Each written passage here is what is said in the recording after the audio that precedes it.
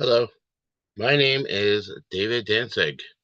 Welcome to the Save Ancient Studies Alliance virtual conference of 2025. I'm so very happy to have you here together with me and with all of SASA as we probe the depths of the ancient world. Give me 1 minute here to get started. One second. Thank you. Okay, I really would like to express how happy we all are to have you here today and tomorrow. This year's conference theme is Body and Medicine in Antiquity, Healthcare, Knowledge, and Practice. I'm going to spend the next several minutes giving some introductory remarks, after which we will move on to the first session of today. Although we do not have a conference sponsor this year, unfortunately, we are continuing the tradition of engaging people interested in the ancient world from around the world by including Spanish and Arabic speakers in the conference. Simultaneously to the English language streams of the conference, we are supporting 2 streams with translated captions in Arabic and in Spanish, which you can find at SASA's live conference webpage or on our Spanish and Arabic YouTube channels. In this way, we aim to continue to truly open the study of the ancient world to everyone. First, I'll introduce myself and our virtual conference team members. Then I'll introduce the conference's theme. And finally, I will explain the conference's format, where it is being live streamed, and how you can participate. My name is David Danzig. I hold a PhD in Ancient Near Eastern Studies from the Institute of the Study for the Study of the Ancient World at New York University. I started SASA over 5 years ago, and in that time, we've had the wonderful pleasure of benefiting from the time and effort of over 500 volunteers. This year's conference could not have happened without the amazing work and dedication of our virtual conference team, who are all volunteers. Julie Levy, SASA's managing director, has helped us lead the virtual conference team and organize the special sessions that are taking place this afternoon and tomorrow afternoon. If you haven't RSVP'd for one of these sessions yet, I encourage you to do so on our website so that you can join us on the live stream and participate and give us your wonderful insights and ask questions of the presenters during the special sessions. Julie holds 2 higher degrees in the study of ancient Greece and Rome, and she is interested in Archeo-gaming, historical linguistics, and Greek lyric poetry, and lives in Boston. Our virtual conference team co-lead, An Lin, who holds a PharmD from the University of Connecticut and a master's in Egyptology from the University of Manchester. She has been part of SASA since 2021, and this is the 4th year in a row that she's helping lead the virtual conference team. She's also a board member and newsletter editor for the New York chapter of the American Research Center in Egypt, and a member of the South Ossetia Conservation Project, currently excavating in Luxor. Our other virtual conference team volunteers that I'd like to thank include Billy McCarthy and Alison Caetano, our virtual conference Spanish translator, Susana Vega, and our Arabic translator, Rahma Almari. Lastly, I'd like to introduce and thank the moderators who will host the sessions over the 2 days of this conference, including Esther Brown, Martina Diepenbrook, Partika Sharma, and Habiba Hussein El-Taib. Next, let me explain what SASA is in a nutshell. The mission of Save Ancient Studies Alliance is to promote ancient studies in order to reverse the current downward trend in the study of the ancient world. By building a grassroots movement through outreach, collaboration, accessibility, and public scholarship, we work toward our goal of inspiring a wider, inclusive community of learners and students. SASA's projects and programs are based in 7 strategic areas, which we call the SASA Arc. By working on each of these areas, we are revitalizing ancient studies as a vibrant, inclusive, accessible, and widespread area of knowledge, study, and engagement for everyone. The 7 areas of the ARC are: know what you know, educational sociology and marketing research about ancient studies. Number 2, raising awareness, generating interest in the ancient world, highlighting the value of ancient studies as our source of knowledge for the ancient world today. Number 3, supporting education, which means supporting formal and informal ancient studies learning at all educational levels. Number 4, increasing accessibility, increase access to ancient studies for everyone in a bunch of different ways. Number 5, forming an alliance, which means encouraging ancient studies fields to come together and make public outreach integral to our work as scholars, in addition to teaching and their scholarship. Number 6, re-envisioning post-education scholarship. That means creating a wider, inclusive community of ancient studies scholars and students and integrating people of all backgrounds. And number 7, advocacy, helping advocate on behalf of departments and institutions that are experiencing difficulties. Over the next 2 days, interspersed between our wonderful academic presentations, you will learn about the many projects SASA has been working on to attack the problem on each of these fronts. And actually, today at I think 2 p.m., I believe, you can look at the schedule. Julie Levy and I will be hosting a Q&A about SASA. You can ask us any of your questions on any of the chats that are available on which this conference is streaming. Now, to explain a bit about the SASA virtual conference. This conference is intended for all ancient studies scholars and anyone interested in the ancient world. In presenting an academic conference in an open access online format and advertised as widely as SASA is able, we have 3 goals in mind. 1, to hold an academic conference that's freely available to the public. 2, to foster discussion and action regarding public outreach and scholarly inclusiveness. And 3, to present and support excellent scholarship by independent and underemployed scholars around the world in order to continue building a joint community of scholars, including both those whose occupations are inside and outside academia. As I mentioned before, the theme of the conference, Body and Medicine in Antiquity, Healthcare, Knowledge, and Practice, invites a critical examination of medicine's historical dimensions, challenging the common assumption that medicine is primarily a modern science. The human experience of having and caring for bodies is universal and timeless.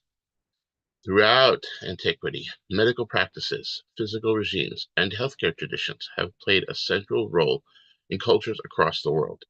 History of medicine is a field of study established within the last century, and notable programs established at universities such as Harvard and Johns Hopkins, formalizing the study of medical traditions. However, healthcare and medical knowledge span all of human history. Examples range from the prehistoric use of antibacterial medicinal plants over 35,000 years ago in Iran to the Hippocratic texts of the 4th century BCE Greece and the remedies of Huangdi Neijing, the Yellow Emperor's inner classic from 3rd century CE China.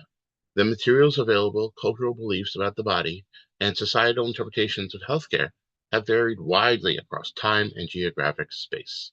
Well-being, both individual and collective, can be deeply personal or socially significant. For instance, personal hygiene and fitness were emphasized in the Roman public baths, while civic health and safety took place in Greek mythology, as seen in the story of King Oedipus, whose presence brought spiritual plague to his city, only to be expunged with his expulsion from that city. Healthcare could also address physical ailments, such as the treatment of broken bones in prehistoric Neanderthals, or it could confront spiritual afflictions, spiritual disease, such as demonic possession driven out by Christian exorcism. This interdisciplinary conference seeks to explore the representation, reception, and understanding of past medical traditions in a broad, cross-cultural, global, and atemporal context, being broadly comparative. This conference employs the framework of interdisciplinary ancient studies, the study of the deep past of all societies, to examine how historical medical practices and knowledge are constructed, interpreted, and transmitted. This conference aims to treat the study of medicine as a universal cultural phenomenon shared across all human societies. Over the next 2 days, in addition to our 2 keynote speakers, we are excited to have 15 presenters who will give academic presentations about representations of the past, about ancient medicine and healthcare. Our presenters come from numerous spheres. They're either independent researchers, PhD students and candidates, university and community college lecturers, high school teachers, or archaeologists. Before we start the conference, I would like to go over the schedule for a moment. Give me a second so I can share my screen with you.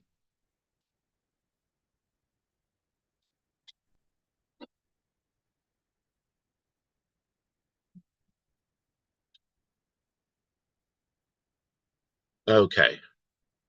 We have 3 different types of sessions that will take place during the conference. One is a regular session in which our wonderful presenters will present their papers on their topics of their interest. We have 2 keynote presentations coming up. This is our first day. This is where we are today. One keynote presentation will be today, one will be tomorrow. And there are also SASA team presentations. And finally, we have a special session on each day, which is a panel in which people who have RSVP can show up on our live Zoom and join the discussion of the panelists. Today's is at 1 p.m. and it's titled Snake Oils and Magic Herbs, the Art of Ancient Quackery. Tomorrow, the conference will begin again at 9 a.m. and we'll close at 5. If you'd like to join us at the social hour between 5 and 6 tomorrow, we're happy to have you. That's on a separate Zoom that is private, and you can RSVP for that and get the Zoom link for that. I hope you might consider joining us. Okay, let's move on.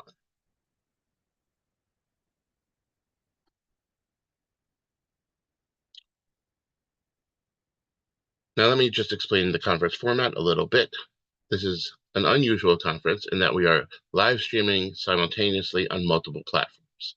We are on SASA's website, saveancientstudies.org/virtual-conference, but also on SASA social media channels, our Facebook, YouTube, Instagram, and Twitch. In addition, our wonderful partners' social media pages are also streaming, including the pages of Digital Hammurabi, World History Encyclopedia, World of Antiquity, and History with Kayleigh. We very much thank our live streaming partners and applaud their role in bringing quality ancient studies content to their viewerships. Last year's conference attracted about 24,000 attendees, and we're so excited that we can have all of you here today and tomorrow with us. But before we get started, I have one more important thing to say. If you're enjoying this conference, please consider supporting SASA.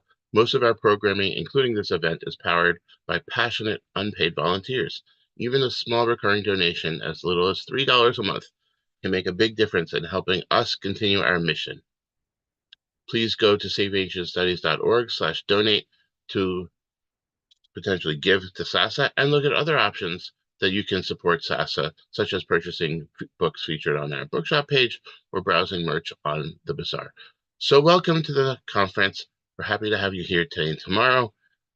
Feel free to pop out and pop in all day long. Now I'd like to hand things over to today's first moderator, Esther. Esther, please turn on your camera and unmute, and let's get our first session started.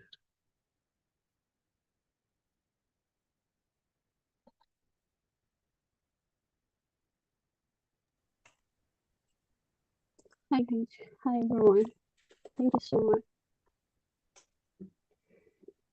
Okay, so my name is Esther Brown.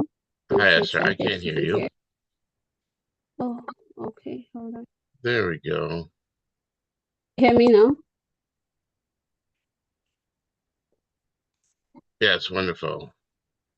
I just... Okay. Take it away. Okay. Thank you so much, David. Good morning, everyone, and welcome to SASA's annual conference, Opening the Ancient World. My name is Esther Brown, and I'm assistant to the managing director here at SASA. I hold a degree in computer science from now, and I'm truly honored to be one of the organizers of this event, and even more excited to be moderating this session of the one. So to kick things off, I'm going to be introducing the first speaker, which I don't think is here yet. Hold on.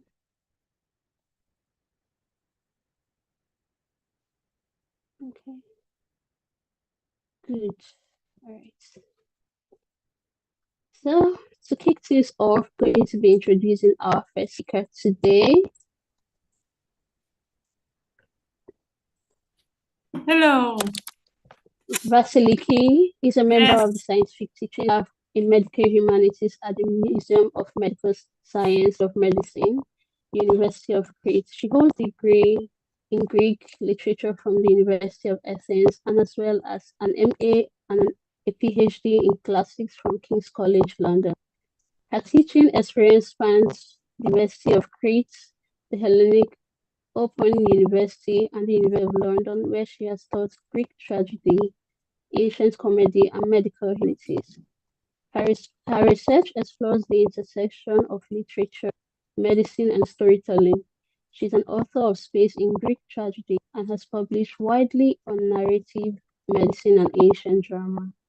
Please join me welcome in Veseliki today with her presentation titled Death and Death Awareness, Greek Tragedy, Narrative Medicine. Welcome, Veseliki. Thank you very much. Very nice being here. I would like to thank the organizers for this opportunity to discuss many interesting issues. And I would like to share my screen, but I need to have an authorization to do that. So I would be grateful if you could help me and if I could share my screen so that I can present my PowerPoint presentation. Yes, you should be able to share your screen. Okay, now that's fine. Thank you very much. And here we are. Thank you. Okay. Today, we are going to discuss about death and death awareness, focusing on Greek tragedy and narrative medicine. By fostering, and these are the topics we are going to discuss today. Let's start with medical humanities. By fostering empathy, a reflection, and a deeper understanding of the human condition, medical humanities and narrative medicine in particular engage not only healthcare professionals, but also patients, caregivers, and the broader public. Medical humanities is the interdisciplinary field which explores the intersections of medicine and the humanities, including literature, history, philosophy, and the visual arts. Medical humanities centers worldwide are typically founded through collaboration between healthcare professionals and humanities scholars. Narrative medicine, in particular, is a specialized area within this broader field, and it emphasizes the importance of narratives and narrative competence in medical practice. Before focusing on narrative medicine specifically, it's essential to consider the broader significance of narratives in human experience. Narratives play a fundamental role in shaping human experience, accompanying individuals from birth to death. They are not confined to written or spoken language. As Leondaris notes, narration can be expressed through various media, including visual arts, film, music, and dance. Narratives possess the capacity to influence attitudes and beliefs. In educational contexts, engaging with diverse and challenging narratives can foster collaborative thinking, critical reflection, and a deeper understanding of diversity, thus culminating empathy and respect for the other. Narrative medicine focuses on the centrality of storytelling in medical practice. As Whitehead rightly explains, physicians are expected to engage with the patient's narrative as attentive viewers, listeners, and readers, interpreting complex and multi-layered accounts. Medical narratives encompass not only patient histories and symptom descriptions, but also laboratory data and diagnostic images, all of which must be synthesized into a coherent framework to support diagnosis and treatment planning. As Piemonte aptly observes, healthcare providers and patients, I would add, almost exclusively talk in stories. Rita Caron, a leading figure in narrative medicine, reflects on this in her work entitled Narrative Medicine, Honoring the Stories of Illness in 2006, emphasizing that I came to understand that what my patients paid me to do was to listen attentively to extraordinarily complicated narratives, told in words, gestures, silences, images, laboratory test results, and changes in the body, and to cohere all these stories into something that made sense, on which to act, like the reader of a novel or the witness of a drama. I would also add as a spectator of a drama, of theater, who naturally do all these things seamlessly. I also had to be aware of my own response to what I heard, allowing myself to be personally moved to action on behalf of the patient.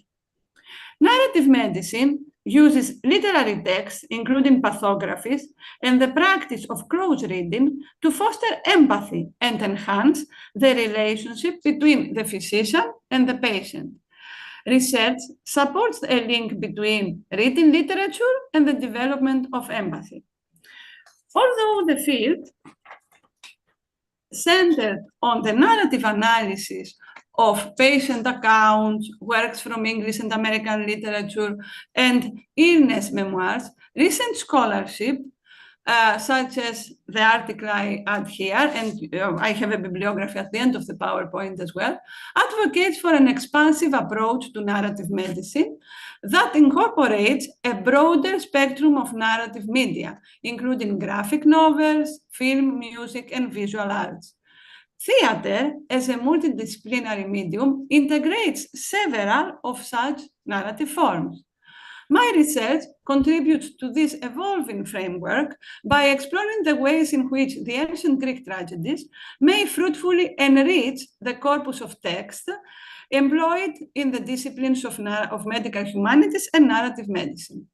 Even though Greek tragedy problematizes universal issues regarding the human nature, and especially suffering and its effects, and has provoked much discussion about ever-present issues, it has received little, if any, systematic scholarly attention within the field of narrative medicine.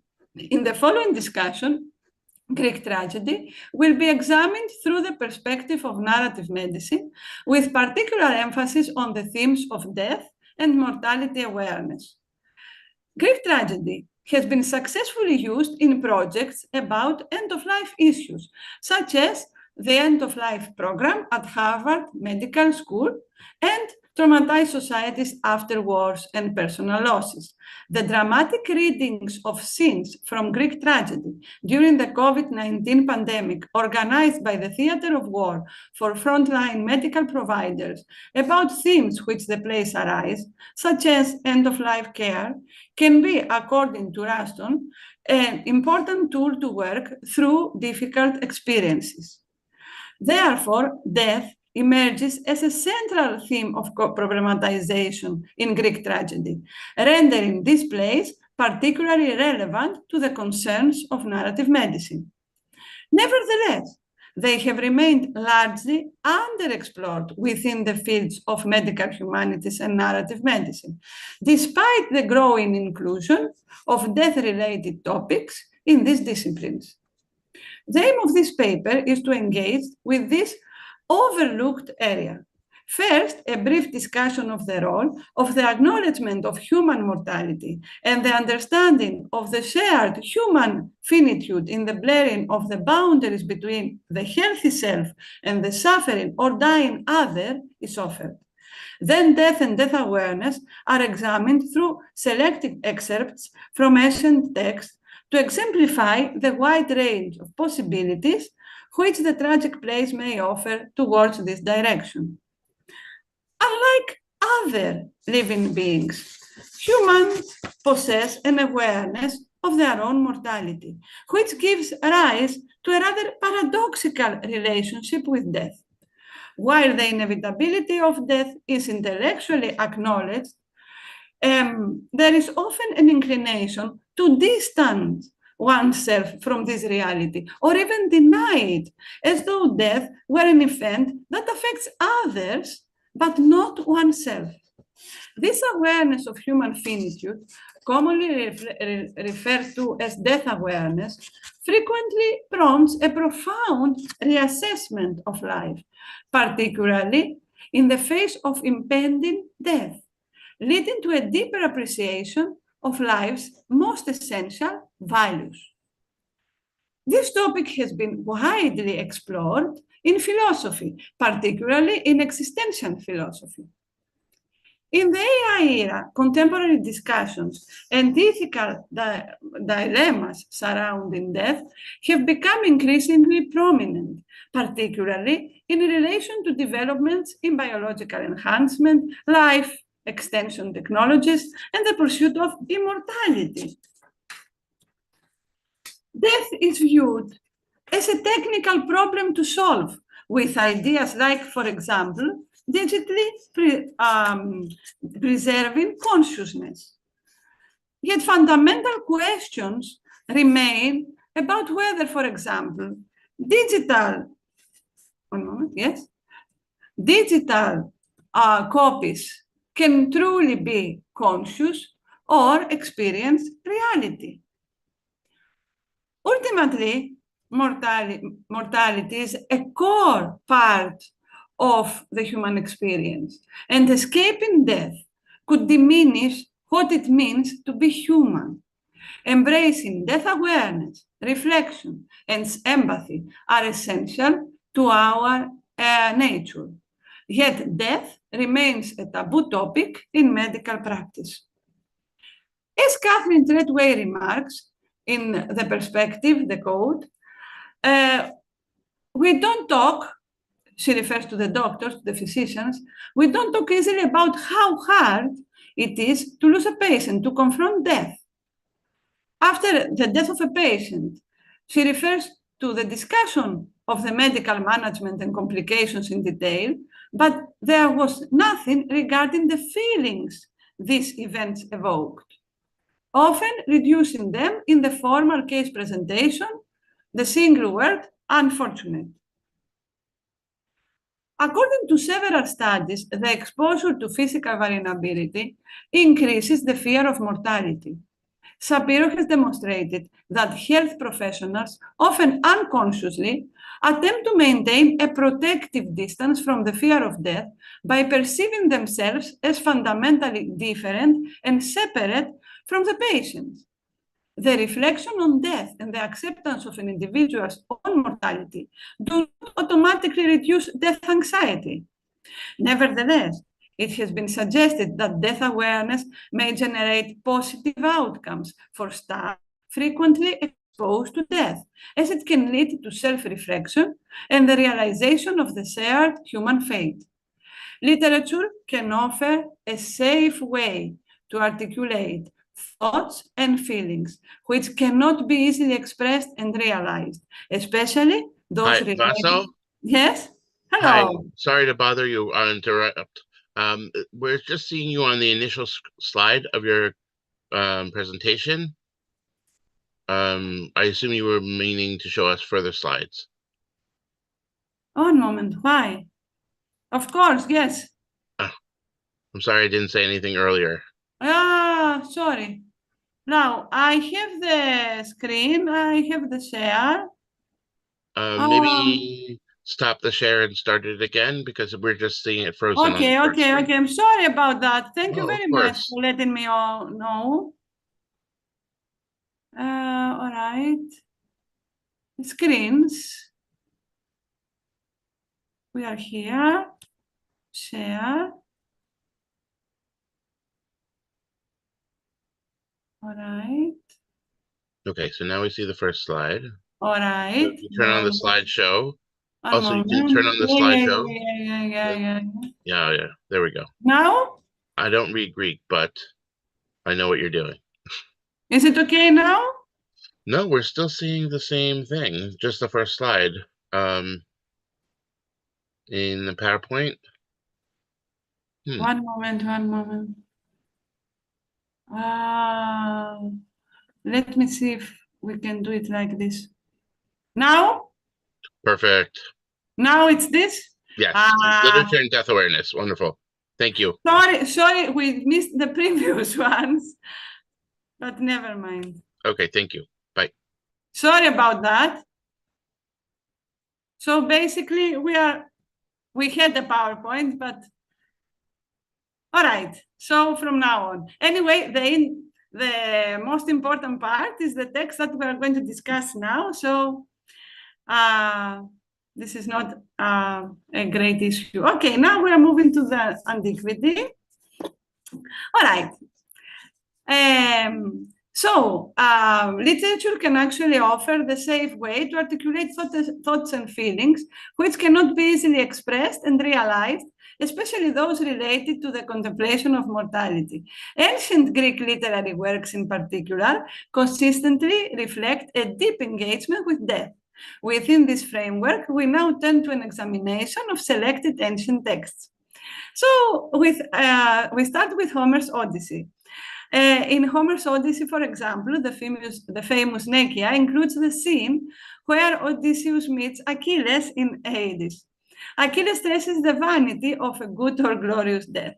He says that I would rather live and work for someone else, even for a man without land and with little wealth, than be the ruler of the dead in the underworld. The tragic nature of human beings is also emphasized in Iliad 18, where Achilles' immortal horses are weeping for Patroclus' death, emphasizing the common fate of all men. Philosophy was also regarded as the study of death in antiquity. For example, in Phaedo, those who practice philosophy correctly are training for death, and to them, of all people, death is least frightening. Turning to Greek tragedy, a basic feature of the tragic plays is that the tragedians did not aim to provide definitive answers to the theme they explored. Instead, they problematized universal aspects of human nature, particularly concerning the limits of human existence. Within this context, and in a sense profoundly concerned with the theme of death, it's particularly striking that death scenes are conventionally kept off stage. Instead of being visually represented, such events are typically conveyed through the narration of a messenger or another character fulfilling that function. With few exceptions, death remains off stage and is rendered visible to the audience only through verbal description rather than direct representation.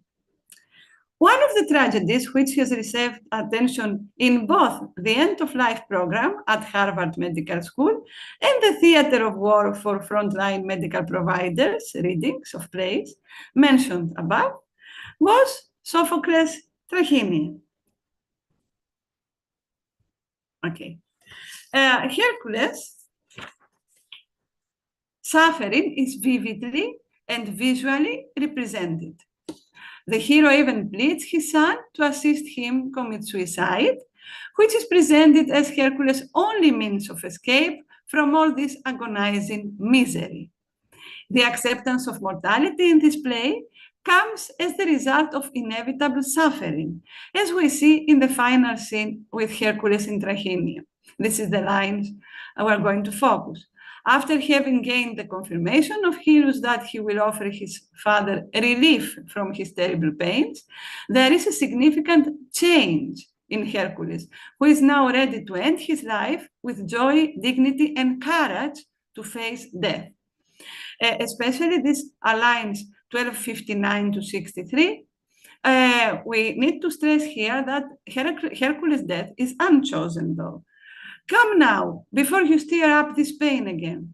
Oh, my sturdy soul, put a brace of steel to my lips and hold back the cries. This is cause for joy, this final, though unchosen achievement. Yet, another, less frequently examined play may also offer valuable insights into death and mortality awareness. In Oedipus at Colonus, Oedipus, the self-blinded old man, who has been wandering for years, arrives at Colonus, a precinct of Athens, with his two daughters. He knows that this is his final destination. Theseus, the king of Athens, shows compassion toward Oedipus and justifies this attitude on the basis of his understanding of the common human fate and vulnerability. Consistent with this reflection is the reference of the chorus, who acts as the communal voice in Greek tragedy, to death as isotelestos, coming at the end to all alike, when the focus is gradually drawn to Oedipus' final exit.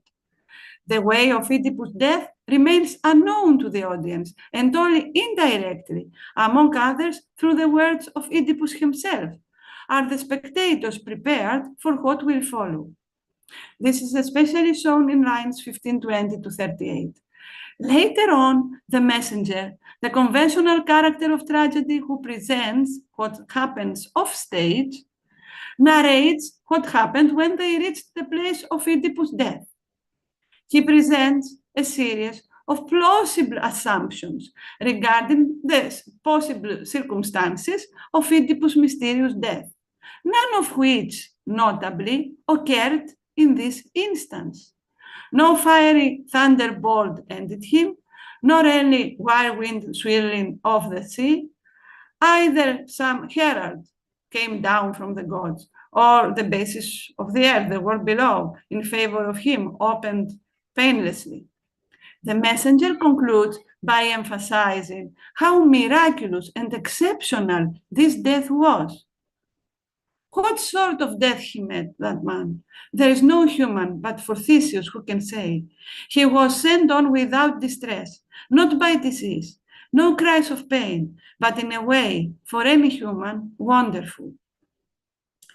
This is Taplin's translation. At the end, the messenger simply confirms Oedipus' remarkable death, because it is rare for a mortal to have the power to willfully accept his death without cries and plaints. What is stressed here, in contrast to Trachinian, is that there is no disease and pain in the case of Oedipus, as in Hercules' suffering, which leads to death. Oedipus is not forced to die because of suffering. Having realized that his life is ending, he willingly looks death full in the face, without any complaint or misery. In conclusion, in Oedipus at Colonus and Trachinian, death reveals essential aspects of human nature and highlights the meaning found in confronting mortality. These plays exemplify the ways in which death awareness and its discussion can offer fruitful insights for the incorporation of classical texts into the body of literature used within narrative medicine and the medical humanities, demonstrating the significant potential of ancient works to enrich these fields. The classical texts can contribute to a more inclusive approach to healthcare and to the blurring of the boundaries between health professionals and the suffering or dying other. We have some select bibliography here for those who are interested in the topic. I would like to thank you very much, and I apologize for the slides problem. My slides were fine, but you couldn't see them, unfortunately. Anyway, I hope that you managed to follow the presentation. Thank you very much. Thank you so much. Thank you. Let me turn on the slides. Minutes, please. There are questions, but let me turn on the slides. Okay.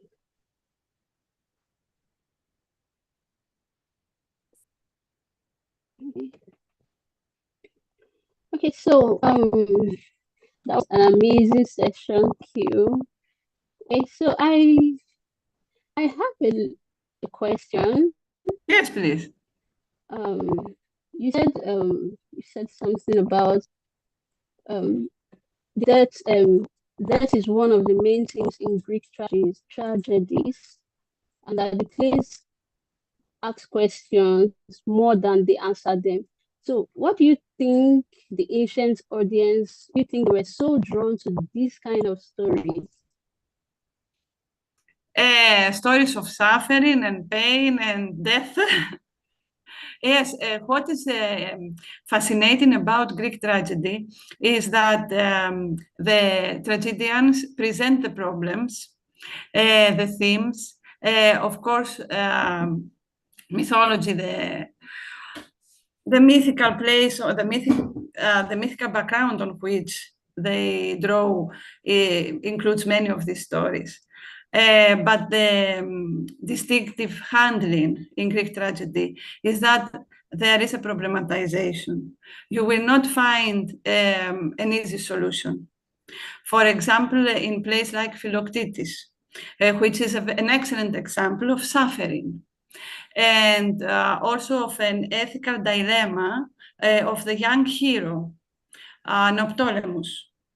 It is quite interesting that in the ending of the play, there is an ambiguity.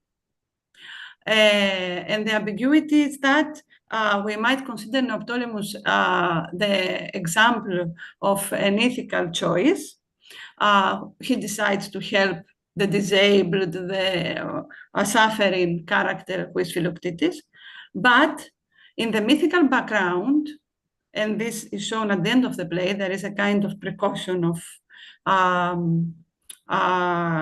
Hercules, a warning by Hercules. We know from the mythological background that he will proceed to a sacrilege and he will kill Priam. So in Greek tragedy, even though things appear in a certain way, they are quite ambiguous.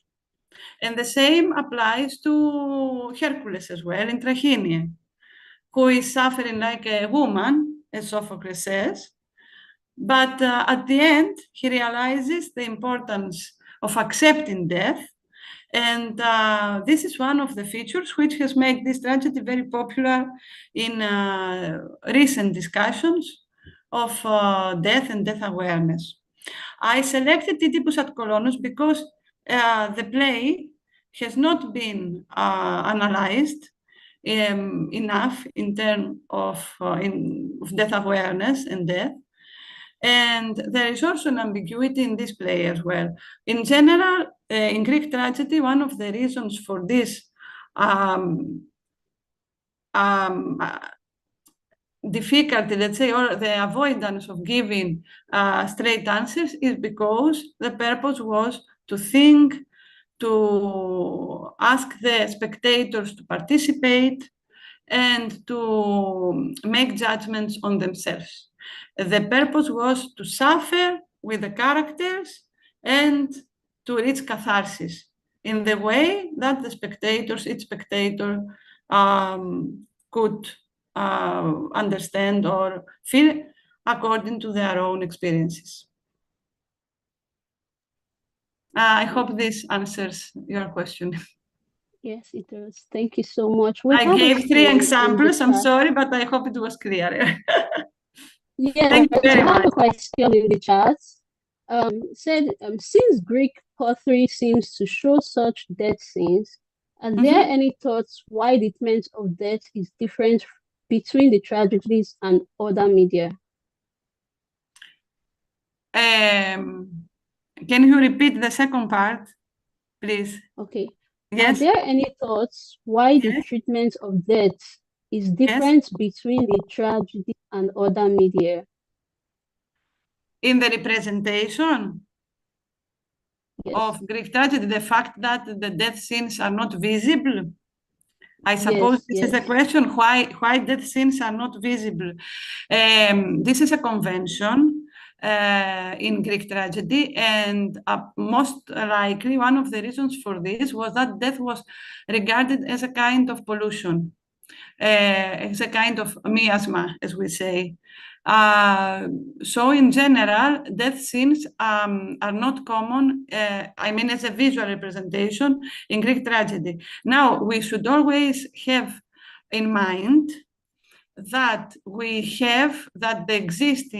the surviving tragedies that we can have and enjoy until today are only a very a minor part of the tragedies written in the 5th century BC, for example. The surviving tragedies are very few, so we cannot actually make any judgments about the general corpus of tragedies. Possibly if we had the whole corpus, our discussion might have been quite different. Based on the existing tragedies, death scenes, the visualization of death is considered a kind of convention, a theatrical convention, that it is always kept invisible.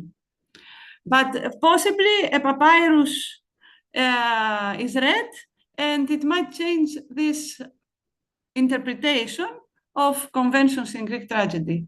So we are looking forward to a wider corpus of texts, which might offer us different insights into a lot of topics regarding Greek tragedies, including death.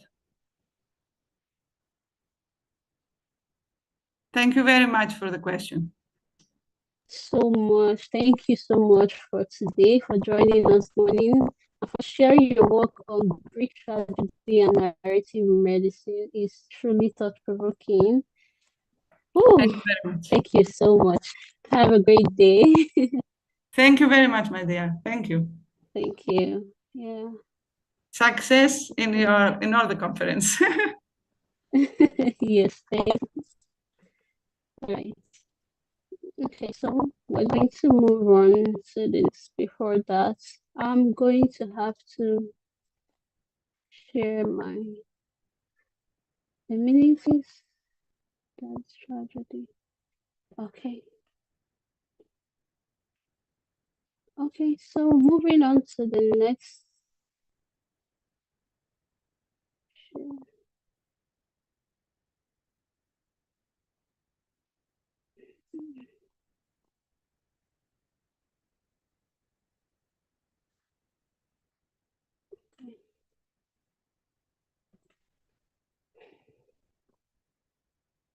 All right. So we're going to be bringing up our second speaker for today. Our next presentation titled Demons of Remedy. Hold on. Oh my goodness, sorry. Okay.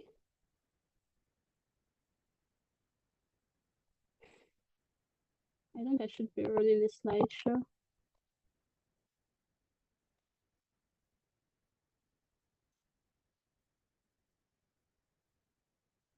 A minute, please.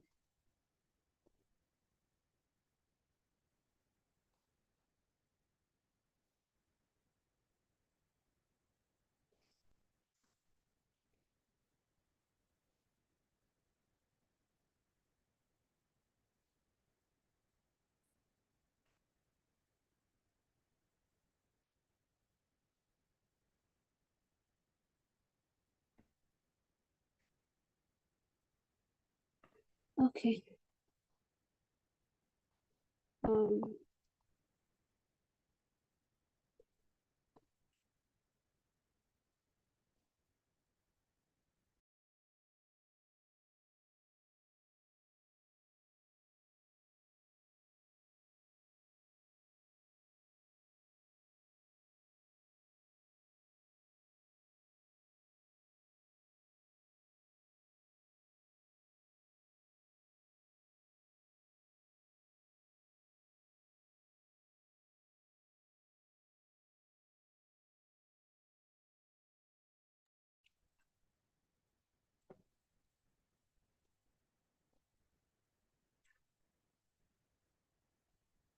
I'm showing on my screen.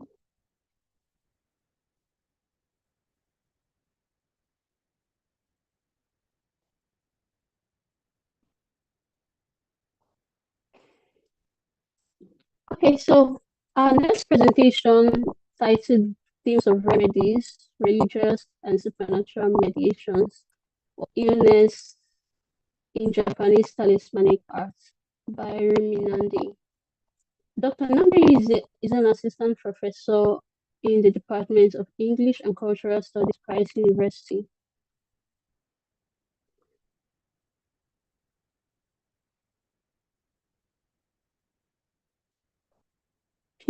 At Rice University Pune campus. With over a decade of teaching experience, her work spans digital humanities, narratology, new media studies, posthumanism, autography, and Japanese cultural studies. She is a holistic scholar and was awarded the Solidarity Scholarship from the University of Lausanne. She also participated in the Erasmus Faculty Exchange Program at Baba University under the Creative Writing category. Dr. Nandi has published widely in leading international journals and TED volumes, exploring the narrative, political discourse, media ecologies, and the evolving influence of technology and storytelling. Dr. Nandi, the screen is yours. We cannot wait to have you show us more of what you have. Hello. I would like to share my screen. I have a presentation. Yes.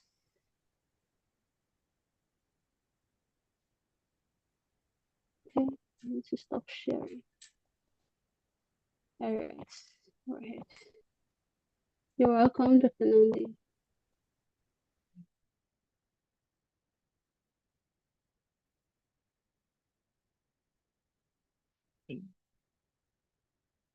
Is this visible?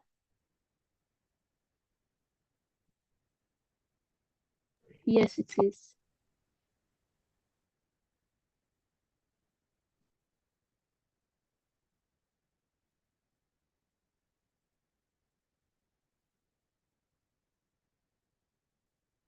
Okay. Thank you, Esther, for introducing me. So my topic for today is of demons and remedies, religious and supernatural mediation of illness in Japanese talismanic art. This is how the presentation will go. I'll be elaborating on each of these topics separately. The idea of disease and spiritual belief, how they're interconnected, talismanic culture as a response to illness, Japan's Edo period and the rise of ukiyo-e, Japan's epidemic print as visual medicine, Mononoke as modern reinterpretation, Hammurabi and COVID-19 digital return of ancient logic, and tying all of these together to the concept of how image functions as ritual medicine for different epidemics, mostly epidemics and pandemics.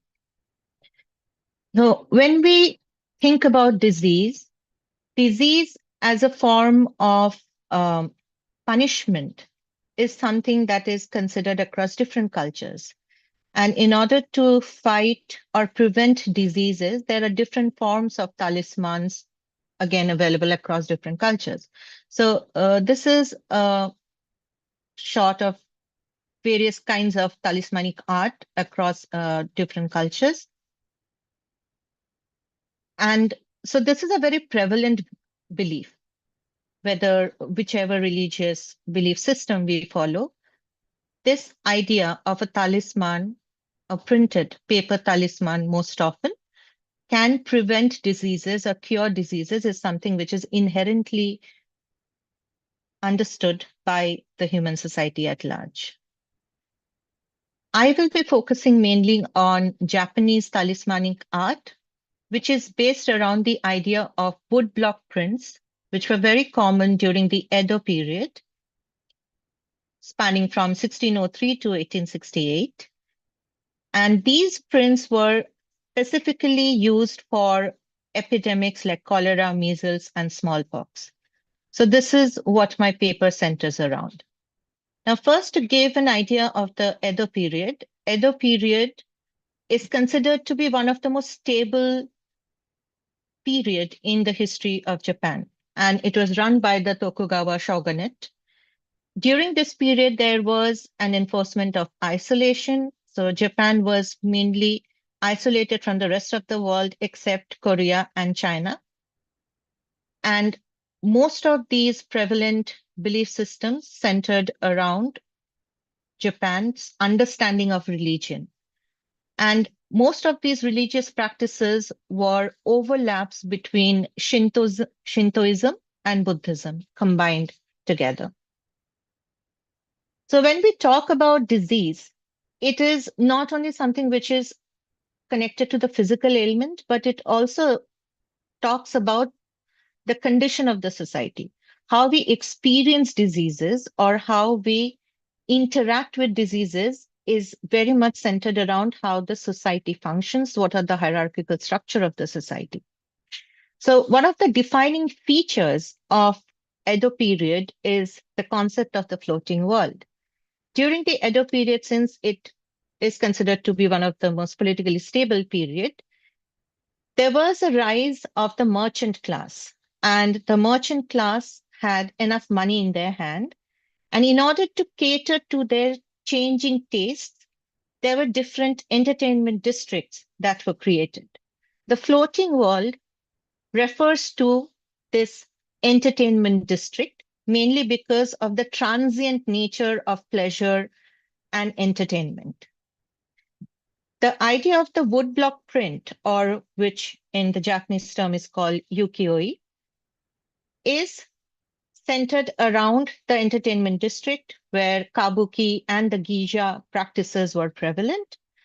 This is an example of ukiyo-e. The woodblock prints would be a form of printing which was done using a wood carving on which, on the ridges of the carving, the ink was touched and then it was printed.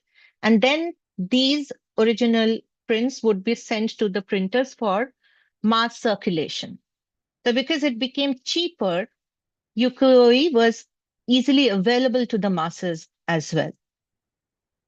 So though it started in the Kabuki district and the Geisha district, it spread across Japan and it started talking about different practices of Japan.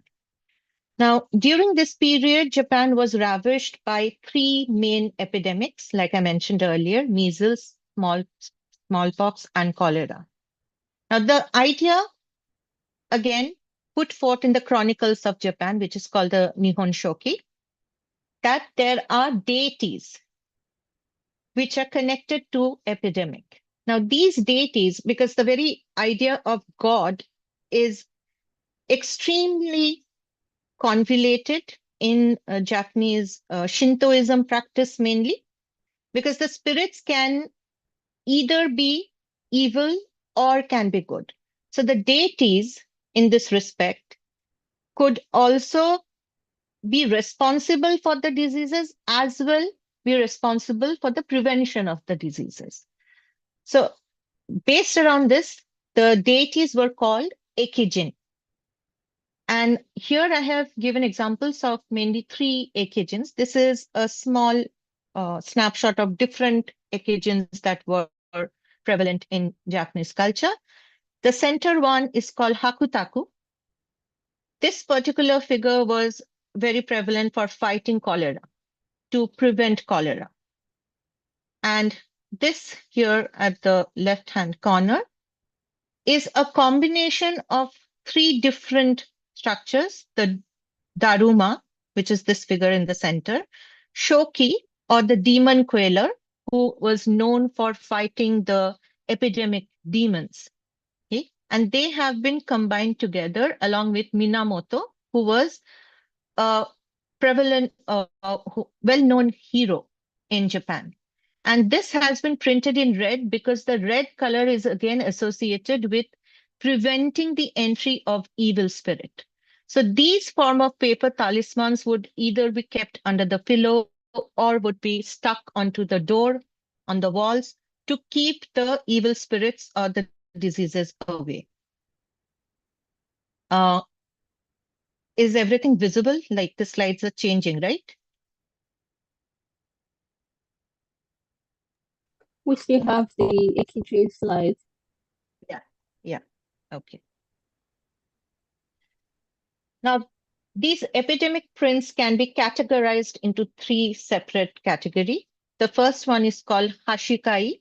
Hashika refers to measles. This particular image is called defeating the measles demon.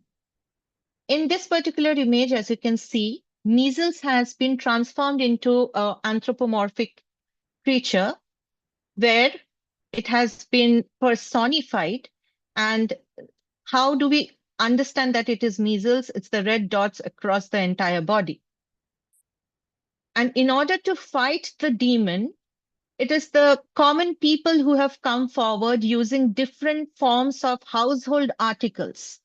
Okay, so one of the prevalent medicines that was considered during this period was to keep an empty bucket on top of your head. Okay, so these are different household articles that could be used to fight measles. So what this image also showcases is the agency that the common man has against fighting a particular disease.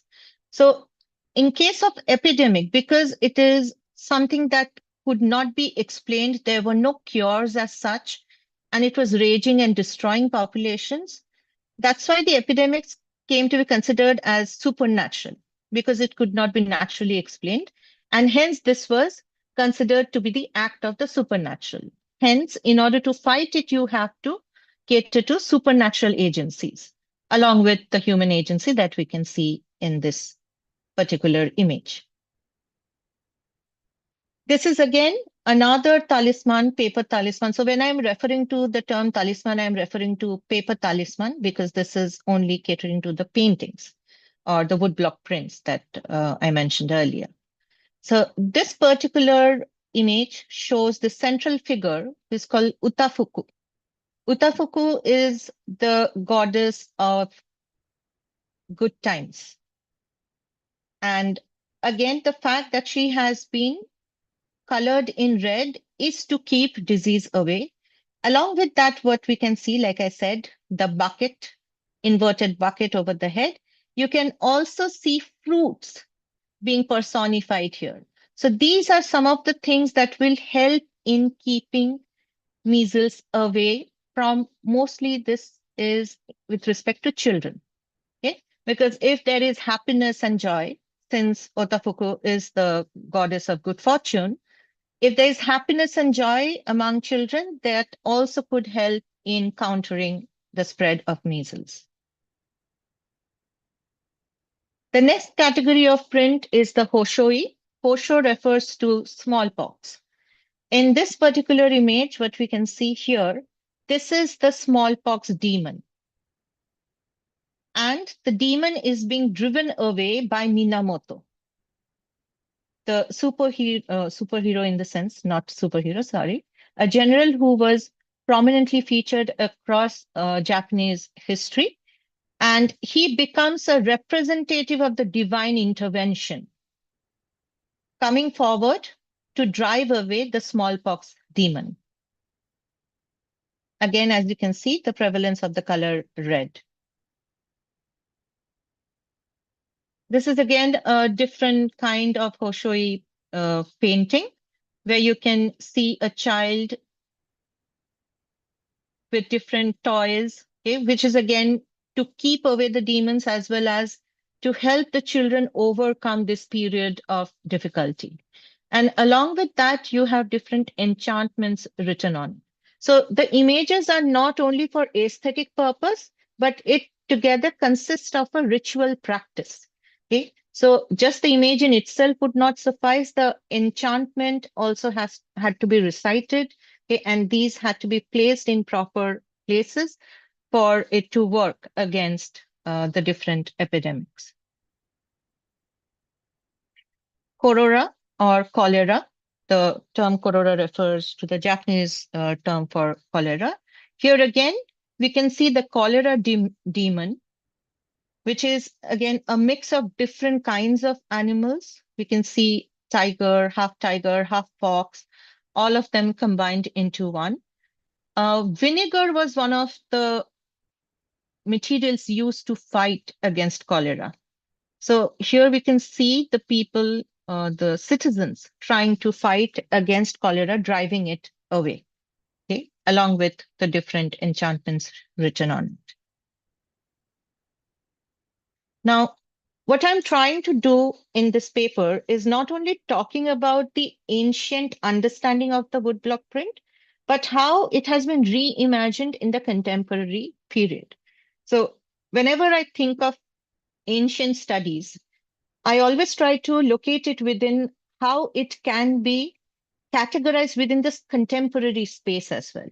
Because ancient studies does not just exist in the ancient period, but it has certain continuation into the contemporary period. And in order to draw that, I am referring to one anime series called Mononoke. There's a newer Mononoke movie also, which was released in 2024. Now, why I'm referring to this particular series is the anime style that has been used is the ukiyo-e style, the woodblock print style, the textured paper that we can see along with the color combination. All of this is replicating the woodblock print prevalent during the Edo period. So this particular character, he's the protagonist, he's known as the medicine man. However, he does not deal with any form of medicine. He goes across different parts of Edo period, Japan during the Edo period, where he fights demons, which is causing some kind of illness or some kind of apparitions to appear. Okay, this series is more, to my understanding, it's more psychological illness that it is dealing with. But again, the idea of talisman is very prevalent in this entire anime series. So this is a screenshot from the first episode of the series. Here we can see the medicine man surrounded by the talisman in a circular pattern, which again connects to the Buddhist idea of a circle as a holy symbol. Okay? And these are the talismans that he is rotating in a circle to keep the demon away. This is also the continuation of the same episode. And in this, we can see the talismans have been pasted across the room to stop the demon from venturing any further.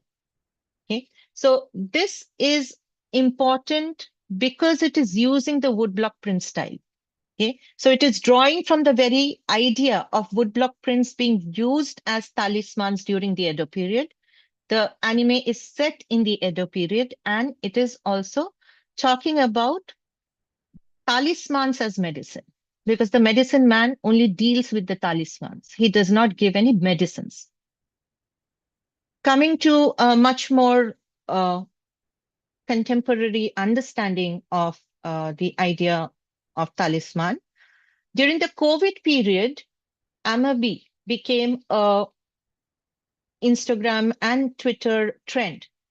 It was started by a manga artist, Shigeoka Hide, who first shared this particular image on Twitter, now X.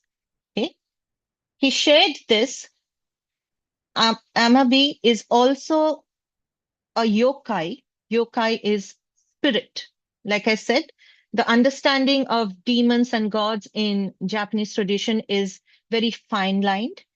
So yokai in this particular story, with respect to the story of Hammurabi, Hammurabi is said to have appeared from the sea, arises out of the sea, gives the painting to a warrior, her painting to a warrior, and says that if you keep this painting with you, then you will be saved from the oncoming epidemic. Okay. So this became a trend during the COVID-19 period, again, because COVID-19 is something, a pandemic which led to the global lockdown is something which no one has experienced earlier. And it was inexplicable. It is something that appeared to be very supernatural because the very first image when I saw across the entire world, everything is shut down, was very, very scary. Okay. And in this period where there are no vaccines yet, there are no medicines per se, this became a trend. Okay. and it became very popular across Instagram. There were different kinds of elements being made. There were cakes being made. There were different kinds of clay art being made out of Hammurabi, okay? Which again further became more popular when Kyoto University Library shared this image, which is an original Hammurabi woodblock print from the Edo period. And this started the trend. It became so popular that Japan used the figure of Hammurabi as an emblem for the COVID-19 fighting unit. So the very understanding of talismanic art as medicine for epidemic and then charting it to the present age, the modern period, where in spite of the availability of different forms of medicines, where the scientific understanding is more prevalent than the non-scientific understanding, even in this space, the idea of talismanic art in the form of woodblock prints still persists. Okay? And it is continuing to persist. It does not just end with the Edo period, but it has come up again. It has been reimagined and it still continues to exist. So that was my presentation. Thank you for your patient listening. If you have any questions, I would be happy to answer. Thank you so much, Dr. Nandi. That was an amazing presentation. Thank you. Okay, we'll be taking questions, but first, I think I have my own question. You talked about talismanic arts, and share more about, were these things everyone had access to back in the day, or is it something that is just for a particular class of? Could you please repeat? I couldn't hear the question. Okay, I meant, were this talisman used by everyone? Did everyone have access to it, or is it just available to a particular class of people?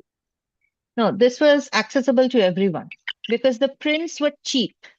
The original woodblock print would be one copy. That would be sent to the printers who would then make mass-produced prints, small prints. And that was easily available to everyone. And also because during the Edo period, money became more prevalent in the hands of the people. Even for the lower classes, it was accessible because they had the money. Due to the stable condition of the political situation in Japan, money was available and these prints were cheap. So it was accessible to everyone. Okay. So while we still wait for questions from that, do you think, or do you believe that this is they influence how we view health and everything happening in today's world?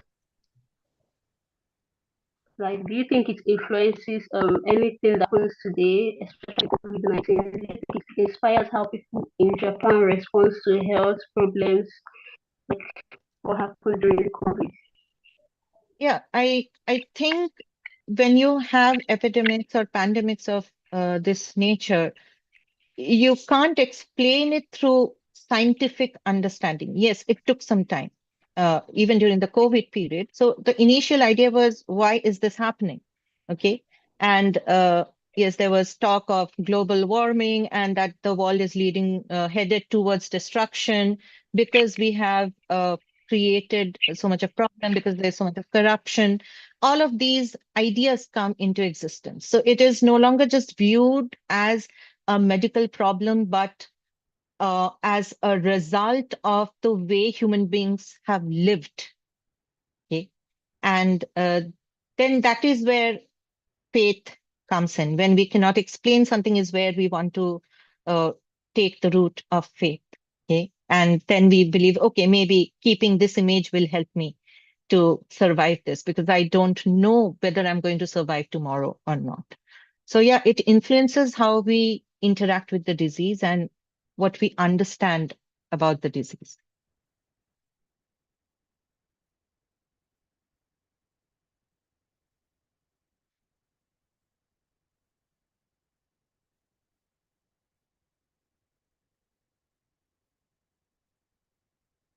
Am I audible?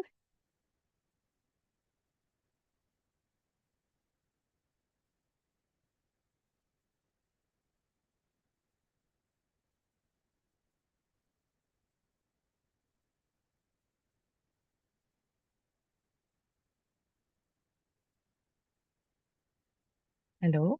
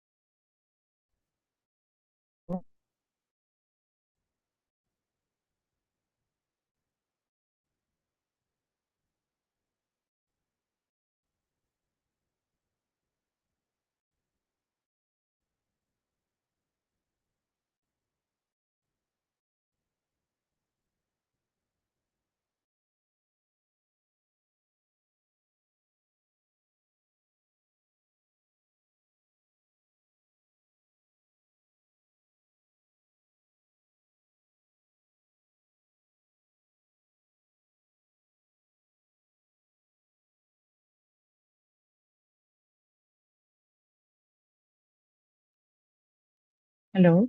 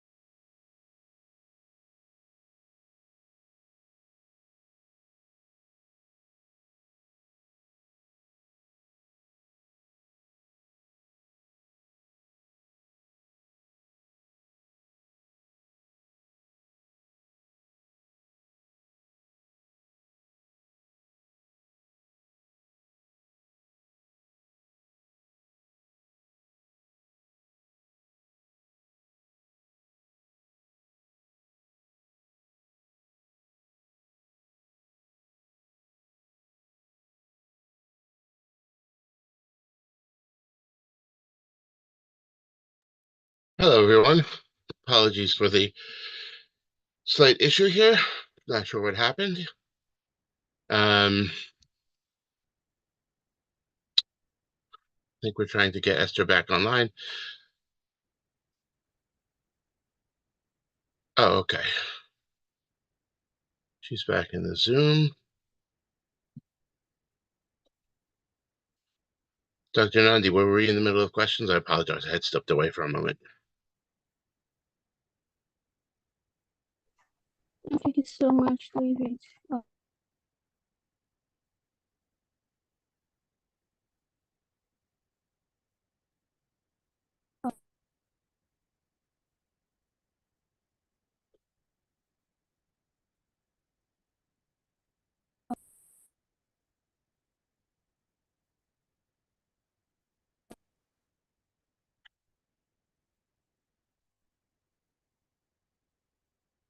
So thank you so much, Dr. Nandi.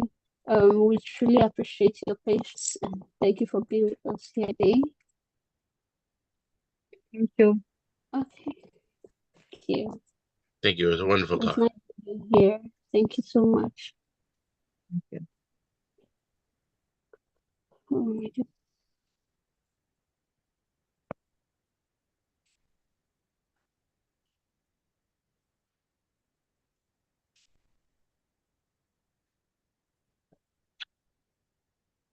Okay.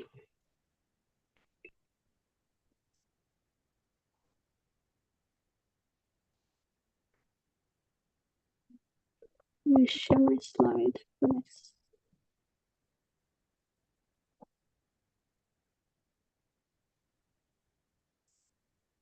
Okay, so next is going to be team presentations from SASA teams. Yeah.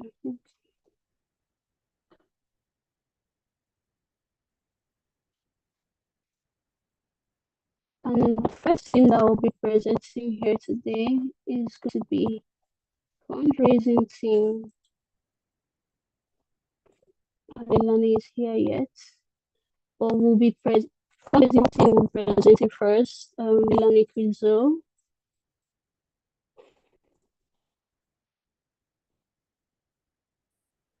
Insurance Melanie.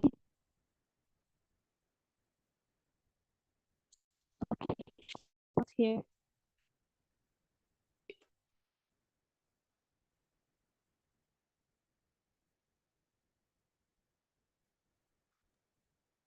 Well, why don't we just go ahead with Partika's presentation then? Oh, I think she's around, so I'll just take a moment to do something else wait for her. Hi, Partika. Yeah. Hello, I can start my presentation. That'd be wonderful. Let me just share my screen. I hope it's visible and I'm audible fine. Yes, you are. Great, thanks. So, hi everyone. I hope you're enjoying the conference so far. I'm Parthika and I'm here to introduce you to SASA's live events team. And on behalf of Lauren Kubosh, also give you a quick peek into our social media team. So firstly, the live events team at SASA conducts monthly book clubs, master classes, and reading groups, while I will be going into each in deep in just a minute to give you a quick glimpse. You'll hear from your favorite authors, explore global histories through exciting discussions, and dive into the fascinating topics across time and culture with our events. I manage the team with Lauren Kubosh, Habiba Hussein Al Taib, Amjie Panki, and our amazing interns. The QR code that you see on the screen will take you straight to our events page for everything I'm about to cover. To talk about our reading groups, they are one of our oldest projects being started in 2020. We run them twice a year in summer and winter, and they are aimed at connecting those interested in the ancient world through a range of topics explored in live weekly discussions. With this project, we want to continue to open the world of ancient studies to students in high school, college, and beyond. Each group is led by a SASA educational ambassador who is a postgrad or PhD student specializing in that particular area of study. Each year, we try to cover as many topics across cultures. Like, for example, this year we had groups on Egyptian history, Indian history, on Shakespeare, Mesoamerican history, classics, demonology, and so on.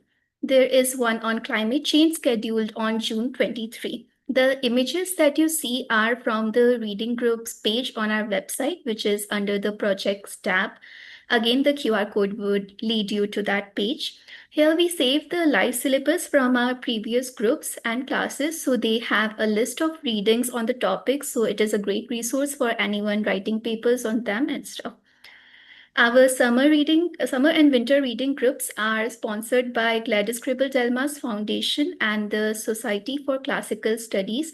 So a huge shout out to them. This is how we are able to pay our group leaders and bring the resources to you free of cost. So we are very grateful for their support. We also run book clubs almost every month. These clubs are your chance to pick the brains of some of your favorite ancient history authors. From fiction to non-fiction, fantasy to reality, we explore the world of books which are set in ancient times, focus on ancient history, and help you learn more through amazing descriptive imagery of the ancient world. The clubs are organized by MJ Penke, who interviews the invited authors. You can see the list of some of our past clubs. We have done about 30 of these till now, if I'm not wrong. Most of our events are live streamed and the recording is posted on our YouTube channel, except for the reading groups, which are private Zoom events. So if you go to our channel, you can find playlists consisting of the book clubs, masterclasses, and others.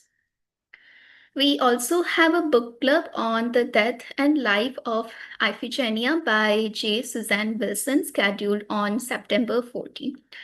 We have our bookshop where you can find discount on all of the book club of the books and novels featured during the book club live streams. 10% of the proceeds go to SASA then, so it is an amazing way of contributing to the organization. The Crewing the Ship post-ancient partnership highlights have taken a pause for now, but we are aiming to revive them soon. Port Ancient is basically a partnership network through which we share a variety of projects that focus on different aspects of ancient studies. These projects range from operas to video projects to podcasts and websites, and even more scholarly pursuits. They all set anchor at our Port Ancient. Our dedicated outreach team works to recruit partners that share our vision. We believe that these projects will help pave the way to save ancient studies via public outreach, accessibility, and engagement with various audiences. Some of our partners include World Virtual Tours, History with Kayleigh, Religion for Breakfast, Mesoamerican Studies Online, Digital Hammurabi, and others, some of who are also our streaming partners. So thank you to them. Just a little about the Archeo-gaming Live. Archeo-gaming is a new field that integrates the methods of archaeological discovery in the environment of video games using interactive and collaborative play to teach and learn about the past. SASA gamers explore the fascinating world of Archeo-gaming, where gaming technology and archaeology meet. You can join us as we navigate through popular video games that have connections to ancient world, what they did right, what they did wrong, and how we can use them as tools of learning. So how these basically work is that a gamer from SASA plays through the game, which is streamed on Twitch. Sometimes we also have experts who tell us about the history. Julie Levy is in fact picking up Outer Wilds on August 2nd, along with expert Kieran Equisto, who is an art historian specializing in ancient Greek and Roman art, and will provide the live commentary for the game, so make sure you do not miss that out. We would also like to take this moment to give a shout out to the outgoing members of SASA family, Dr. Cake Minetti, Alex Wendewell, and David Sereno-Lozano. A little about the social media team. The social media team is led by Lauren Kubosh and is responsible for everything that you see on the social media and our website. They work hard to keep our members and viewers up to date with everything that SASA does, from promoting our live events, AEMs, and Access database, to also helping with the website and SASA Oracle, which have their own teams. It is their job to make sure that the ancient world and everything SASA and our partners are doing to promote and protect ancient studies stays relevant, intriguing, and fun for the general public. You can find us on all major social media platforms, including Facebook, Instagram, TikTok, YouTube, Twitch, Blue Sky, and LinkedIn by just looking up Save Ancient Studies. So thank you for your time. I'll now hand it over to Esther.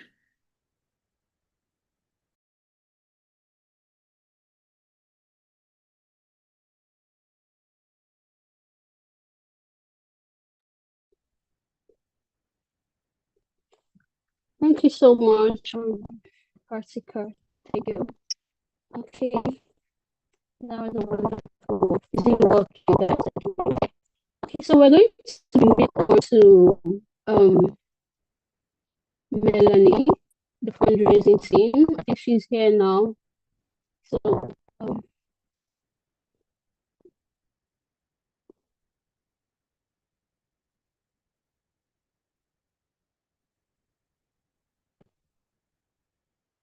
okay, I don't think she'll be present. Let's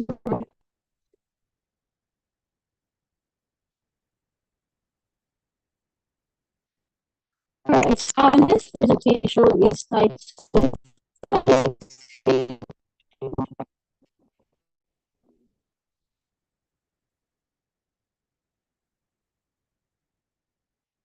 let me turn on the slides. 10 minutes.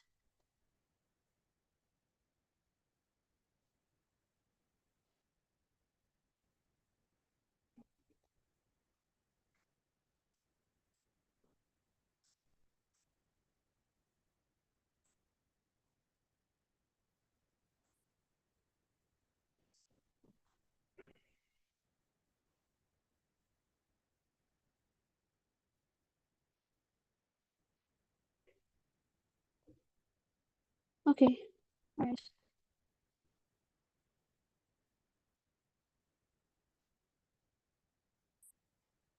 Next presenter is presentation is titled Visualizing Water, Sanitation, and Environmentally Determined Ancient Hellenic Arts, presented by Nimai Sami Ahmed. Let me just turn on the slides, then we go from there.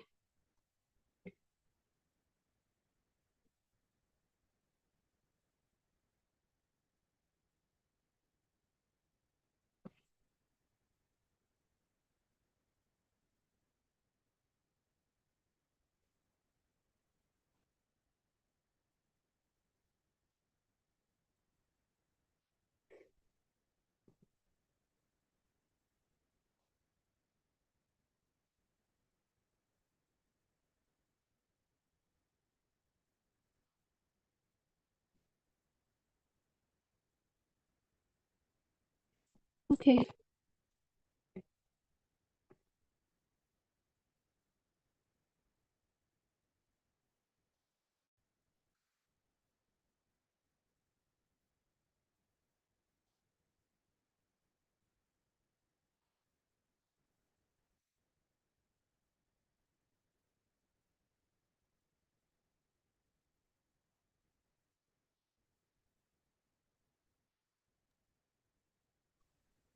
Hi, everyone.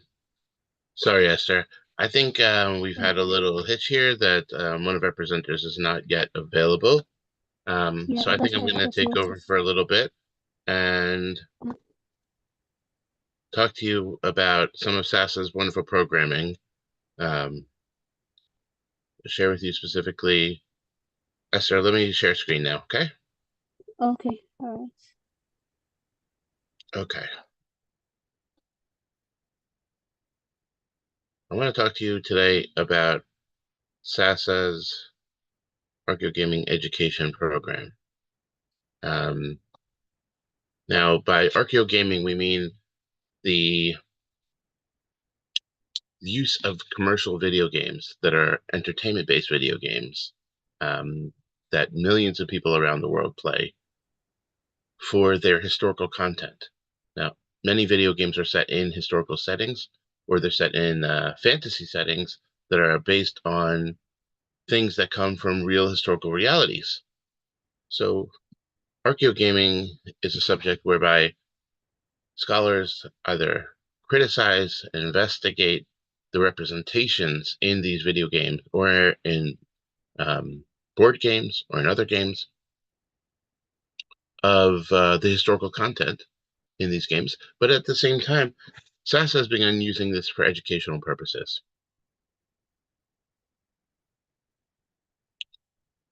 We believe that video games are really rife with possibilities for engagement about ancient studies topics with today's audiences. So I'd like to show you some of what we're doing. And give me a second to just pull up my screen.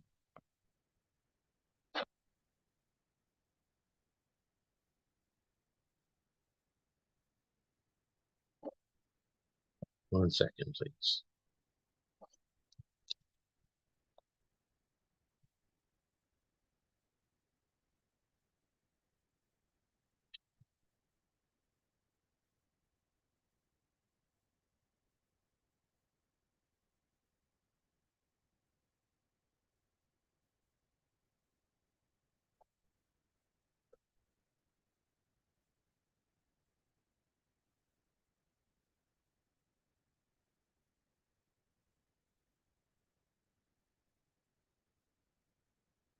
Okay.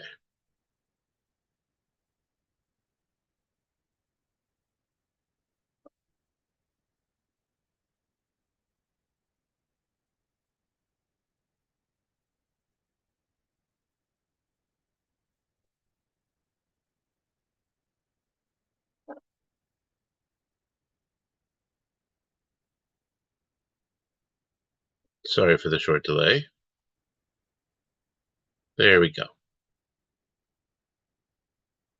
Now I should be able to turn this on to slideshow. While my colleague Esther is working on finding our next presenter. View, slideshow. There we go. Wonderful. Thank you. Okay. I'm going to skip through some of the prelims here that I already talked about earlier this morning. Now, the basic question stems from, how do we make antiquity or the ancient world accessible to students? And SASA has been working on this for the last 4 years. Even though SASA has been around for 5 years, we've been working on the Archeo-gaming education program for 4 years. So far, most of the work we've done has been aimed at middle school classrooms, and we've created 6 different Archeo-gaming education modules. I'll talk about what those are in a little while. Those have been used in classrooms across the country and across the world. And also some high school teachers and college professors have taken up these Archeo-gaming education modules, and specifically the videos that we make from them, which are made out of live footage from video games, historical-based video games. And they've been used in classrooms and engaged students in a strong, impactful way. So this is a screenshot from one of our Archeo-gaming education videos that you can see right here, that are set up as sort of tours through a topic, an ancient topic, an ancient culture that uses the footage from the video games. So strengths of these videos are that they're flexible, they can be used asynchronously, they require no gaming knowledge or console on the part of the educator, which is an important requirement because that makes it so that any teacher, anywhere, as long as they have a screen that they can show the videos on, or even if they don't, then they can ask students to look at the view the videos on their own outside of the classroom, they can use our modules without needing to actually play the games and without really needing to understand individual games themselves. So using entertainment-based video games that students are already familiar with and really enjoy playing encourages active learning and participation. At the same time, this helps instructors be able to focus their lessons around something that's already designed to convey content about a topic. We've created them together in consultation with experts and education consultants, and they meet state and federal learning standards for middle school in most states across the US. Now, there's a lot of value for SASA and for ancient studies, and soon I'm going to get to the videos and try to show you some of them to give you a flavor for what they look like. This is our advisory board. We have Dr. Tina Rosala, Dr. William Farley, Dr. Esther Wright, Dr. Deborah Trusty. So what's an Archeo-gaming education module made of? First, we have the video itself. We've got a PowerPoint that teachers can use to take out slides and insert straight into their own lesson slides if they're using slides. We've got a teacher's packet that comes with a bunch of different sections. It gives an overview of the module. It gives some information that teachers can take and copy and paste into syllabi or into reports that they must give sometimes to different administrators to explain what the what this educational co-curricular package is that they'll be using. And then it gives also some activities and quizzes and further readings. So the module themes that we have to date are, we have Viking diaspora, medieval medicine. I guess these are the ones that we're focusing on, but we also have Mesopotamia and Egypt, and early urban civilization, as well as Greece, and one on Roman roads, and the sixth one that I'm forgetting. And there are two in development right now, one on ancient Egypt and one on feudal Japan, that should be ready for release at the end of August. Now, I'm going to try to play for you one of the videos. Let's see if this is the right link. I don't think this is the right link. Hold on.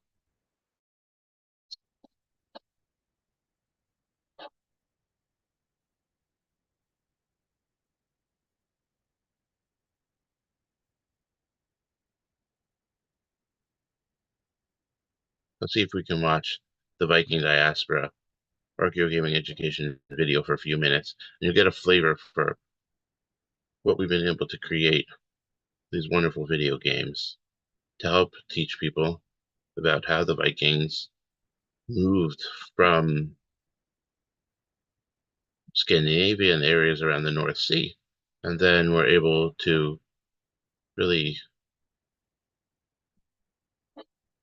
go all over the world.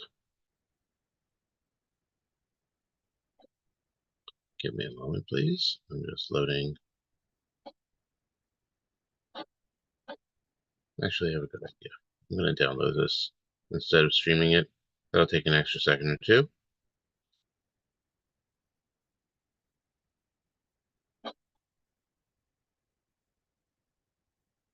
Okay. Getting warmer.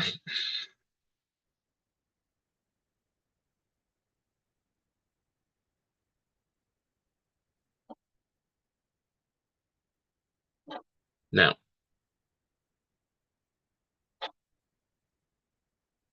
while that's downloading, let me go take you back a step or two.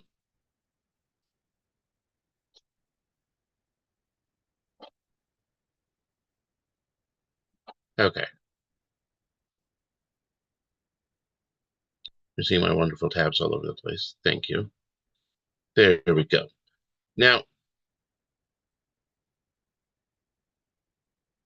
these are different things that you would see in the Archeo-gaming education module. So there are screens where that go through different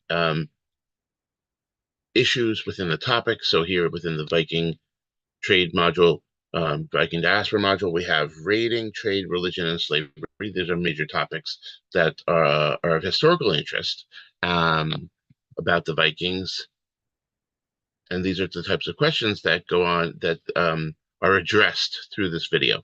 Now, in another one of our modules, in the medieval medicine module, often in the modules there is a main narrator, or from whose perspective and its voice the video is narrated. So in the medieval medicine module, we have Galen, who's talking about the different issues that he comes across, and we watch as a medieval monk goes to the archives and looks for scrolls about how to handle a specific illness, and then uses the information they find there to put together a remedy, and then treats his patient in that way. So what I also like to tell you right now is about the next steps that we're taking. Before I'm going to show you the video for a little bit, the next steps that we're taking with Archeo-gaming education modules is that we had been awarded a grant from the National Endowment for the Humanities so that we can push the modules to create them for the undergraduate level. And we were so happy about that, and we had gotten started on the project before NEH funding was pulled. Right now, we're working on recouping that funding through other sources. We're about halfway towards funding the first undergraduate education module, and we will be working on that. Hopefully, within the next half year, we'll start working on the module. And there really are, we had wonderful collaborators already lined up. We'll re-engage with them, and we're going to be applying for further funding and looking for funding from more private sources. Now, I believe we are downloaded. There we go. Let me see if we can play this video and that it actually works. First, I'm going to share my screen. And let's hope. Okay.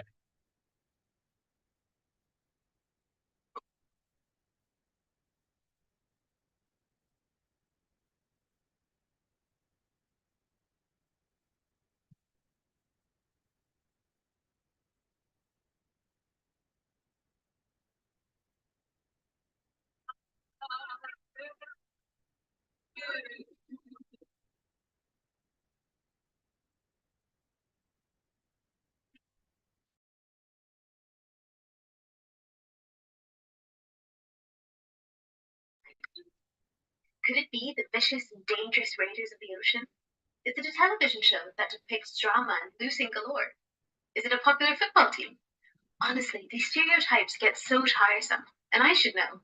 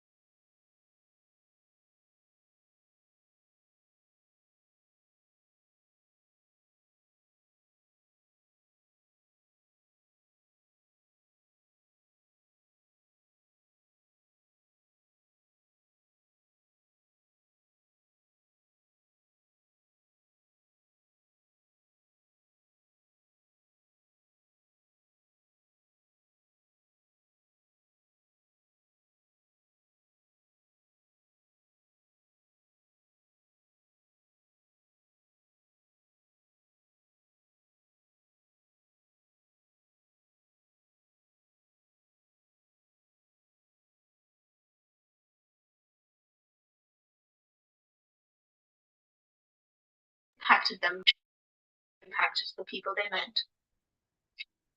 The first thing that helped connect the Viking diaspora is trade. Vikings traveled specifically to trade, making expeditions both near and far. By trading what they had, they were able to get practical objects and also luxury goods that were incredibly valuable. My personal favorite is the story of a carnelian bead. Carnelian is a gemstone found in India. An 9th century Viking grave in England contained one of these beads.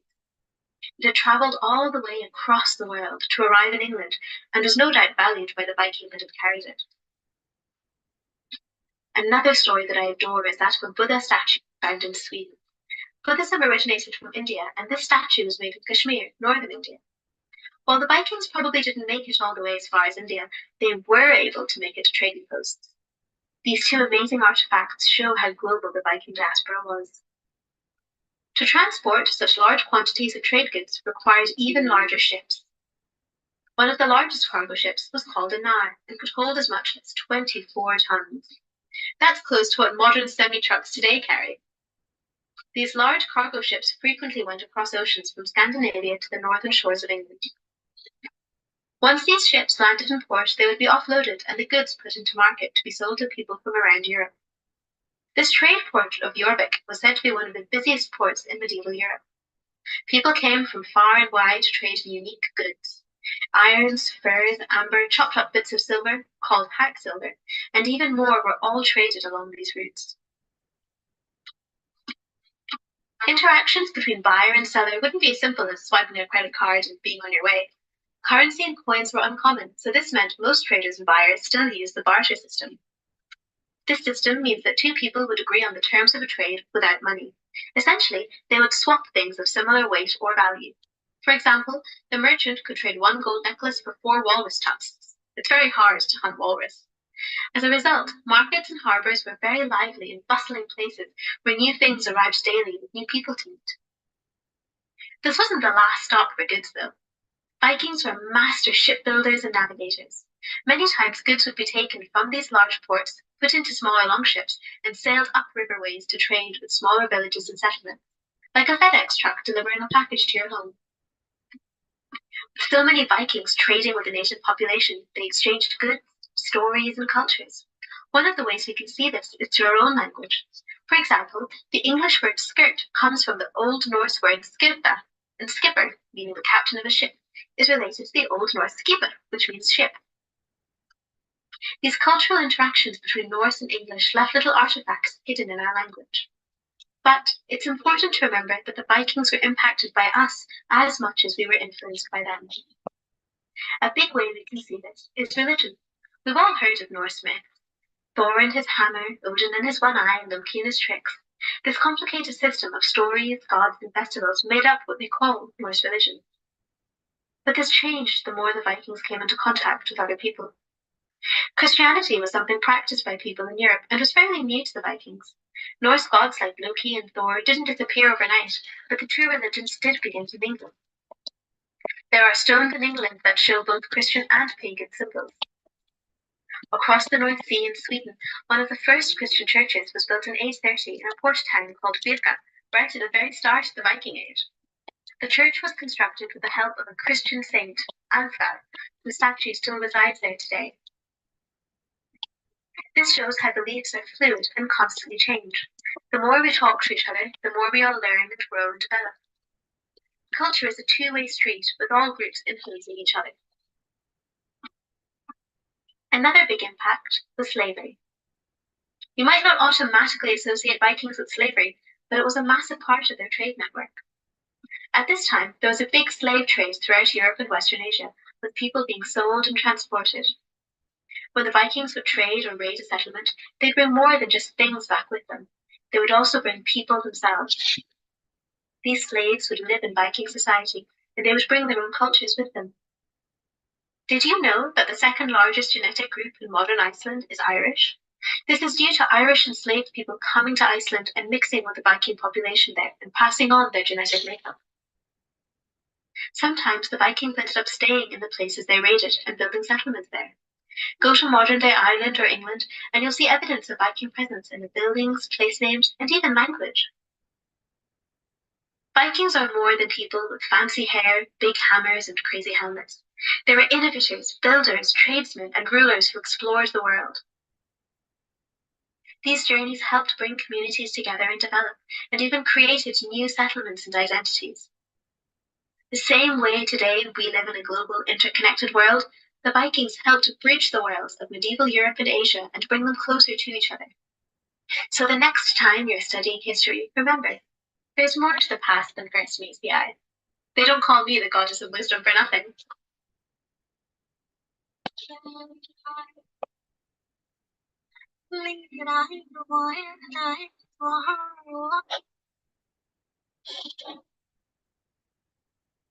All right. I hope you enjoyed that taste of an Archeo-gaming education video. We're going to continue the conference now with some other guest speakers. I'm going to hand things back over to Esther to introduce our next speaker. I think we're beginning the next session.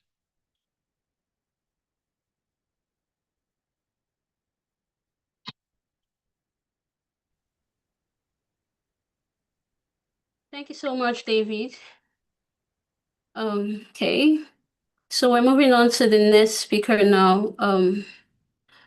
Our next presentation is titled Climate Change and Health During the Little Ice Age, the Skeletal Evidence, and it will be presented by Leon Cornell Cowell. Leon is currently a master's student in funerary archaeology at the University of York.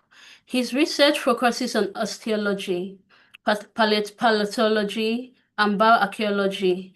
He previously earned a BSc in archaeology and is currently preparing his undergraduate dissertation for publication. He has excavation experience across medieval Roman and prehistoric sites in Yorkshire and Greece, working with animal bones, pottery, and human remains. Outside of his studies, Leon volunteers with a local museum where he organizes monthly talks and has also served as SASA's outreach team leader since 2021. Leon has over 5 years of experience as a professional chef and aims to pursue a PhD to further explore health in the past.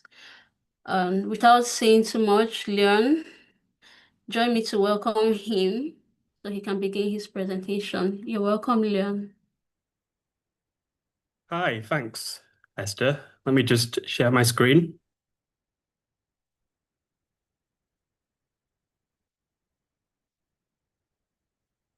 Why won't it let me?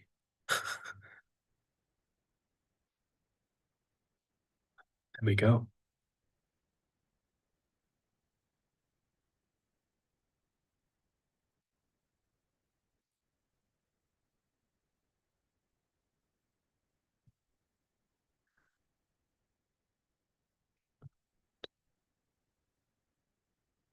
Okay, can everyone see my slides?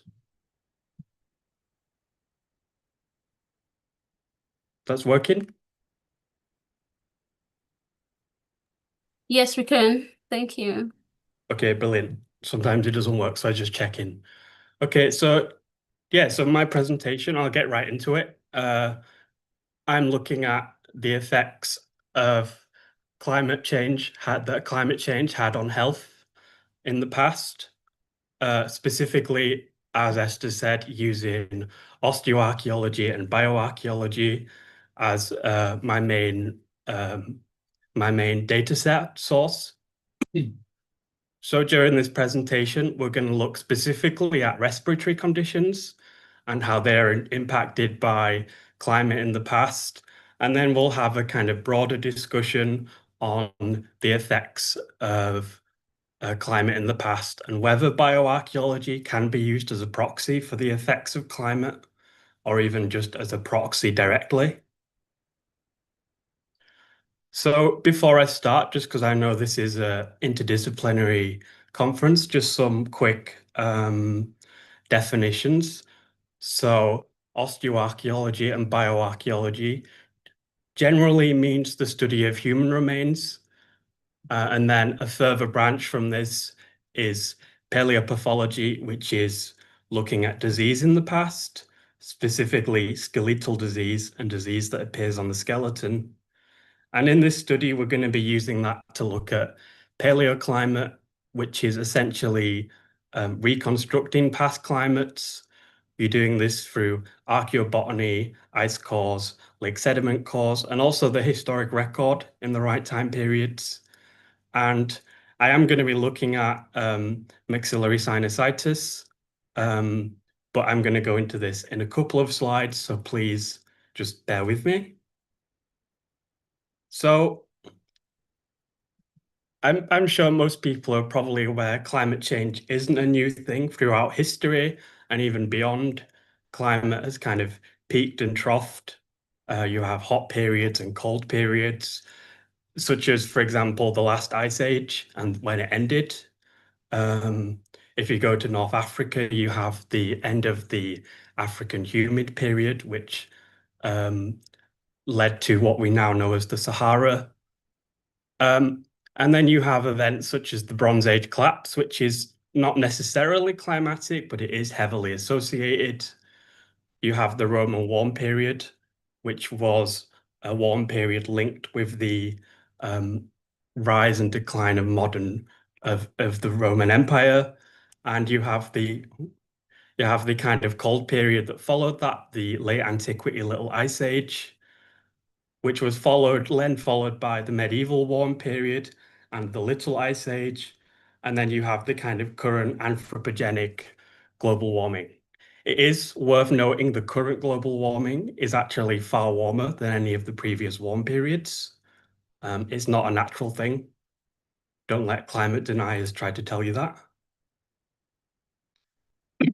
So the two periods I'm going to cover in this presentation are the medieval warm period, which lasted around 400, 500 years during what you would probably consider the high medieval period. It's linked to the kind of rise of most of Europe's kind of medieval kingdoms, such as France, the Holy Roman Empire. It's also linked to the Norse colonization of Greenland, which is quite fitting considering the video we've just watched. And as well, on the negative aspect, if you go to South America, it's also linked to the decline of the classical Maya through droughts and various famines and resource wars because of that.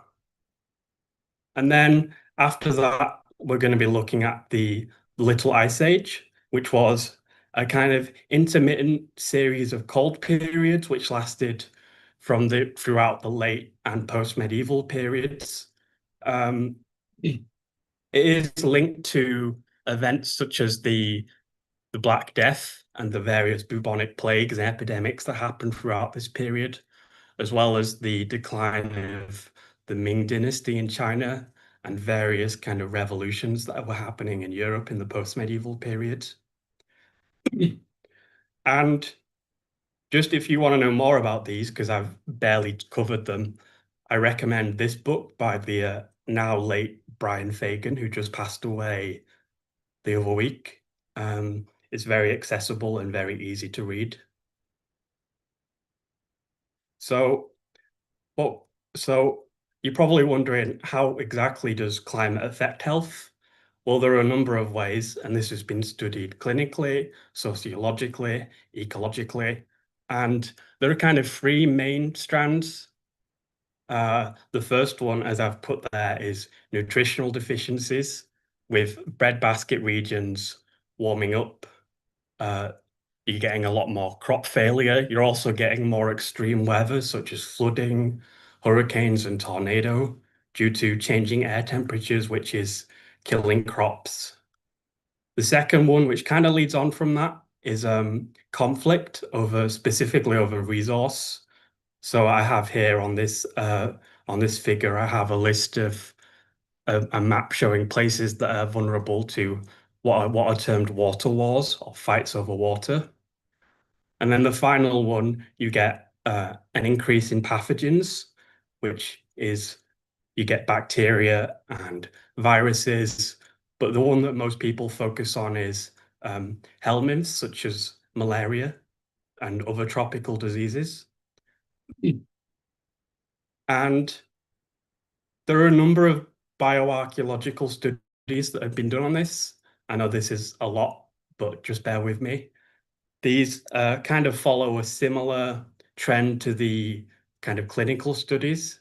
You have the nutritional deficiencies such as scurvy and rickets. You have decrease in stature linked to that. You have violence and trauma for similar reasons as before, but there's also another branch looking at persecution of witches due to that. I do have an article coming out on that fairly soon. Then you have the infections, so they look at plague. That's a big one historically. Malaria, as you can see, a lot of studies on that.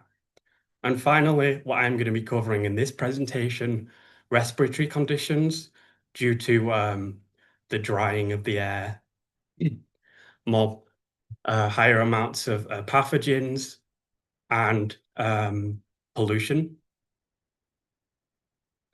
So what I'm going to be looking at in this study is maxillary sinusitis. And what that is essentially, it's a sinus infection of the hollow part of the bone in your cheeks, which is where mucus is produced.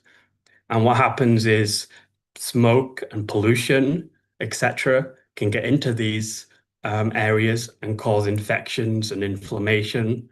And this has been linked to climate through the kind of dry air, causing it to dry up, leaving it more vulnerable to infection.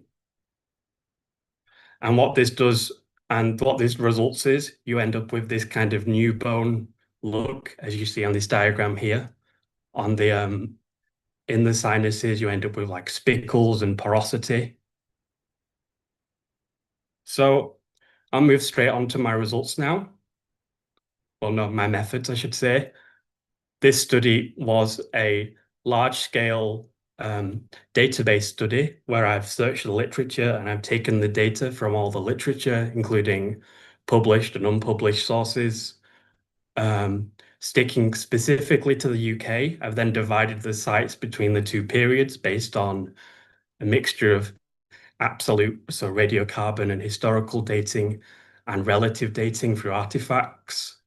We have a total of 144 different sites containing around 42,000 human remains, as you can see, split up between 16,000 and 32,000 per period. And then I've divided this data between age, sex, and site type. I've also mapped it, and I've also had a go at making a chronology, as you'll see. So now onto my results, this time definitely. So the first thing we're looking at is the crude prevalence of these two conditions. And as you can see, when I look at all the remains, including non-adults, we have a difference of about 1%. But when we move on to when we remove the non-adults, because children are less vulnerable to infections of the skeletal remains, you see we do have a fairly similar amount. I'm still trying to figure out the statistics of this. One test came up saying that it was not significant, but when I retried it, it said it was. So I'm not going to say for definite if it is significant or not until I've tested that. It's still a working hypothesis, but there is a definite difference between the two just based off this. And then the next thing I've done is I've split them into the demographics. And it is worth noting here, when we're talking about sex, we mean the biological skeletal sex, not the gender. So as you can see, in the medieval warm period, we have a lot more females. Well, not a lot more, we have about 20 more females. And then in the Little Ice Age, you can see it's pretty even, but we have a lot more non-adults. And what's for both of these, the results were not statistically, there was no statistical significance. And the next thing I've done is I've categorized the sites based on location, whether they're urban or rural. As you can see in both, in terms of the infection rates, urban has a much higher rate, over double. with actually over double for both of them. But it is worth noting for this actually that both categories had more urban sites in general due to how British archaeology works and how excavations are planned. So what I've then done, and this is a little bit experimental, is I've done a chronology. So what you have here is you have the one axis is the percentage on each site, and the other axis is the date. And as you can see, the medieval one period doesn't actually have any kind of trends to it. There's no specific centuries which have any, whereas the Little Ice Age, you can see here, I highlighted it, around the 18th, 19th century is the high point. And I'm going to come to why this is later on in the discussion, but and then finally, for my results in terms of geographic distribution, as you can see on both, it's a fairly even spread, but I think the northeast of England, this area around Leeds, has quite a lot. And then obviously London, because there will be some data bias there. That's where most of the excavations of cemeteries have taken place. So now this is the hard part. How exactly do we interpret all these numbers and percentages and such? I do want to add a caveat. This isn't in progress. This is still in progress. I've not got any final conclusions. So if people do have any ideas and they want to contact me, go ahead. That would be helpful. There might be a significant difference between the two periods. There might not be. Like I said, I'm still testing it. The sexes, while there wasn't any significant difference, there was more for the medieval one period. And my current working hypothesis is that this is probably due to the kind of the gender-based division of labor, with women being around the fire more in the medieval period. There's also a high chance that during the Little Ice Age, we had a much more urbanized Britain. As I've said, there was more urban graveyards during this period, and there was a larger amount of remains from that period. This probably means that with industrialization, as you saw, the 18th and 19th centuries, and the kind of the industrial areas of Britain were the most affected. This probably means that both sexes were equally affected by the pollution. There is also the hypothesis when it comes to the Little Ice Age, there was several volcanic eruptions going on around the world, which would have caused ash clouds to fall in various places. This could have had an effect, but like I said, that's not for definite. It's a big guess.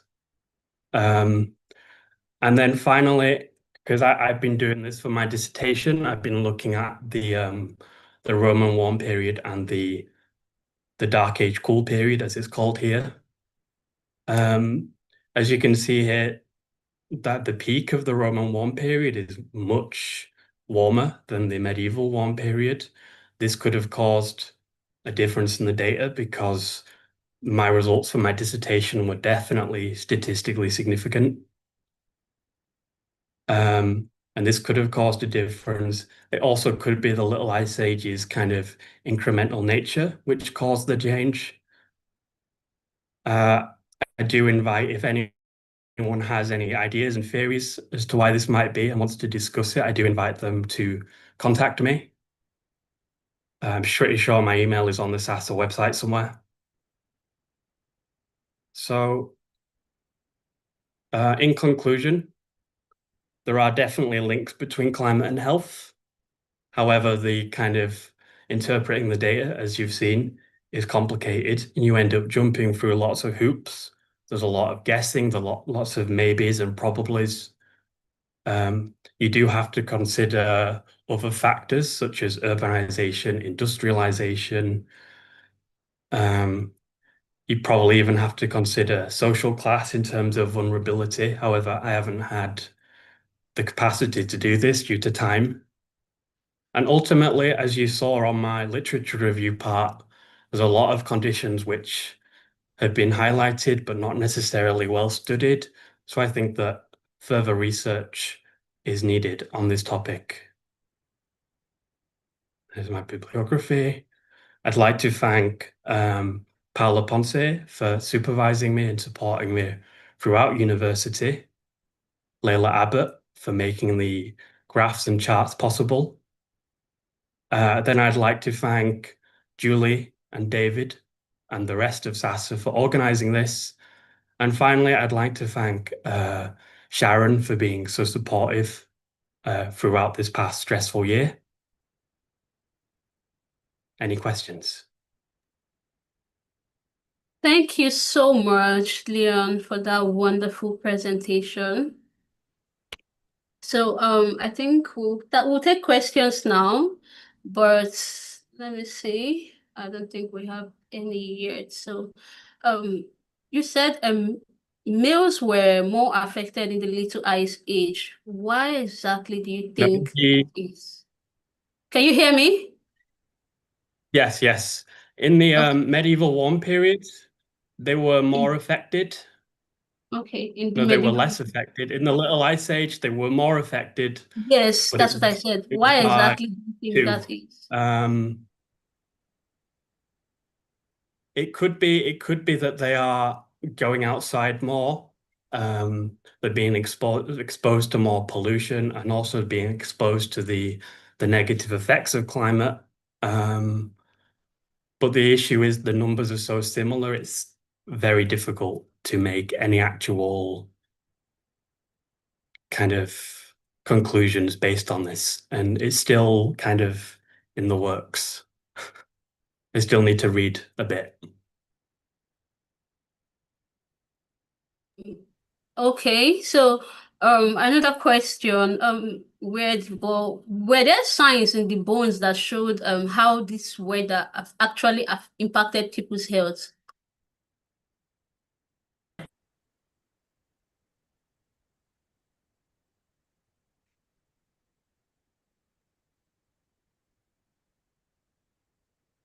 Did you hear me? Hello, Leon. Sorry, it went off. Can you repeat that, please? Okay, Yes. I said, were there signs, any connection is signs in the unstable. bones that actually showed how the weather impacted people's health? That's a tricky one. There isn't any.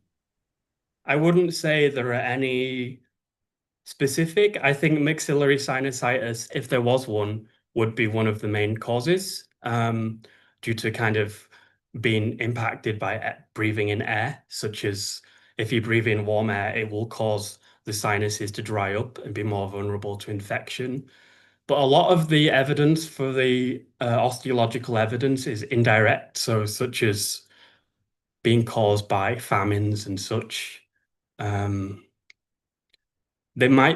is evidence, I can't access it, but there was an article looking at bone histology, which is microscopic analysis of the kind of composition of the bones. So there is research into that, but I haven't covered that or gone into it much. And then the final thing is there is some research on metrics, so looking at changes in stature, changes in skull size and shape, that has been covered, but this is all still kind of very theoretical. It hasn't been researched systematically much.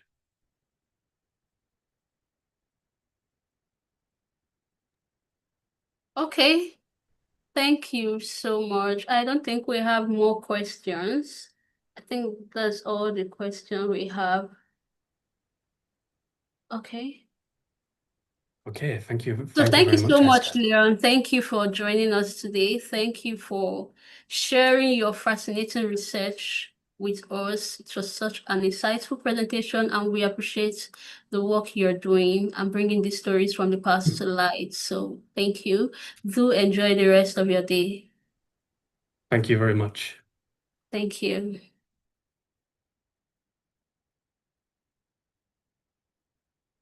Okay, moving on to our next presentation. Okay.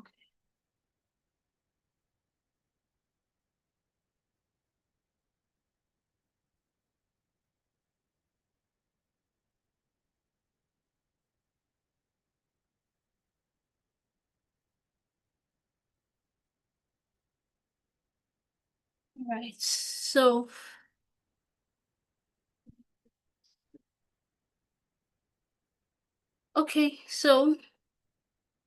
our next presentation is titled Visualizing Water, Sanitation, and Environmentally Related Hygiene in Ancient Hellenic Arts, presented by Nemin Sami Ahmed.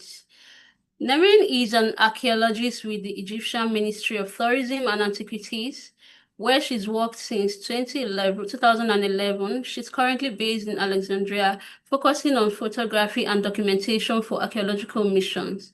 She holds a master's degree in Hellenistic studies from Alexandria University with her research exploring water supply and resources in Ptolemaic Alexandria.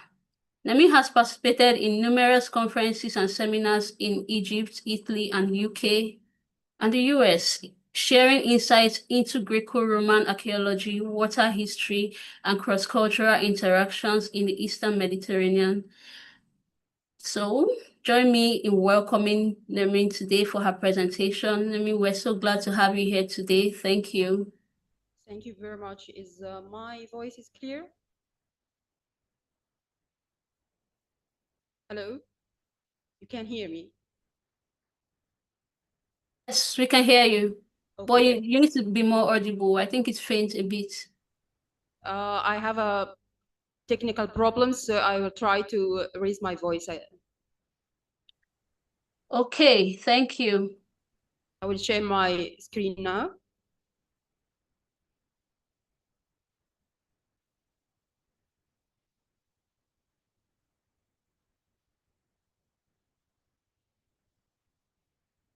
Okay. Thank you, everyone, for having me today. Thank you, Save Ancient Studies, for having me today.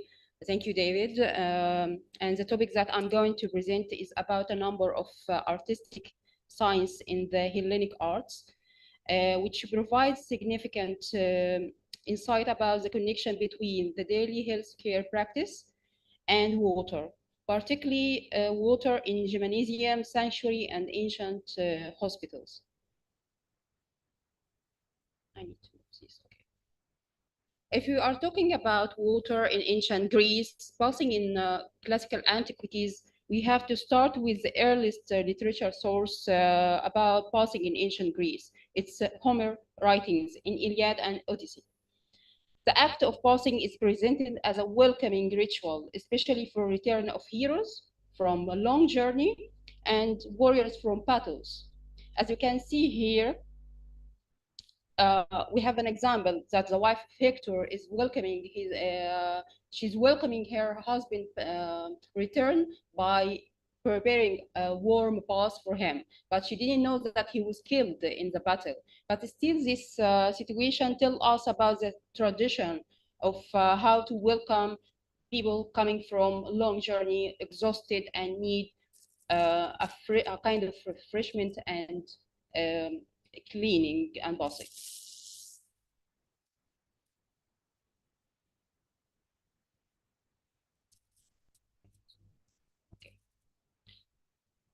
The Greeks applied a public health system that enabled clean water to be brought to their cities and the waste to be disposed of. The evidence of this can be found in many archaeological remains in the Mediterranean region. Each city-state had a different level of public health services, both in terms of quality and type. As you can see here, we have two examples of artistic representation of two nude men using basin or a pottery to pour water over their body. The most examples we have in Greek art that the scenes of bathing are often represented in sculpture and pottery production. The usual scenes could have athletes who gathered around wash basin to clean their body after a day of training at gymnasium or a palestra. The question we may ask, were there any other scenes of or only scenes of passing men? In fact, the answer is no. We have also women and the presentation of women as well.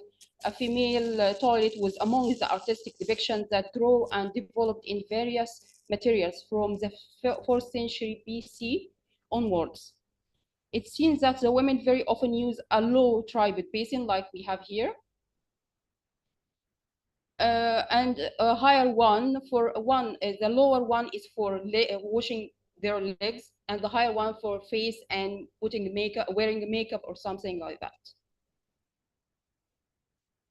We have here also an example about the preparation for bridal bath presented on pyxis. Pyxis is a cylinder vessel used for holding cosmetics or sometimes jewelry, and used for also for dispensing incense or medicines. And when we talk about bathing, we have the best example of Aphrodite, of course. Even the gods and goddesses were also represented in their hygienic routine as a role model of beauty, health, and youth. As Aphrodite, who is usually holding or standing by a source of water, like a water jar, as she's prepared for her ritual bath. The example about female athletes is still under discussion because some opinions deny women in that time practice any kind of sport out in open spaces. But we have here an example. Also, the building and use of fast public baths for women are not well documented by ancient writers, unfortunately. But the artistic depiction may conventionally affirm their presence. The women are depicted in vivid detail here in a vase painting, and the water is flowing fresh from the animal heads beneath the capital of the pillars. This could present that women and also middle class didn't have a flexible access to bathrooms and facilities at their home. So they made up the majority of those who attended the public baths. They go to the public baths and pay, but with ability, of course, to pay for the fees. When we talk about bathing, we can't ignore the architectural finds we have. Now we need to view the connection between the architectural find with what were presented in these artistic scenes, mainly to understand their functions. As the types of public baths, we have public baths, private baths, and other types. But let's focus on public baths. It's a fast building with a number of rooms. Rooms for men, there is also a section for women, children section, and sauna rooms, etc. Sometimes with gymnasia, a sporty space, which shows the growing of importance of communal bathing for social and health purposes. We have here an example from the Imperial Baths complex from Alexandria and the Pompeii one in Pompeii, showing you how the the water heating system works. There are other types of Greek baths as well. Hip baths were for individuals who would sit in hip baths while someone or worker pour water over them. While cold baths are particularly in the streams or in this open water sources, and were believed to be beneficial for refreshment. We have also a gymnasium with a lautron. Well, a lautron, as you can see here, is a Greek term. It's a type of wash basin, typically with two hands or a basin with a spout, used for bathing or ritual purification. Of course, for sportsmen who after they finish their training, they go to have a bath.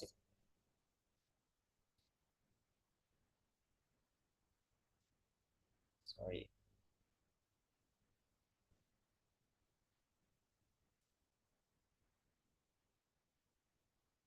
Here we have an example of lateral. Here is a thermal, which is very important to know about the properties and good quality of water, especially in hot springs, which was proven by a study in the journal Microbe. It's a recent study that revealed that the water in this type of bath contain a microbial forms that produce antibiotic substances, which are capable of defeating deadly bacteria like E. coli. This proves that being in thermal bath in the past was not just for a relaxing experience, but also a medical and healing treatment. Here is a study. You can read it. It's open access. Let's review some of example we have of type of basins we have in different sites. I will start from Alexandria because I already live here and I found so many examples of basin can go with the artistic production we saw on pottery. Here we have the mosaic portraying two men wrestling, and as a background there is a public bath. And here's the bath fountain in Qom Shu'afa. It's Roman period. Here we have in Greek-Roman museum. Now it's open, so you can enjoy many of sarcophagus. People see it as a sarcophagus, but it was used as a bathtub as well. And we have the Qom Dekka. It's a imperial public bath complex in Alexandria. Here we have remains of water spouts. I try here to compare between the pottery production here, the artistic scene here, and what we have in real sites. Also, we have also artistic production here, so I'll try to compare with water spouts found in Alexandria. Let's move to a topic, another artistic production, medical knowledge and water-related treatments. The ancient medical texts that have survived are useful to understand their knowledge about water benefit. It could be used to treat wounds and other injuries or cure certain types of diseases. We have some texts in Greek provide a discussion of medical use of water and mentioning that the best water to use is rainwater. We have here two artistic representation of using water in healing injuries. One to clean a scar from an injury during hunting, and the other cleaning a snake bite. Here's the first example. Here, a patient and the nurse washing the patient's leg, and here also here water to clean it from snake bite. We have a very unique collection, a group of vases, but it's actually hot water bottles, different in size and typology. In museum, in the National Archaeological Museum of Athens. They have been interpreted to be hot water bottle used to treat various complaints like muscle and joint injuries and abdominal pains. The other group from Paphos, Cyprus, but as you can see, they take human body shape, like hands, leg, and knees. Here, a reconstruction of it. It could have been filled with hot liquid to provide relief from the cold and other diseases. But the question, why made of clay? Clay was an appropriate material for manufacturing object intended to relieve the treat and pain and complaints of most parts of the human body. It's a good conductor. It retains heat for quite some time. That takes us to another point. Water and power of deities. In fact, water also has a dominant role in the ancient Greek religion and was strongly represented in Greek mythology. The practice of rituals and worship were to express gratitude to the healing deities. The therapy should not be counting on so much medication, but also along the performance of various religious rituals, and water was part of it. As we can see, the goddess is standing in front of two worshippers, and who had an injury in their leg, one of them, of course, and she's holding two vases of water.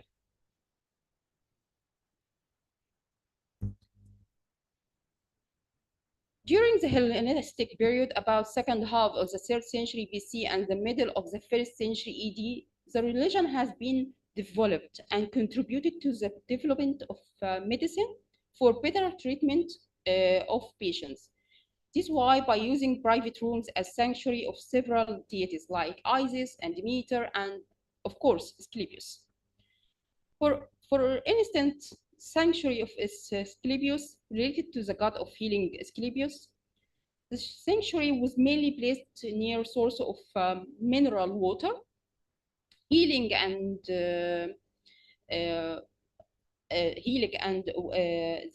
and also medication.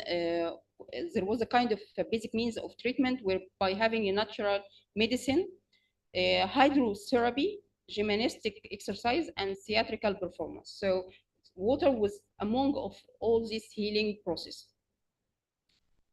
So it was not strange to have temples dedicated to the healing gods.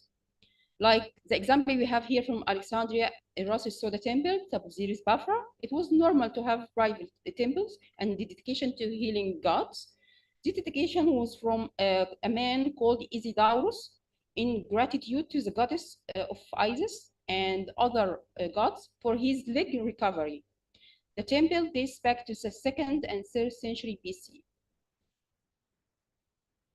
As you can see here is the inscription, a dedication from Isidorus to the god. A group of statues were found and discovered in this temple. One of them was an image of the goddess Isis, called a setula. Here, the jar. The jar for the sacred water of Nile, because they believed that Nile water was clean and holy and sacred, especially by Isis. Once you have this holy water, you will be cured.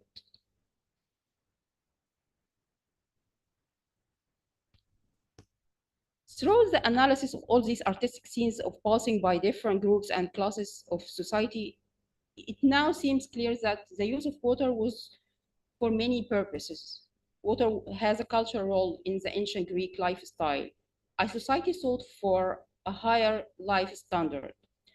The artistic works, along with architecture, remains provide insight into the cultural influence on the healthcare and sanitary practices in everyday life and also afterlife.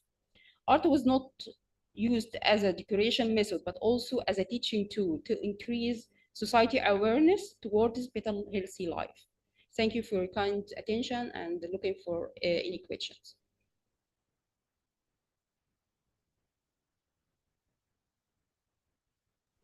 Thank you so much, Nermin. Thank you. Thank you so much. Thank you for that wonderful presentation. Thank you. We're going to have some questions. Please, wherever you're watching from in the chat, feel free to drop your questions so she can answer them. Okay, but before then, I think I have a question. Okay. Okay. Do you think people back then really believed that water had healing power, or was it just part of the culture? Well, there are some. Well, when I compare the past and now, we still believe in holy water, like for Christian and Muslim and Jewish, the three religions in Mediterranean region, we believe in this. And I believe in the past they have some miracles happened with the holy water, and when you believe in something that you feel that your body is responding to what you believe. Okay. Okay, thank you. Let me check the charts. Okay.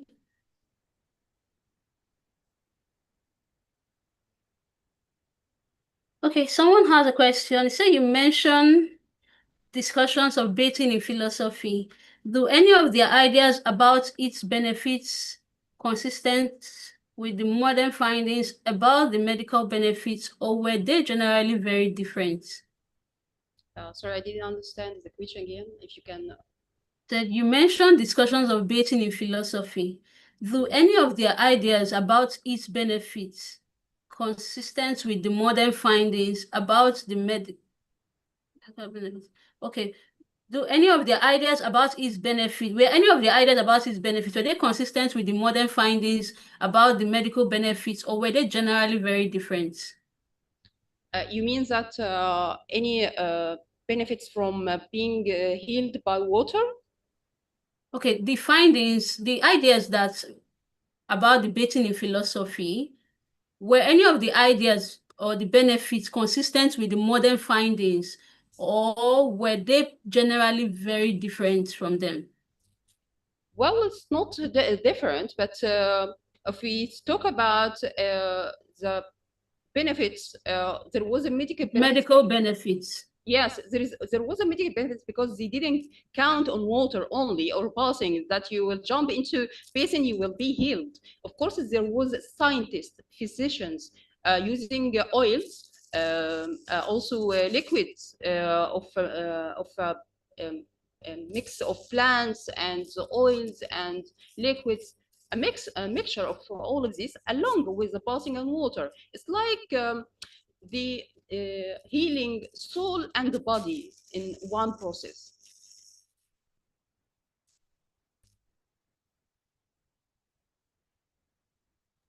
Thank you.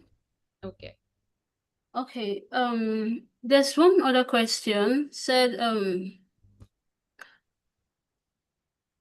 say hot. You mentioned how important baths were in ancient Greece, and not just for hygiene, but for even for entertainment, where these baths what everyone had access to, where everyone just used to having baths for entertainment, or was it just a particular set of persons? It could some passes were only were not only for entertainment.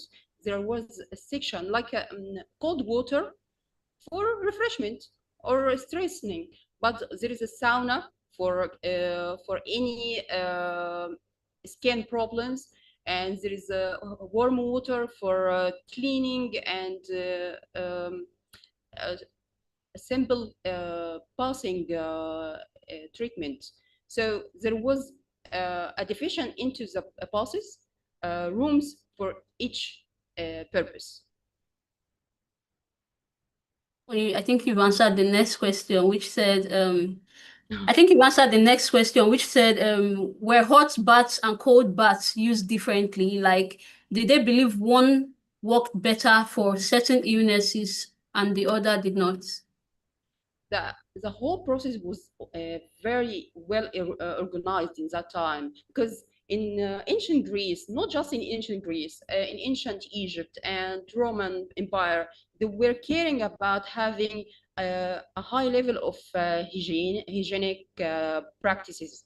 When you have a healthy citizen, you have a good economy, workers, healthy workers to work and build the country. So everything was planned, not for a coincidence, not just spirituality, and not counting on scientific facts. Okay. Okay, I think we have one more question. I think this should be the last question. Okay. It said, okay, would there be a ritualistic attribute of water used in medical papyrus as part of healing difficult diseases or illness? Yeah. Rituals of Isis. Actually, it was widely spread in the Mediterranean region. water was very important in her rituals. That there were water carriers, particularly for water containers, to carry water containers, and to there is steps of rituals like spill water over the ground and clean the environment all around the temple or sanctuary or the room for healing, and pour water over the patient, and later to have other medical treatment like oil or liquids, medicine. But Isis was typically connected with water. Okay. All right. Thank you so much, Nevin, for walking us through such an interesting part of daily life in ancient Greece. As in the way you explained how they viewed cleanliness and health made the topic so easy to follow. We're so grateful you could share your work with us, and we're wishing you a wonderful day. Thank you so much for joining us. Thank you very much. I'm so pleased to join you. Thank you. Thank you so much. Okay. Moving on to the next. I don't.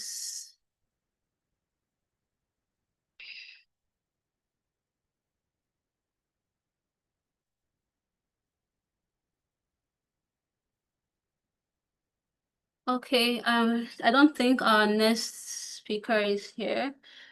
Let me confirm.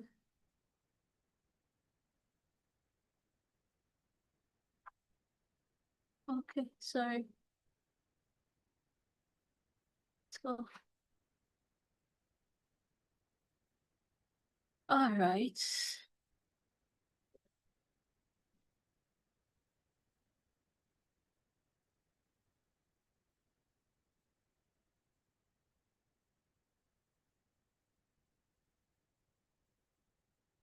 Okay, so thank you everyone for being here today.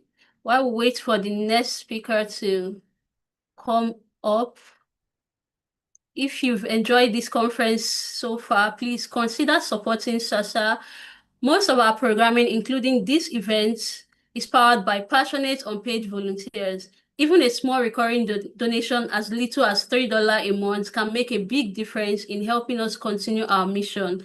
You can also support us by purchasing featured books through our bookshop page, where 10% of proceeds go directly to SASA. You can also browse our merch on the SASA Bazaar.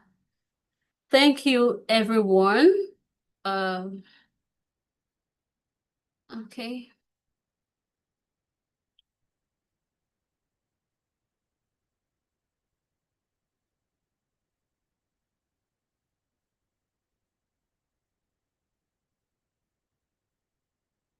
I don't think our next speaker is here yet. Okay.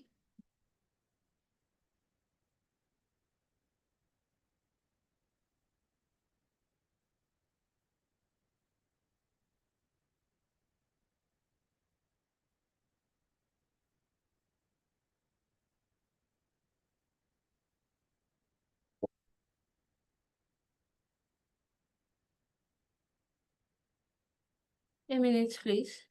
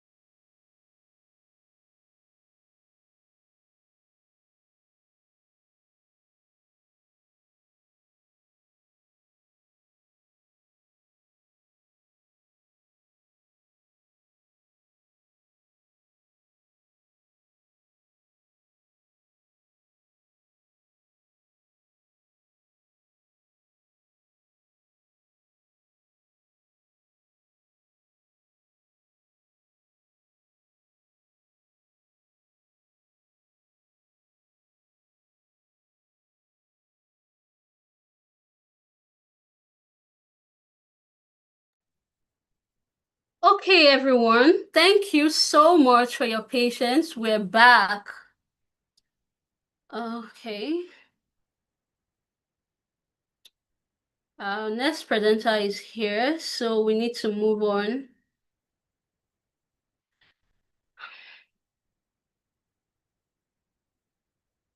Minutes.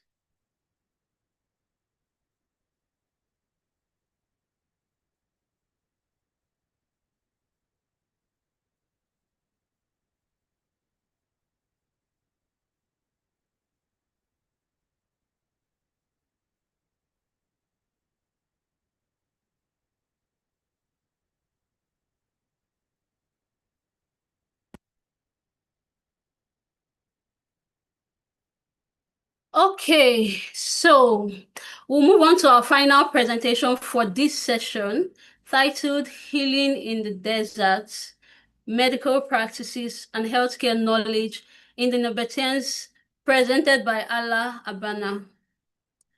Ala is a researcher and heritage conversationist whose work combines civil engineering, archaeology, and technology. She holds a BSc in civil engineering and an MA in conservation and management of cultural resources and is currently pursuing a PhD in classical archaeology. Her experience includes field work in Qais in Jordan, research at the Museum of Jordanian Heritage, and various projects focused on sustainability, documentation, and the use of digital tools in archaeology. Ella is notably the first woman in Jordan to apply laser scanning to Roman heritage sites, a milestone in both preservation and gender equality in archaeology. So with that being said, join me to welcome Ella. Ella, it's so great to have you here with us today. We're looking forward to an insightful session. The screen is yours. Thank you. Thanks for your introduction. Thank you. You're welcome, Ella. Okay, I can share my screen or not? Okay. Yes, you can share your screen. Okay.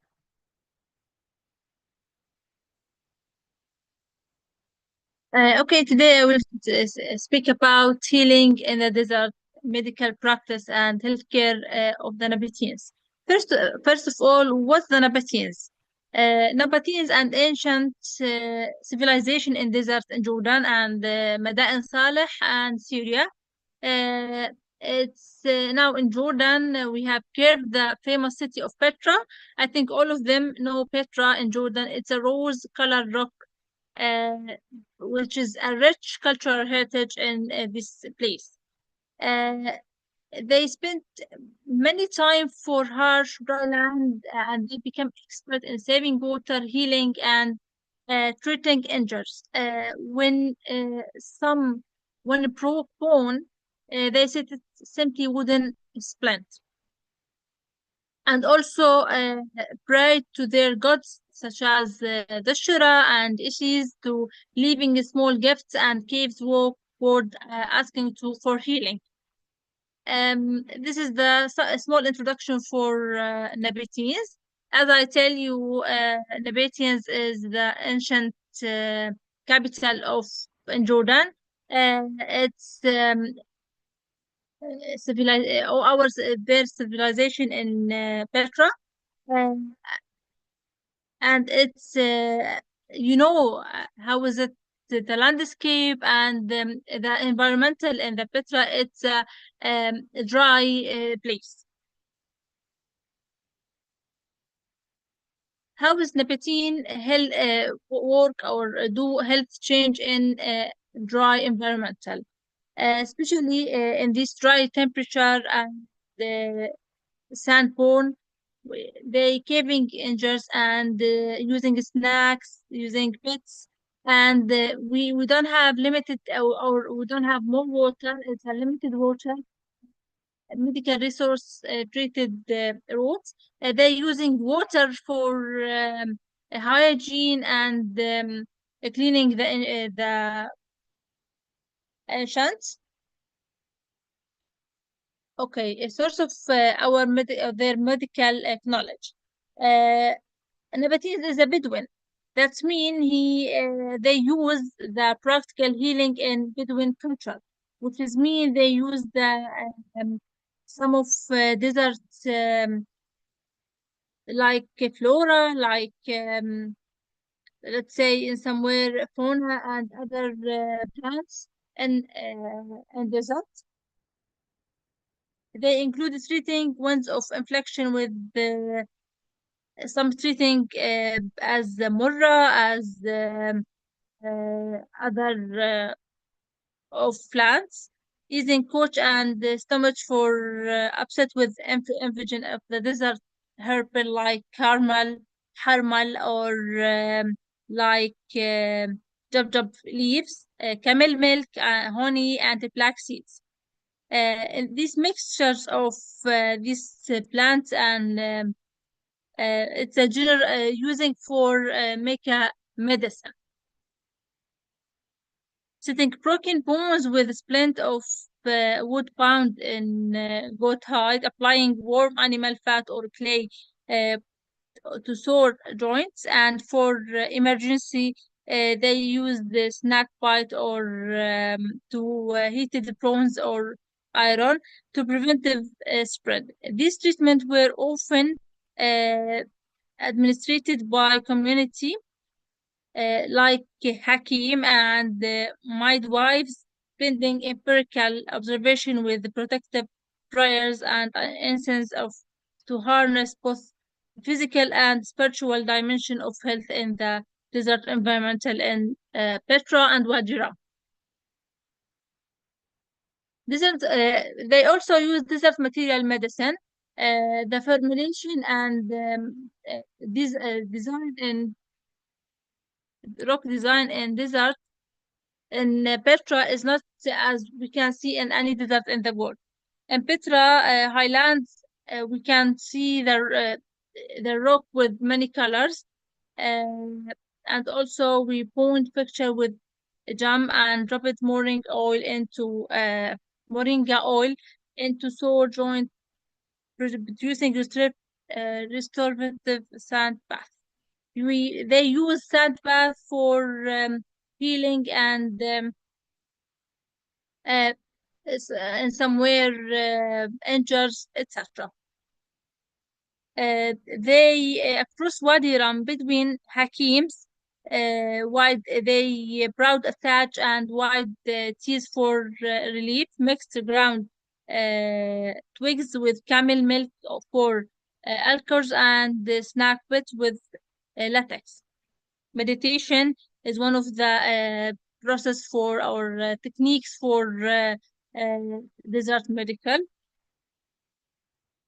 They also use the reminds with important practices of murra and other plants, guiding to complete Petra red, pink, and other sandstone color, which hue that radiation of this color healing energy.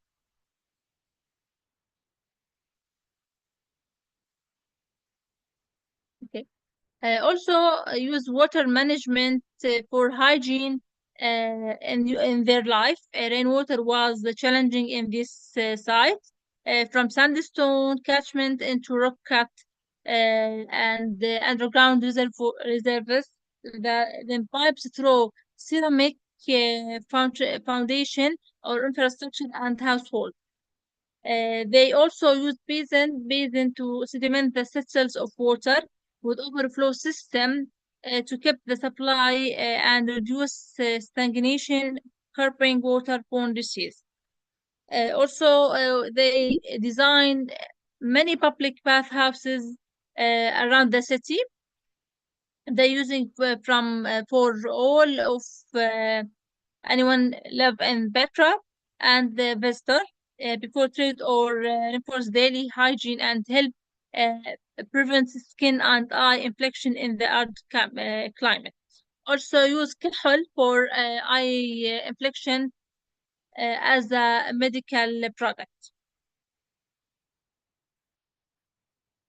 In emergency practice, they're using bones and flint for carving edges that also use heated bronze tools.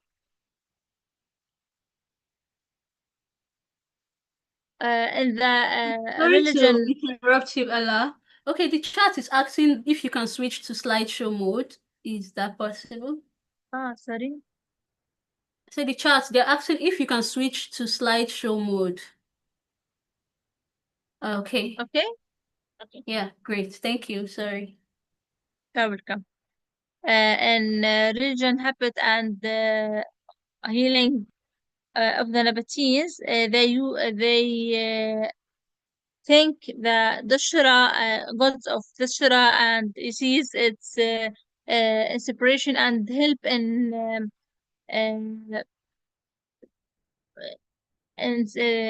disease and any problem. The Nabataeans also give gods and give some practice for these gods. Nabataeans is not just for just doctors or just a medical Bedouin. So it's we have trade network. This trade network is also using for pharmacology around the road in Levant, Egypt, Mediterranean, Arabia, Syria, Iraq. Nabataeans of also distribution their medical practice for this civilization, cultural exchange, accelerated medical knowledge, and diffusions. Also, archaeological and empirical evidence that they also instrument recording in the Petra tombs, rock cut inscriptions, reflections, healing raw, or recite analysis of amphora indicate herbal preparation in the Nabataeans is very popular using amphora. Amphora is piece using for pot all of this medical herbal in it through it. Finally, Nabataeans healthcare blend environmental trade and belief, advanced water treatment, water hygiene, engineering support, public health in the city, and their pharmacological network shaped regional medical, and the Nabataeans and Bedouin they have the same medical techniques. Thank you.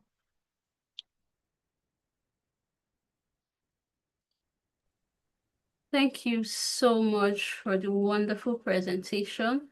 Thank you. Okay, we're going to move over to the chats now. Let me confirm we have questions. Okay, please, if you have questions, feel free to drop them in the chat wherever you're watching from. Okay, considering how long ago the Nabataeans lived, do you think their medical practices could still inspire how we think about health today?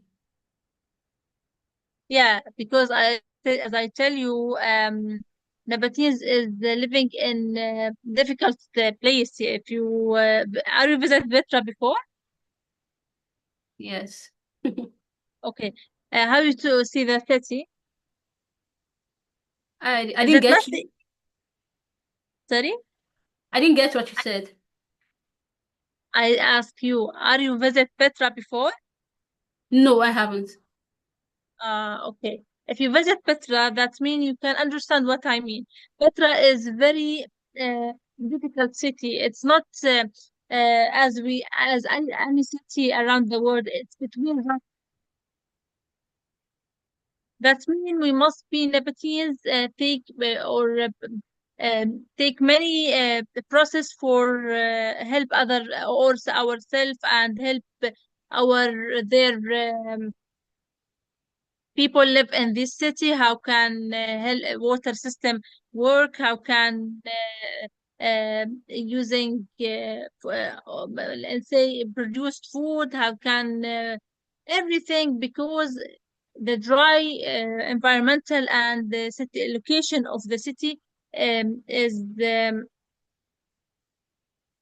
very difficult. And they okay, Petra, it's a color rock. It's a city of the rose carved in the rock. That means we need use plant around the city, near the city, to help the people, injured people, or medical process. Okay, thank you. It's clearer now. Okay, we have a comment in the chat. It doesn't look like a question. Say, I wonder if those reservoirs for storage of collected rainwater were prone to bacterial contamination and maybe algae and the likes. Okay, they use prawns for cover the reservoir. They cover the reservoir using prawns pipes. This prawns pipe is help for algae, for any pollution inside the water. Okay. Okay. Or somewhere we use clay also for cover the pipe. Okay, that makes sense. Okay, we have another question. You say, are there particular meanings for the color of the minerals used, such as pink or red? Yeah, it's a deformation in the Petra. They're using color of the rock for healing, because the rock is introduce radiation. This radiation can change the any bad effects, bad let's say bad emotion, and the healing the people who stay in the room. That's this room is made from rock with different color to as a hospital room. That's mean.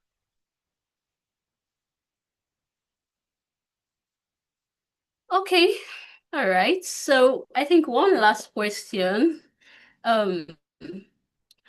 Do you think living in the deserts or around the deserts played a big role as to how they handled health issues? Could it have been the same if it were somewhere else?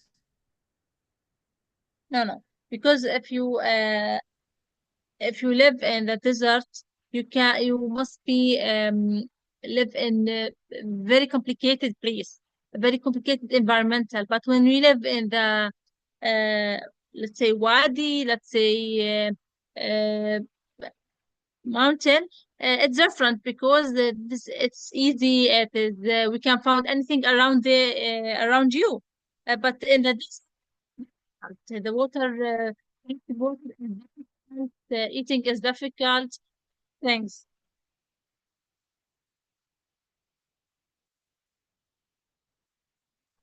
All right. Okay. I think that's all the questions we have for now, for today. Thank you so much again, Allah, for sharing your work with us. It was really interesting to learn how the Nabataeans dealt with health and medicine in the deserts and how their practices give us so much to think about today. We're so glad you could join us. Thank you. We wish you a great day. Thank you so much. Thank you. Thanks a lot. Thank you. Okay, so, all right, Julie is here. Thank you, Julie, for joining us. I'm going to be handing over now. Thank you so much, Esther. You've done a fabulous job. Thank you for getting us through some technical difficulties. It's always a challenge to get these online conferences started. So everybody, please thank Esther for her wonderful turn as our live moderator for this conference. We really sincerely appreciate you. Thank you so much, Julie. So, hi everybody. I'm Julie Levy. I am the managing director here at SASA, and I am going to be hosting for the rest of the afternoon today. So thanks very much for joining us. We love to have you here. We hope you are all having a wonderful time. So just as a reminder, what's coming up next in the schedule, we are going to have a short SASA team presentation, and then we will be moving at about 1 into our first special session. If you are going to be joining us for the special session, you should have received a link. Please do join a couple minutes ahead of 1 o'clock, and you'll be let in as soon as we get started and get the discussion moving. We will also be looking at chat for questions during that time, so don't worry if you aren't joining us in Zoom, that is also fine. So without further ado, I would like to welcome our next presenter, Martina Diepenbroek, who is a longtime SASA member.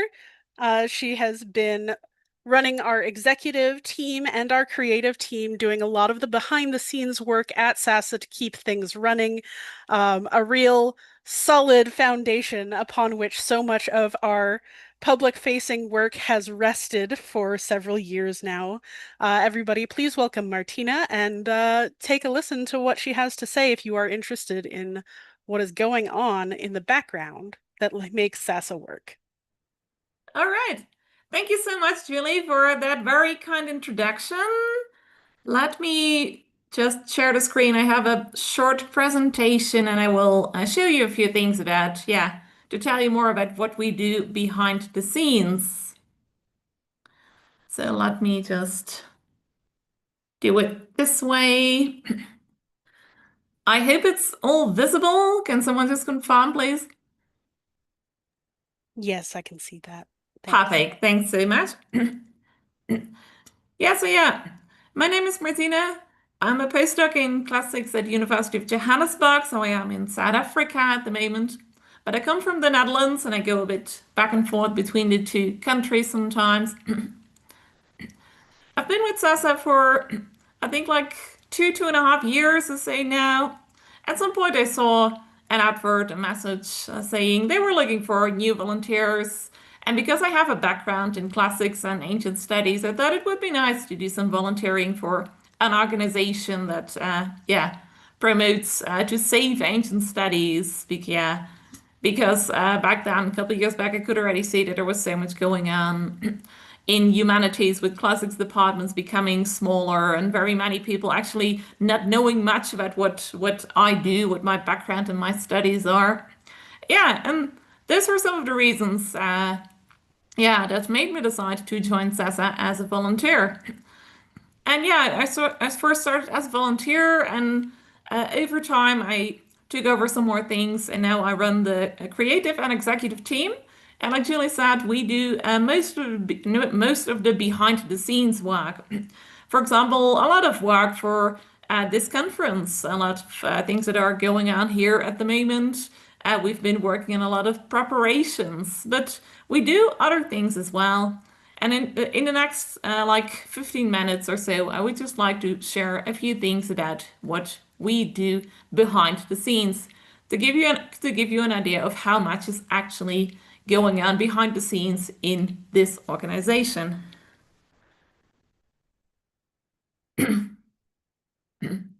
So let's have a short look behind the scenes at SASA. So creative and executive team, there is some overlap. Both teams do a lot of behind the scenes work. Creative team mainly looks at designing, making designs for their website and such. And then there is executive team who is more into administration, but also things like website development. I'm sure some of you here in the audience have looked at the SASA website, but of course this website also has to be updated from time to time. So what you see here is a screenshot of what yeah, the sort of background, the sort of behind the scenes page of the website looks like. We use a website editor known as Wix. You might know others like WordPress and such. We use Wix. I've been using it for some time now here with SASA. I've also given some classes from time to time for new interns and volunteers coming in to show how to use the program so that everyone is up to date and knows how to, run and update the website. Because there is so much going on, like you see with, like you see with the virtual conference, an entire new web page had to be designed for that. First already for a call for papers to look for interested speakers and such, and people who wanted to participate in other ways. So for that, we even had to introduce and create entire new pages. But there is news from time to time that has to be updated, of course. SASA runs a number of projects. I'll show a few things that we work on as a team as well. And resources. And there were live events like this one. There was a bazaar. So many things going on, and in all those parts, we do a lot of behind the scenes work to make sure that everything runs smoothly. How it works in terms of what we exactly do is that many of the other teams come to us with requests, and it can be anything from please create a web page for the virtual conference to new resources that need to be added to the website, videos, materials for, say, Archeo-gaming, and live events, and Inspire, and the Inspire campaign. So very many things going on behind the scenes. I will show you a few. Every year we create an annual report. SASA is a registered charity, so every year we need to create an actual report for major donors, for fundraising, for grant applications and such. And that report isn't just a Word document or Excel or however you want to see it with some information and some data written down just from top to bottom. But we create entire reports. We have designers on the team who actually work on creating all these reports. Here you can see a couple from the previous years. We are currently finalizing the one from 2024, so from last year. And as you see, the designs have changed a bit over time as well, because the designers develop their work and new volunteers and new interests come in from time to join us, and they then again bring in their new views and designs and ideas. A lot of designing also goes on at the moment for the bazaar. SASA has a bazaar that is linked to a shop that can sell all sorts of items like stickers, hoodies, buttons, t-shirts, brochures, etc. These designs, these bazaar items have been there for some time. So a couple of the designers are currently working on new designs for these bazaar items.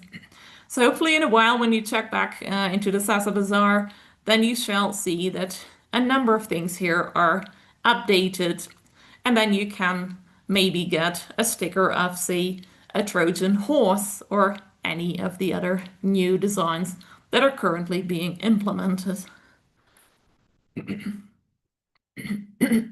A lot of administration also goes on behind the scenes. And yes, from time to time, I do feel like these two ladies, it feels like there are so many things going on with many requests coming in from the various teams. But we're managing well. I have quite a large team for administration-related tasks as well at the moment.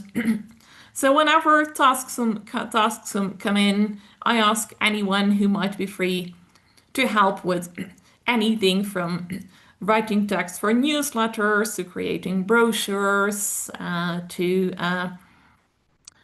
cleaning out folders and such, because from time to time, very many, loads of folders and files and such also get piled up.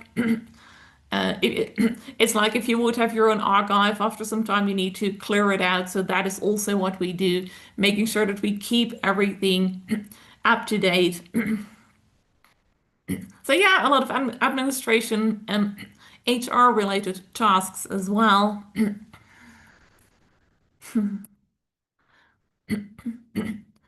Cleaning up archives, a very big job that's going on at the moment, is clearing out a fairly large archive to make sure, as I said, that everything is up to date and that everyone can easily find all folders and files back again.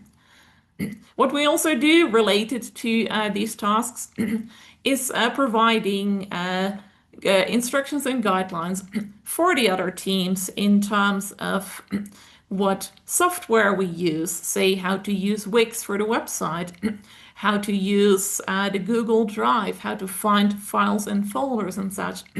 So a number of people are also working on creating manuals and instructions that can be used for other teams now, but also in the future.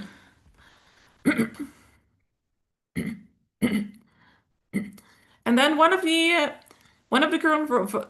current volunteers is working on designs, redesigning templates actually for Inspire campaign. That is one of SASA's campaigns that inspire, as it says on our website, curiosity, engagement, education, and enjoyment with and from the ancient world. They have a number of projects. It's a sort of larger ongoing social media campaign. If you're interested, please check the SASA website under projects and then go to Inspire campaign. You'll see there are things related to music and fan fiction and such. And for those different projects going on, one of the interns is currently working on these new designs. For example, for a project known as for example, for a project called Modern Worlds and Ancient Roots, with words, you see a tree, sort of word web could be made here. And here another one with very many ancient and modern languages, bringing ancient and modern technique together as well.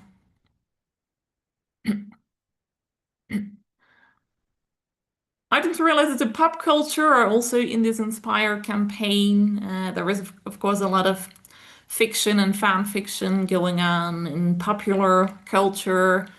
Think of famous movies like Troy and such, which inspire, again, other projects related to Archeo-gaming, with Archeo-gaming looking at how such stories in popular culture can actually be linked to historical studies. Yeah, so we do very many different things. Also, yeah, also these things like creating designs and even video projects and such from time to time, including these ones for the pop culture, again, the Inspire campaign. And this one, again, for Inspire campaign, related to popular culture and especially music. I very much like this one with all the musical notes and such.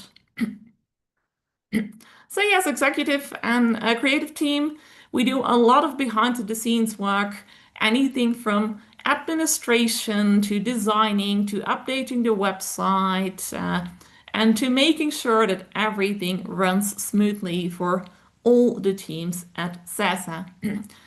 So when you look at the SASA website, you will find out about a number of different projects and teams, of course. You won't see so much about creative and executive because we are the ones behind the scenes, but a lot of what you see there is part of what we do because we want to make sure that everything runs well within the organization.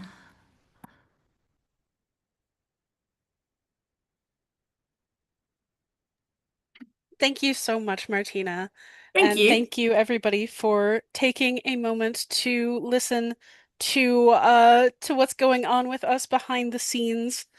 We do, of course, appreciate any and all help that you can give us. SASA is largely donation funded, so if you do have the time and wrong slide. If you have the ability to donate to us, there we go. We do very much appreciate any kind of donation. You are most welcome to give just one time, of course, anything helps.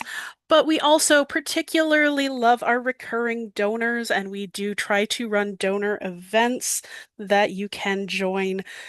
Any little bit helps. For as little as $3 a month. You can support SASA in all of the content and resources that we provide and make more events like this. So thank you very much, and we hope to see you there. So, without much further ado, we are going to move on to our special session. Thanks to everybody for your patience with some technical difficulties on my end here. I don't seem to be able to get it to go quickly. There we go. So our next part of the conference is the special session, a discussion on snake oils and magic herbs, the art of ancient quackery. This is meant to be a big group discussion with a few experts leading the helm. But in particular, I have always been very intrigued by the ways that people get into false medicine and why it becomes so popular, why it sticks around, what place it holds in society, and all of that. So if, Mark, if you would turn on your camera and mic. Devendra, are you here? Okay. So I think for now it's just me and Mark. We do have a third expert who is slated to be here. I don't know if she'll be on time, so my apologies. I do want to give preference to our participants who are here for this session. So those of you who are in the waiting room, I'm going to let you in shortly while Mark and I introduce ourselves and our relevance to this topic. And then after Mark and I have had a couple of interchanges, what I'd like to have happen is people who are in the Zoom can raise their hand, and I will call on you, and you can unmute and ask your questions or participate in the conversation. So that's more or less the format that we're going with. So I'm going to let y'all in now. Thanks so much for waiting. And Mark and I will introduce ourselves. So hi again, I'm Julie Levy. In addition to being the managing director of SASA and our host for this part of the conference, I am actually a scholar with 2 higher degrees in ancient Greek and Roman studies, particularly interested in Archeo-gaming and Greek lyric poetry and historical linguistics. But I've also done some work in ancient medicine, just a little bit, mostly in the Greek and Roman side. And I am very much interested in modern times in the political ways and the political parallels that I see, particularly with Roman medicine, going on in the US right now. Mark, if you would introduce yourself, please. Yes, of course. Thank you, Julie. Very nice to meet you. Many thanks to the organization for inviting me. My name is Mark Beumer. I'm from the Netherlands. I studied ancient history at Radboud University Nijmegen. I'm also a former pharmacist assistant.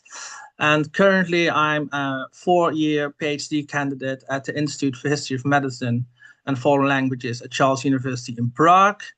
There I'm examining the ritual dynamics within the Christianization of the healing ritual, temple sleep or therapeutic incubation in late antiquity. That's for a short introduction of me.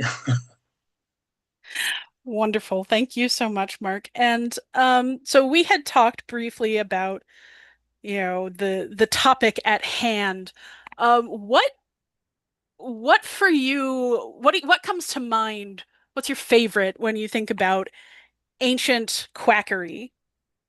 I think that the one favorite are the people are called literally quacks or charlatans within the Greco-Roman medical market, where people who were ill were looking for something to get healed of, and those quacks and charlatans portray themselves as Hippocratic doctors without having the right medical knowledge of herbs or medicine or pharmaceuticals. And they were very attractive, of course, to all those people who couldn't attend to visit a normal doctor, or who said, well, I cannot help you. So this is a very interesting group which I have encountered in my research when people were visiting the gods, for example. Yeah, I think my favorite story about quack medicine and searching for alternate routes to health is the story of Cato the Elder, actually, who he's most famous for being the Roman senator who was very staunchly anti-Carthage, right? Carthago delenda est. But he also was incredibly racist against Greeks. And at that time in Rome, Greeks were pretty much the source of medical knowledge. I mean, it really kind of the culturally that stuck around. And so what Cato did is he wrote this sort of screed of like we want we want to use Roman medicine, dang it. And those awful Greeks, we can't use their medicine anymore. And so he invented the sort of the cabbage cures everything scam that you still see occasionally pop up. There was a woman online a few years ago doing the same thing, and I just think that's fascinating. So that's my personal favorite. So then the next question that I want to make sure that we get to, that I want to ask you is, why are fake treatments so popular? Like, have in your studies, have you really like found what place they're holding in ancient societies? I think it's about the same as the present. I think the quacks are still relevant and popular because they offer people a way out of their illness, and they argue from okay, the doctors cannot help you, but I can. And use these herbs, or eat this, or lie in the sun for this and that. You see all those kinds of advices also in the miracle healings, for example, of Asclepios, but also of healing saints. And despite the fact that Asclepios and healing saints such as Cosmas and Damianos were very popular, there were also people who said, well, nah, I don't know if that, why should I eat pepper or mixed with honey, and this is really going to help me. But okay, the doctors cannot help me, so I try. And you see there some double mistrust from, they don't trust their own doctors, or they try the quacks and they also didn't work out, and then they go to the gods, and then we have to do this and this, and then say, well, I don't know. So they're being punished for their disbelief, and then they got ill again, and they had to promise to be a good follower, and then again they were healed. So I think you see the same now, that a lot of people who heard from their doctor, I'm sorry, you have incurable illness and we cannot help you anymore, they tend to go to homeopathy, phytotherapy. Yeah, but also people who say I'm a healing medium, for example. So maybe if I can tell you shortly, we had a couple of years ago a woman in the Netherlands called Jomanda, and she said she was a healing medium. She wore a blue dress and a blue headband and a little like a Mary lookalike, and she was standing like this in front of the TV and radiating bottles of water. And people at the thousands went to her gatherings and they thought, oh, she can help me. And people were lying on the ground and shaking. And she said, oh, I got messages from the other side. And oh, no, this is good for you. But unfortunately, after a critical review of the Dutch Society against Quackery, it appeared that none of the people she helped were really healed. And she was also involved in a case of a famous Dutch actress, Sylvia Millicom, who got the message that she got breast cancer. And in the first stages, she could have been treated. However, she tended to Yomanda and she said, no, it's not cancer, it's just an infection. Oh, and boy. And just take this water and cut off the ties with your family and do this and do that. And well, after a couple of years, of course, Sylvia Millicom died, and of course it was breast cancer, and she fled in 2009 to Canada. And so that's an example from modern day example of people of quackery which still exists, and it's very difficult to eradicate it. Yeah, definitely. And we do hear about this all the time, people who are searching for a cure and don't want to believe the science on it, people who have been failed by their own doctors or have a deep medical distrust from trauma, the whole anti-vax movement. It's all very rooted in this search for sort of a magical cure.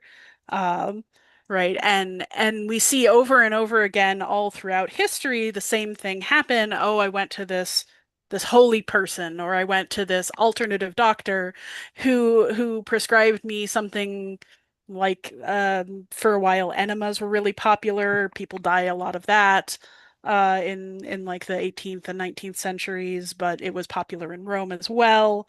And then you have more cult-like activities like this holy woman you were talking about. And the same thing is happening in ancient Greece, right? Where you have these prophets going around, right?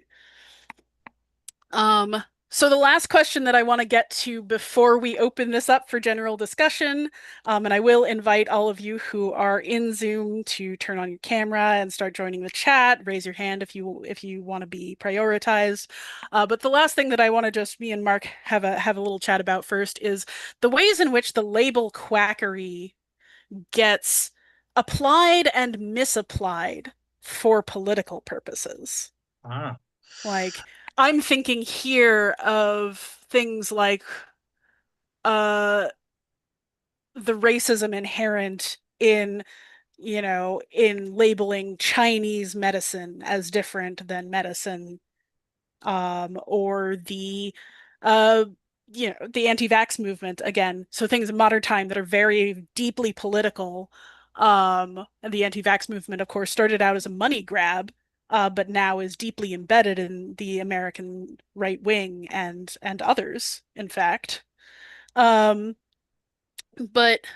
that has also been happening since forever. Like we see them talk about it in Pericles' speeches about the plague in Athens, in Thucydides.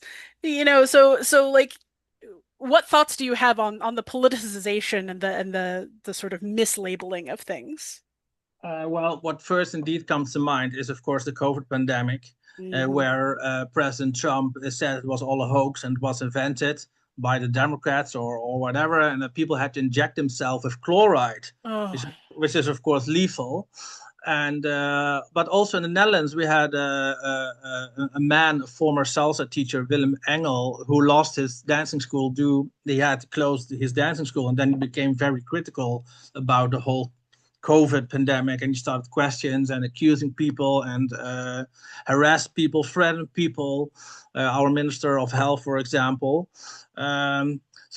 I think that comes to mind when I think of politicizing quackery for your own gain to become more powerful. But Trump is still fighting against what he's called woke.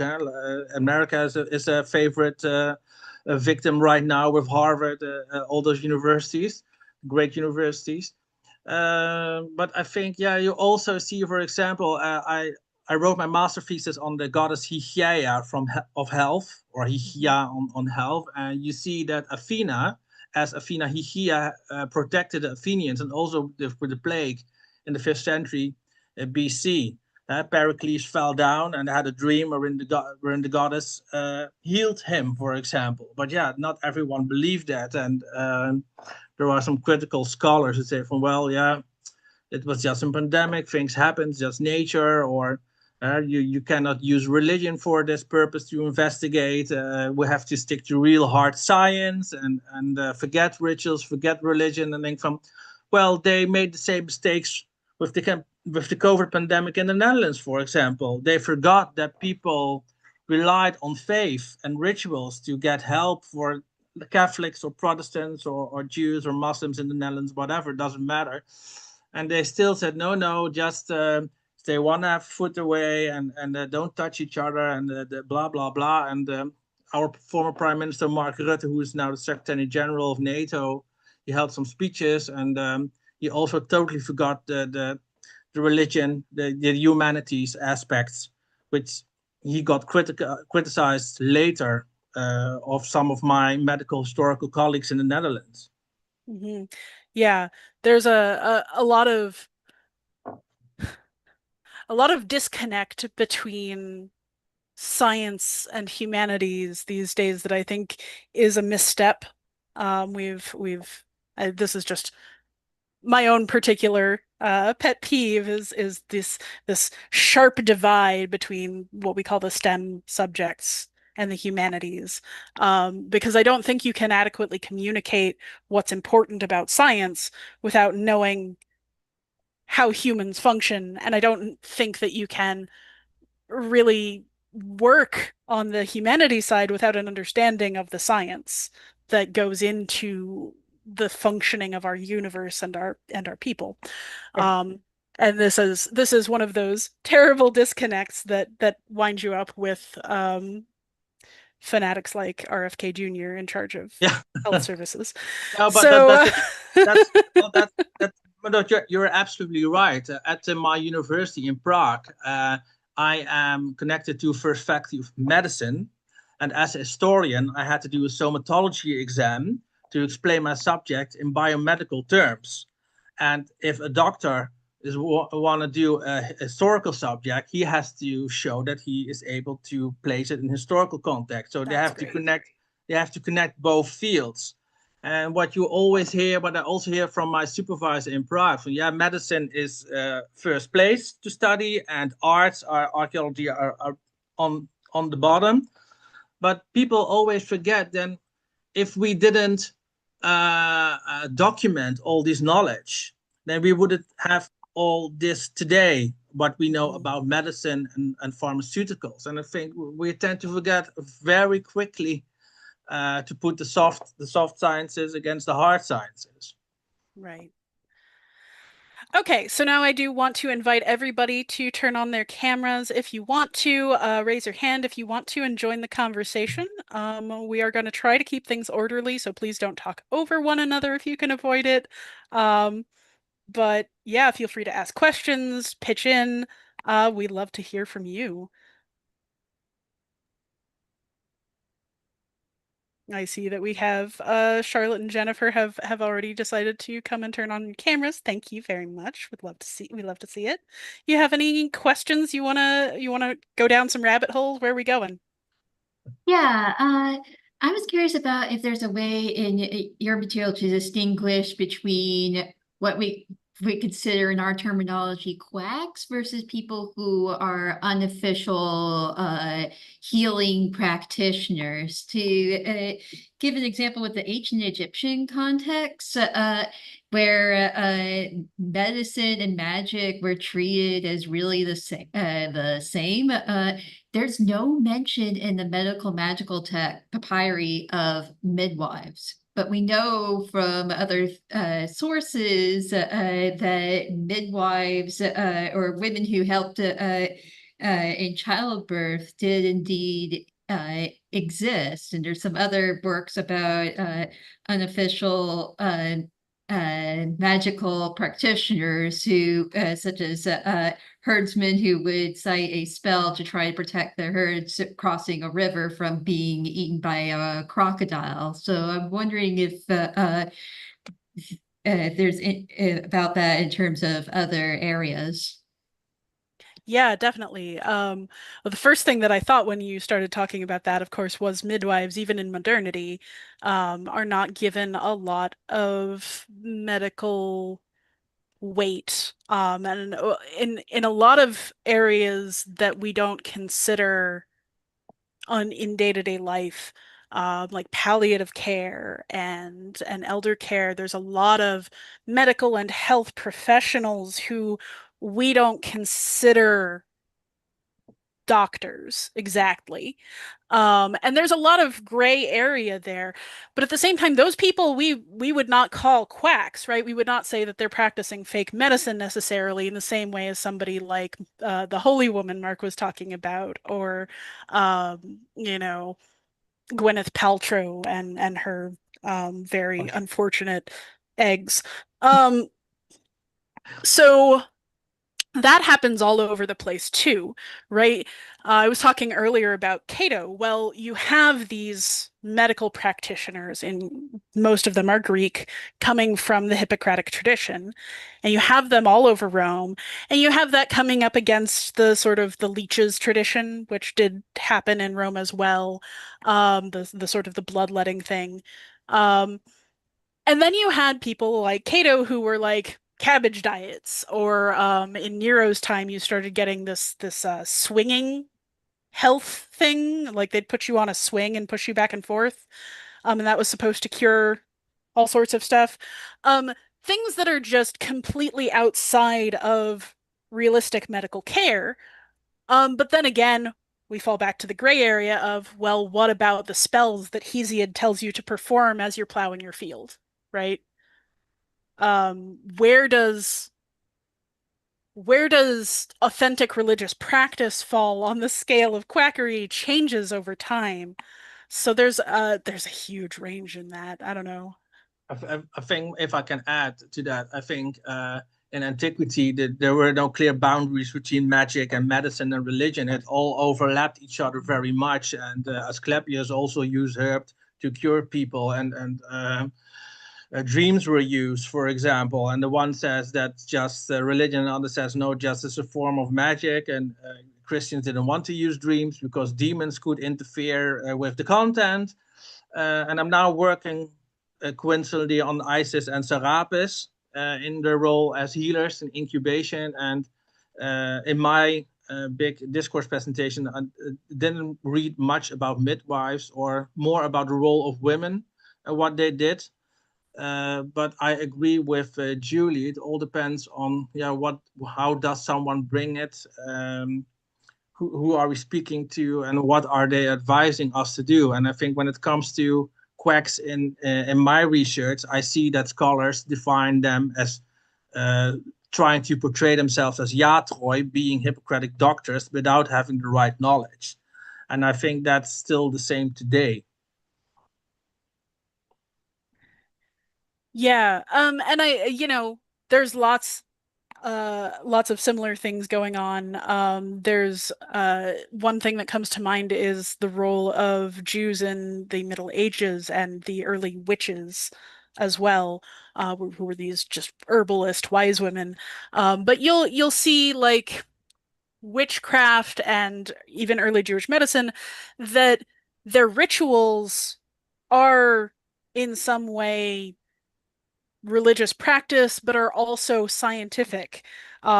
Looking at, praying over a bottle and then using it to collect urine and actually examining it and learning things from that. So, I see in the chat like some comments about Pentecostals where they do like snake handling and similar things like that. So, like you have even now these sort of gray area barriers between religion and quackery, and sometimes between quackery, religion, and real medicine.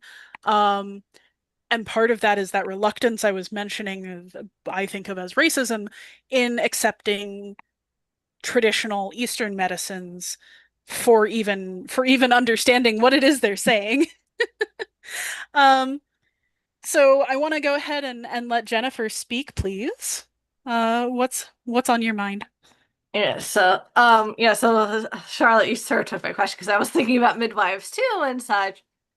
But I was wondering if maybe part of, I guess, the issue of like who is considered a quack, who is considered a real doctor, kind of going back to these connections of like humanities and sciences, if some of it is, I guess, propaganda in some ways or people who can publicize themselves and writing, because I was thinking about like in terms of like literacy, maybe the reason if we don't hear about midwives maybe as much is because they don't have things written down as much. So or maybe they do and I just don't know about it. So I was wondering if you could speak more about that and like how maybe some of these ideas are transmitted and who gets popular and who doesn't.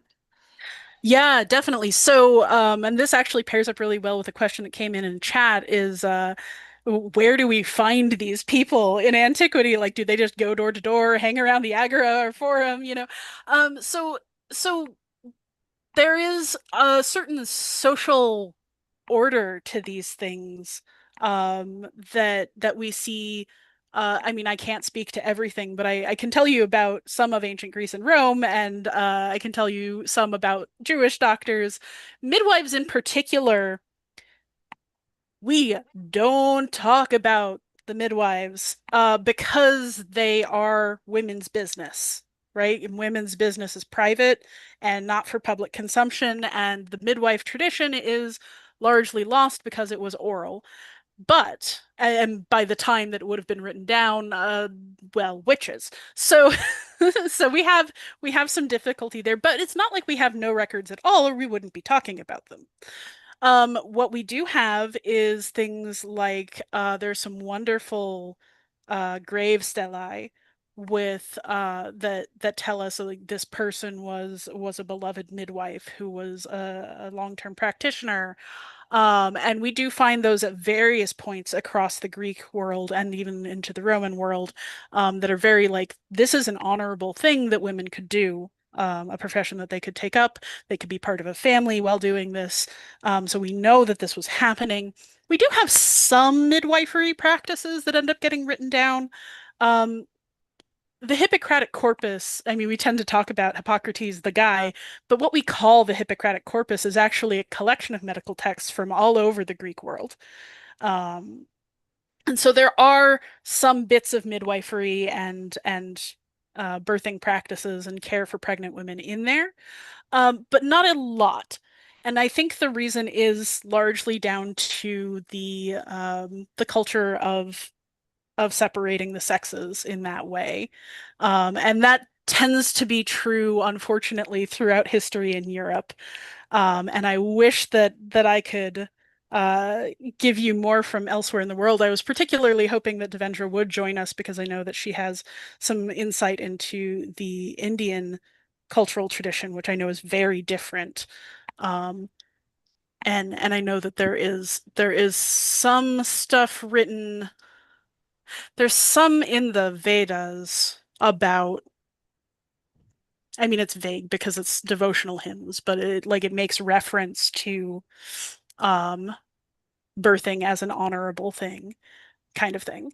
So I know that tradition is very different, and I would expect more different again the further away you go. I know that there are some indigenous practices, especially in the Americas, that have persisted and are still around, and some of them have started to be written about. Sorry, I can go on forever. Mark, did you want to chime in? No, it's more your field than mine. Yeah. So we do lose a lot of medical knowledge that way, and it isn't just midwifery because we also lose a lot of context. I want to draw attention to one of the more well-known ones, Silphium or Silphion, is this plant that particularly the Romans were just obsessed with. It was a cure-all. It was an abortifacient. It was an aphrodisiac. It was a spice for your food. It was everything. They loved this plant. We have no idea what it is. I mean, we have some ideas. There are people working on this. But supposedly Nero was gifted the last known stalk of it, and it went extinct. How much did it actually do? How much of that was quackery? How much of that was just, oh, here's this tasty thing that kind of grows like a phallus, so maybe it's an aphrodisiac. But that's the seeds of the silphium plant are actually where we get the heart shape. They were heart shaped. So so that was kind of sorry, not the seeds, the leaves. No, now I'm doubly checking. Like now I'm doubting myself. One part of the silphium plant was heart shaped, and that's where we actually get that convention from. So like, how real was this medication, and how much did it do? It's just lost. It's just lost to us. It's very sad. As for where you find people selling quack cures, because that was also part of what was asked. I know for sure that there were wandering prophets and traveling doctors in Greece, and the line between those things could blur. But we have stories in Thucydides, for example, of a wandering prophet going around saying, "Oh, there's going to be a famine," and it's like, "Oh, well, is there really, or is it a disease?" Or so we have stuff like that.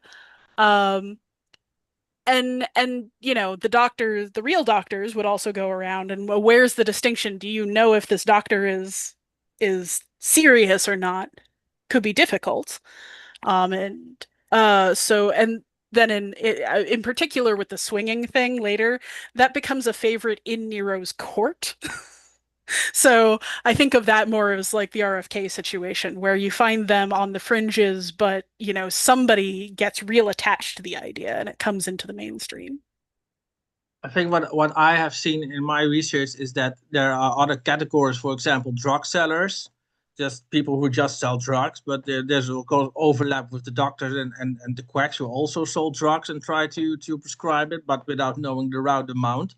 And I know from my occupation as a pharmacist assistant how important it is that you have the right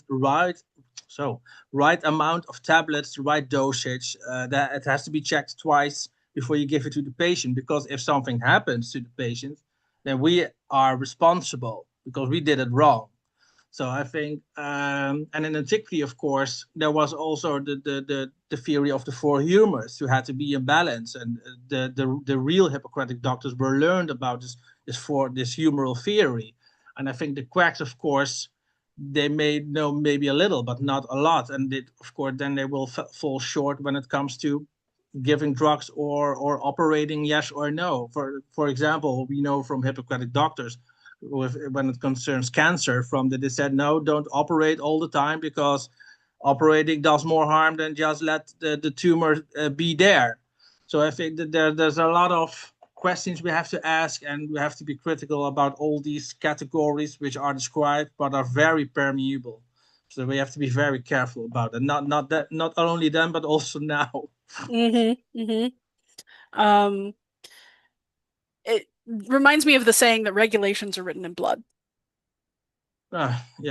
The licensing, the reason licenses exist for doctors and the reason we have these strict regulations on who can practice is because it's so easy to convince people that you know more than you do, right? And people die of it.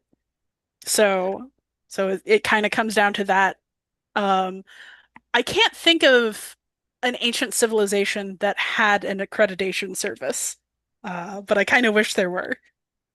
No, I don't know either of something like that. But of course now we do, and I think it also comes to your rhetorical qualifications, such as the woman I described, Yomanda, proclaimed to be in healing medium. She was very convincing, and I just watched a documentary before this in 4 parts, where she also discussed her theories with real doctors and the critics, and she was very from no, you're wrong, and all and normal pharmaceuticals are wrong and they harm people. And so if people who don't have that knowledge are watching that, and they think, oh, she knows what she's talking about, let's go to her, I think then the harm is for halfway already done. And I see it also I saw it in my inner circle, where people try to sold me capsules for 30 euros for a little bottle of 10. If you take this capsules, then you will lose weight immediately. And think, oh, I don't think so. But that's the way it goes. It's not very visible, but people try, of course, to worm themselves way into the networks they're in. Yeah, and then into credibility. Yes, exactly. So I do want to give our attention back to those who have raised their hands. Kathleen, I thank you for your patience. Hi, this is a great conversation. I teach in New York at a state university, and I have an ancient medicine course. So there's so many things that you've talked about, I think, that are really interesting. I teach a course in medical terminology plus the ancient medicine part. So I get a lot of the health sciences students. It's actually become super popular with them. And so that collaboration between the STEM and the humanities is really important, and we're working on that. I had a couple of comments. One was on just things that in my own research, the importance of reputation, especially in Greece. Like when you look at the Hippocratic Corpus, the physician, the treatise, and the sacred disease in particular, like that one in terms of quackery. I don't know if you've already mentioned that, but I didn't. But the idea, I feel like a lot of times, at least for the Hippocratic works, a lot of it was about who was profiting from it and how they were profiting. And so I love reading the sacred disease with the students, because it really gets into what was the problem with the charlatan. The fact that they were taking credit. It wasn't even they were more religious than others. It was how they were giving credit to themselves for what the gods had control over, and also seeking profit in a way. And then in terms of midwifery, I find the diseases of women to be one of the most fascinating documents, and especially when whoever that author is talks about listening to women. There's some really great stuff in there. And then with the diseases of young girls, and the talks about Artemis, and how he doesn't like that they credit Artemis with helping them and then paying money to Artemis, as opposed to giving money or giving credit to the doctor. So I feel like there was so many credibility issues in Greece. With Rome, I love reading Serenus about the gynecology treatise, especially about the midwives. And he gives very clear instructions on who a midwife should be, and how her nails should be cut. And she has to be, educated and stuff. And so I always found that really interesting. And I always thought Galen it's so hard to go through all of Galen. There's stuff, and it's just so wordy. And I think he just had a scribe that followed him around, and he just talked. But that man, he left. We have something like 80 treatises by Galen, and we know they're actually, more or less by him. And we know that we lost most of his works in a fire. Yeah. And he's like the most Greek we have. Like the most Greek that we have is Galen, but he does not speak a lot about midwifery. No, he does not. But Serenus is very interesting about that, especially in terms of he's a Greek or Ephesian in the Roman world. I find him very, very interesting in the way he talks about abortion and contraception, and some of the issues with contraception and the use of abortion, and what exactly that means. So if any of you, there's one translation of it by this guy Tompkin, I think, and it's really great, and it's a useful resource if you're going to read this stuff. So anyway, I'm enjoying. Oh, thank you so much, Kathleen. I haven't read Serenus, and I didn't realize what a wealth there was there. Oh, a ton. So he has a whole gynecology. So, and then he goes into, wonderful. And then the diseases of women, the disease of women 1, towards the back, and disease of women 2 is all sort of their remedies. And talk about quackery. I mean, it makes Gwyneth Paltrow look like a neuroscientist. It's scary what they would shove up into the nether places. But Yeah. if I can add to that, Kathleen, because what you're describing now about diseases of women, that's now still a problem. Here in the Netherlands, we had a couple of weeks a big discussion about how to treat women and men separately for heart diseases, because oh no, because the female body should be different, or the female heart should be different. I was watching what are you talking about? Just we all have the same heart. That's a very old superstitious belief that women and men are very different, and I think that also checks in with Vesalius when he described the heart system and the I don't how you say that in English, the artery system. I think so. This is still a problem where men and women are treated differently for the same diseases. Yeah, as Charlotte was just mentioning in chat, the crocodile dung as contraceptive nightmare fuel from Egyptian texts. Yeah, whew, yeah, the whole dung is contraceptive thing. That's a lot. I don't want to be near crocodiles. Yeah, away. Kathleen, please go on. Oh no, I was just going to type it, but I on that side I agree. We don't want to put them as separate species, like Aristotle would do, or something like that. But at the same time, like women have different ways that they have heart attacks, and different ways that, and the fact that menopause wasn't studied until like yesterday, and so I do think though that there are specific, aspects of women's medicine that need to be done separately, but it cannot be given short shrift, I think. No, but I think sorry, but if I may, I think you're touching now upon gender studies. When I studied the history at Radboud University, I had a course gender studies, and then we discussed what is masculinity, what is femininity, what is a real man, what is a real woman. This is such a big discussion, which you have to be very careful about how you describe this. And I think you have to relate that also then to medicine to look for the best treatment for someone. And I think we all have to take that into account and not stick to the old concepts of men and women from the 50s. One thing that I hear a lot from people who do study, especially in modern times, sort of gendered medical differences, and I know a lot of trans folks who have to explain a lot of things to their doctors, because your hormone levels do affect what diseases are going to present like in your body, but so do social characteristics. So like someone who is gendered feminine, regardless of whether their body has male characteristics, will sometimes exhibit more feminine signs of, for instance, autism or ADHD, which, if you go look at the literature, this is very socially encoded in how we understand that neurodiversity. And the same can be true for medical things, but it moves depending on where your hormone balance is, since we do often change that for trans people. So this is a very difficult category, right? Because there are things that are specific to, having a female reproductive system, like menopause, that are completely understudied and can affect people with different genders.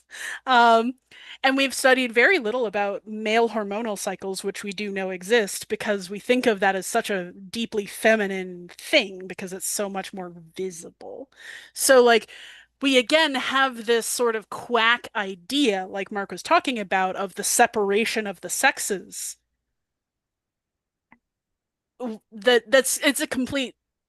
It's complete nonsense the way we think about it in general, and in the way that the medical community has historically treated it.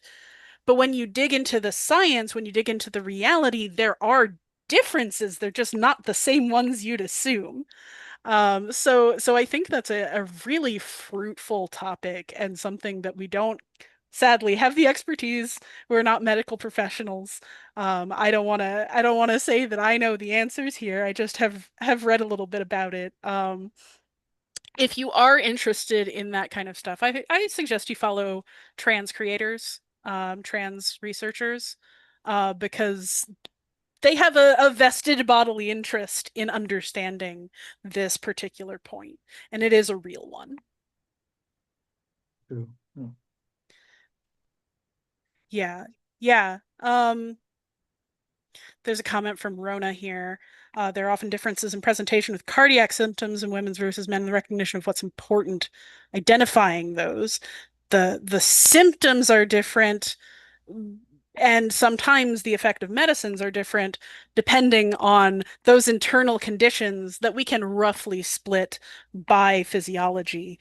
So yeah, sort of a comment on like, yes, the like, oh, we have to treat these things entirely differently. Well, we need to take into account what the physiology is doing, but there's still going to be similar problems, similar underlying things to worry about. Yeah, right? I'm of course not a doctor. I'm just a pharmacist assistant, and I learned about the effects on the body on the pharmaceuticals and vice versa, for example, and that differs per person, of course, when it comes to the receptors in the body. But I think the person is right, but I think then you have to ask specialists how that really works. I read some things about it, but I'm not a specialist in that, but I believe it immediately. So I think for those detailed questions, I would have to turn advice to seek out a specialist. Yeah. And one thing that I do kind of want to point to in the tail end of this comment that Rona gave us is talking about what happens when a woman who is on various drugs becomes pregnant, what happens to the development of the fetus. And that is something that I think is both over discussed and understudied. In my experience, is people give way too much social weight to, oh, but what if you become pregnant? And way too little study to like what is actually safe for a pregnant woman to do. For instance, one of the areas of eternal quackery is advice given to pregnant women. This is so stereotypical that you will find it in like every fantasy novel that involves a woman being pregnant. It is so ingrained, and it's still true. I've had friends who got pregnant and tried to go to their doctor for advice, and the advice was gibberish. Everything that they were told by every professional was different about what they could and couldn't eat, what medicines they could and couldn't take. And there are people who do work on this now, but a lot of what we think we know is just folk remedy, and that can be a big problem. It does depend on where you are and what doctors you have. Yeah, please go ahead. Hi, sorry. Hi, Julie. I have my camera off because the bandwidth here, I'm abroad and the bandwidth is very dodgy. Oh, no problem. Yeah, I just want to come out. I don't want to dwell too much on this part because obviously your discussion is more to do with ancient medicine, but I would have to absolutely push back on that. I mean, the whole point that we have scientific studies of medications, etc., is to determine safety and efficacy for men and women. And I speak here about biologic sense, not subjective personal sense. I mean, literally your morphology, your hormones, you have different physiological responses. And in terms of, I can't speak to your friend's experience, obviously, but medical care given to women has its issues for sure. But, treatments are given to people on the basis of suitability for their body and for the lack of what we would call teratogenic effects, i.e. Effects on the developing fetus. And that's why women are often ruled out of certain clinical studies, because they cannot be safely included if there's a possibility of them getting pregnant. So because these are real issues, and they are very, very well studied, very well characterized, and they form the basis of the treatments that everybody seeks.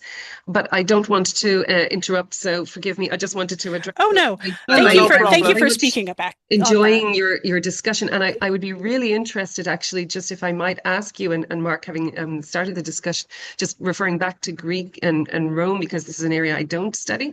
But how do you think are the different, let's say, physician, are they families? Are they hereditary physicians in terms of those that are accepted as physicians versus those that you would define as quacks? For example, I speak from an Irish context, and certainly in the medieval period, the physicians were hereditary, caste, for want of a better word, or a specific role in society that was largely a hereditary function with a lot of learning behind that, versus, let's say, perhaps somebody who is practicing more spellcraft, or what a modern person might identify as type of shamanic type practices. So I just wondered, in ancient Greece and Rome as well, you have traditions of physician families or not? Thank you very much. I haven't encountered that in that way. Only that the group of doctors were called Asclepiads, as being doctors of Asclepios, or there is a discussion about this term because some priests were thought of as priest doctors who studied medicine, but other scholars says no, they were just priests. But I do know that the large group we are called Asclepiads after Asclepios, the god of healing.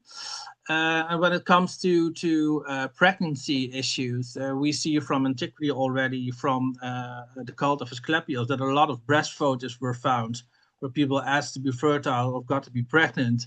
I also know one healing miracle from Asclepios where a woman, Cleo, was pregnant for 5 years, and she turned to Asclepios for help, and immediately she delivered a baby boy who could walk and talk and wash himself again.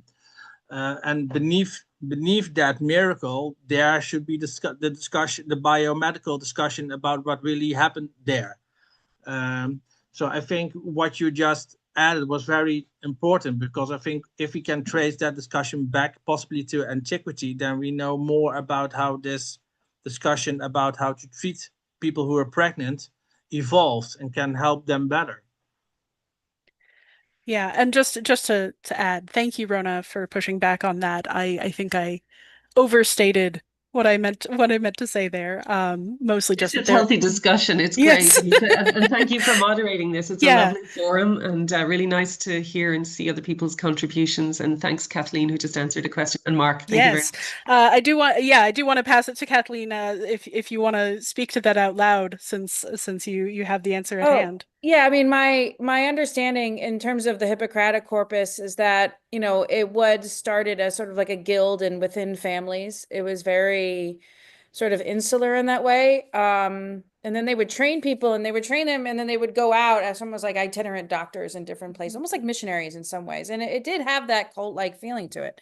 In the Roman era, I don't think it was as much a familial thing. And especially you have to remember that we have like a whole Hellenistic period in between. You have the Greece, and Kos, or the island of Kos, and Athens, and then we have like Ephesus and Pergamum in that area. And then we have in the 300s, it's Alexandria is everything. And we're missing all that fire, from the library.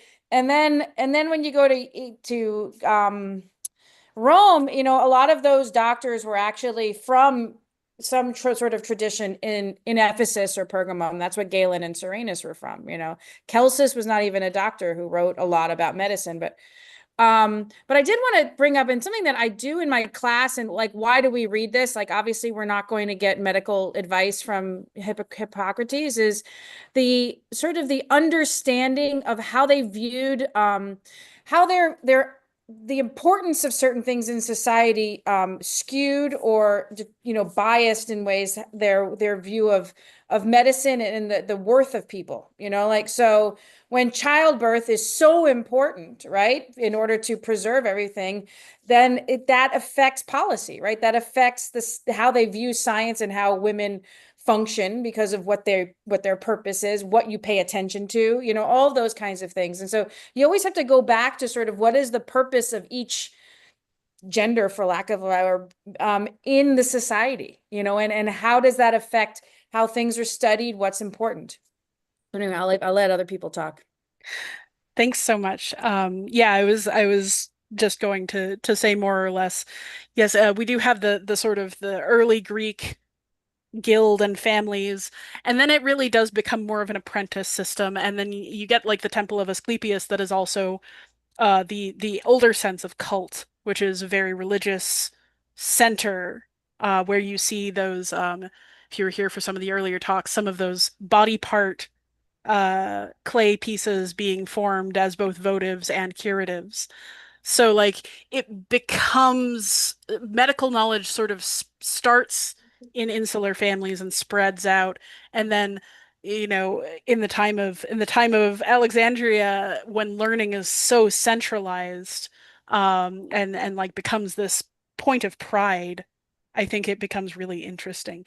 So let's move on to Mary. We only have 10 minutes left. Thank you all so much for this discussion. Mary, what's on your mind? Here, I'm trying to unmute. I'm an Anglo-Saxonist. I'm coming with the Old English leech books in my mind that are just this mishmash of borrowings from classical text and borrowings from folk magic. And I'm wondering, if you're trying to decide the difference between a real doctor and a quack, how much is just simple literacy the determinant? Because these guys who are compiling the leech books certainly can consider themselves real doctors and a cut or two or three or five above the village healer. But it seems like literacy and some slight access to the classical texts is what makes them real doctors as opposed to village healers. So how much does just plain literacy figure into this? Yeah, that's definitely a big issue, especially once it's so it depends on the time period and the place so much, right? Because we have this Hippocratic corpus that is being contributed to over time, and we have the start of these very insular families and within the guild and keeping the knowledge together, but then we get the priesthood of the Asclepiads, and then it gets bigger and bigger, and by the time of Rome, you can assume a basic literacy for most people, because we get all of these bits of graffiti that are very clearly from lower classes in lower class spaces. So like we can assume a small amount of literacy. So how much does that help? But I think a lot of these people are coming out of more educated classes to begin with. And like Kathleen was saying with with who can be a midwife, who should be a midwife, somebody who's educated. Well, what women are educated? Upper class women. If I can add to that, well, please. I think what I hear you say, Mary, and correct me if I'm wrong, is your actual question, which I also saw in the chat. So, what makes a doctor a real doctor? What is necessary? And maybe a bit off topic, but the film Patch Adams comes to mind, where Rowan Williams played Patch Adams, who deviated from the norm, but he was one of the best students, if I should believe the movie. But he said, no, laughter is very important to heal. It produces morphines to help the body heal more. Laughing is good for the body. It produces oxygen, blah, blah, blah. And I think that when you saw that the lawsuit from that he says from now, of course you need the knowledge, but you also have to see the patient as a person, as a human being, not just a mere number from, oh, that's 39 with diabetes, or I think that's also important. But to come back to your question, I think if I stick to my definition from Antiquity, that quacks are people who may possess some knowledge, medical knowledge, pharmaceutical knowledge, but they just don't know how to apply it and how to place it within all the illnesses people have. And I think real trained doctors do. For me, that would be the main difference. Yeah. Even if they were literate. Yeah, and we do have another question in chat here about what exactly do we define as a quack? And it's a discussion we could keep going on forever, right? Because, you know, what we call in the modern era a quack, you know, for me personally, that's easy to define as like somebody who's not using evidence-based medicine. But there's still so much space, right? That is like, especially when you get to people where you don't know what knowledge they had exactly.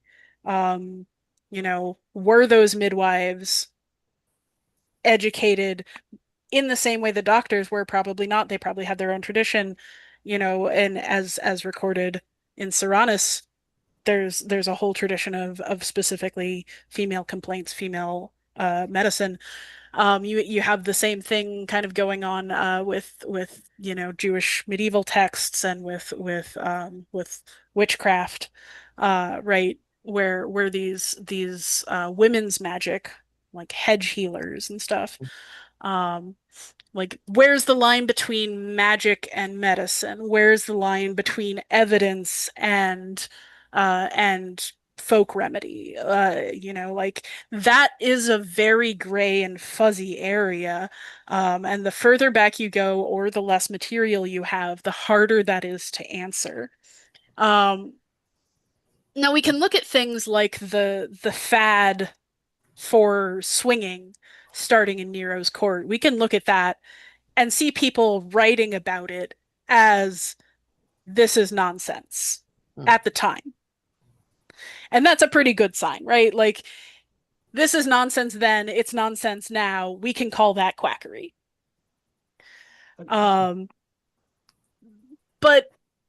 again, like, somebody who's getting a willow bark remedy, well, you know, is the fact that they prayed over it more important to calling them, you know, a more religious or somewhere on the vicinity of quack, despite the fact that they're using a remedy that we still use in our aspirin, and they have the passed on knowledge to know how much to make. Like, it's so fuzzy. Well, I must say that when I started to be a pharmacist assistant, my pharmacist said, "Well, homeopathy, that's not proven, so just ignore it." But when I start doing my internships, there were many draws of homeopathy, molecular medicine, becoming more and more and more. So despite the fact that our pharmacist said, "Oh, just basically that's quackery because it's not proven that it works because it's so diluted," people still use herbs today and buy it at drugstores, etc., etc. So yeah, I think that and and that in particular, like, we call so much now. Oh, I'm sorry, my mind just blanked on the word. That particular kind of quackery. Homeopathy. Thank you, homeopathy. Yeah, we call so much homeopathy now when it originally meant this sort of sympathetic magic, of like, oh, water remembers what you put in it. No, no, no, no, no. Water doesn't have a memory. We understand this. But people say homeopathy now, and they could mean anything. Anything that isn't specifically Western science-based medicine can and has been called homeopathy. And that includes some things that might really have scientific, well-evidenced benefit that are not being included.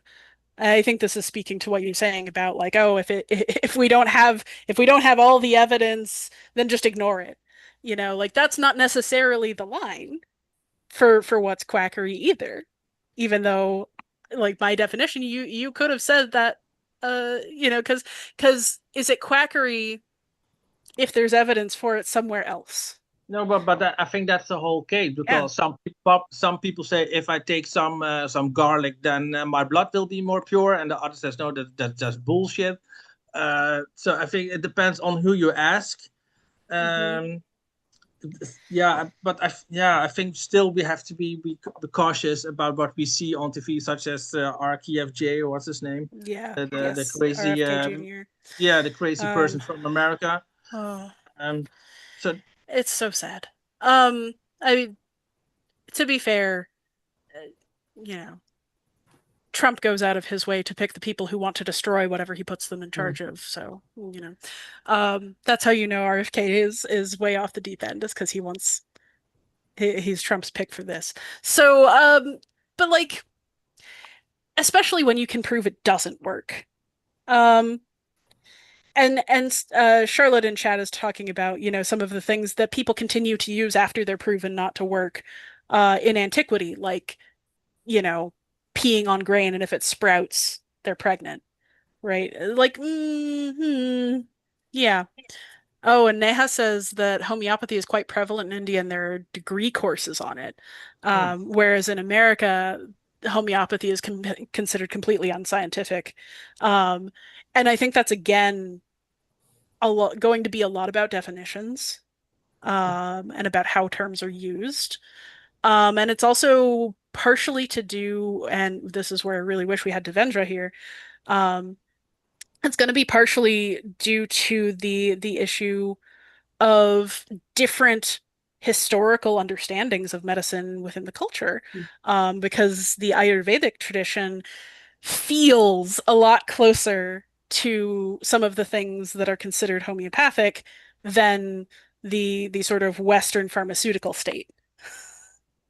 I agree, but I think, as we have seen in Antiquity, that we had there a dynamic medical market. We still have it today, where lots of options are available for us, and one sees it as would label it as homeopathy, and the other as phytotherapy, and the other would say I have some new medicine I can use for my affliction.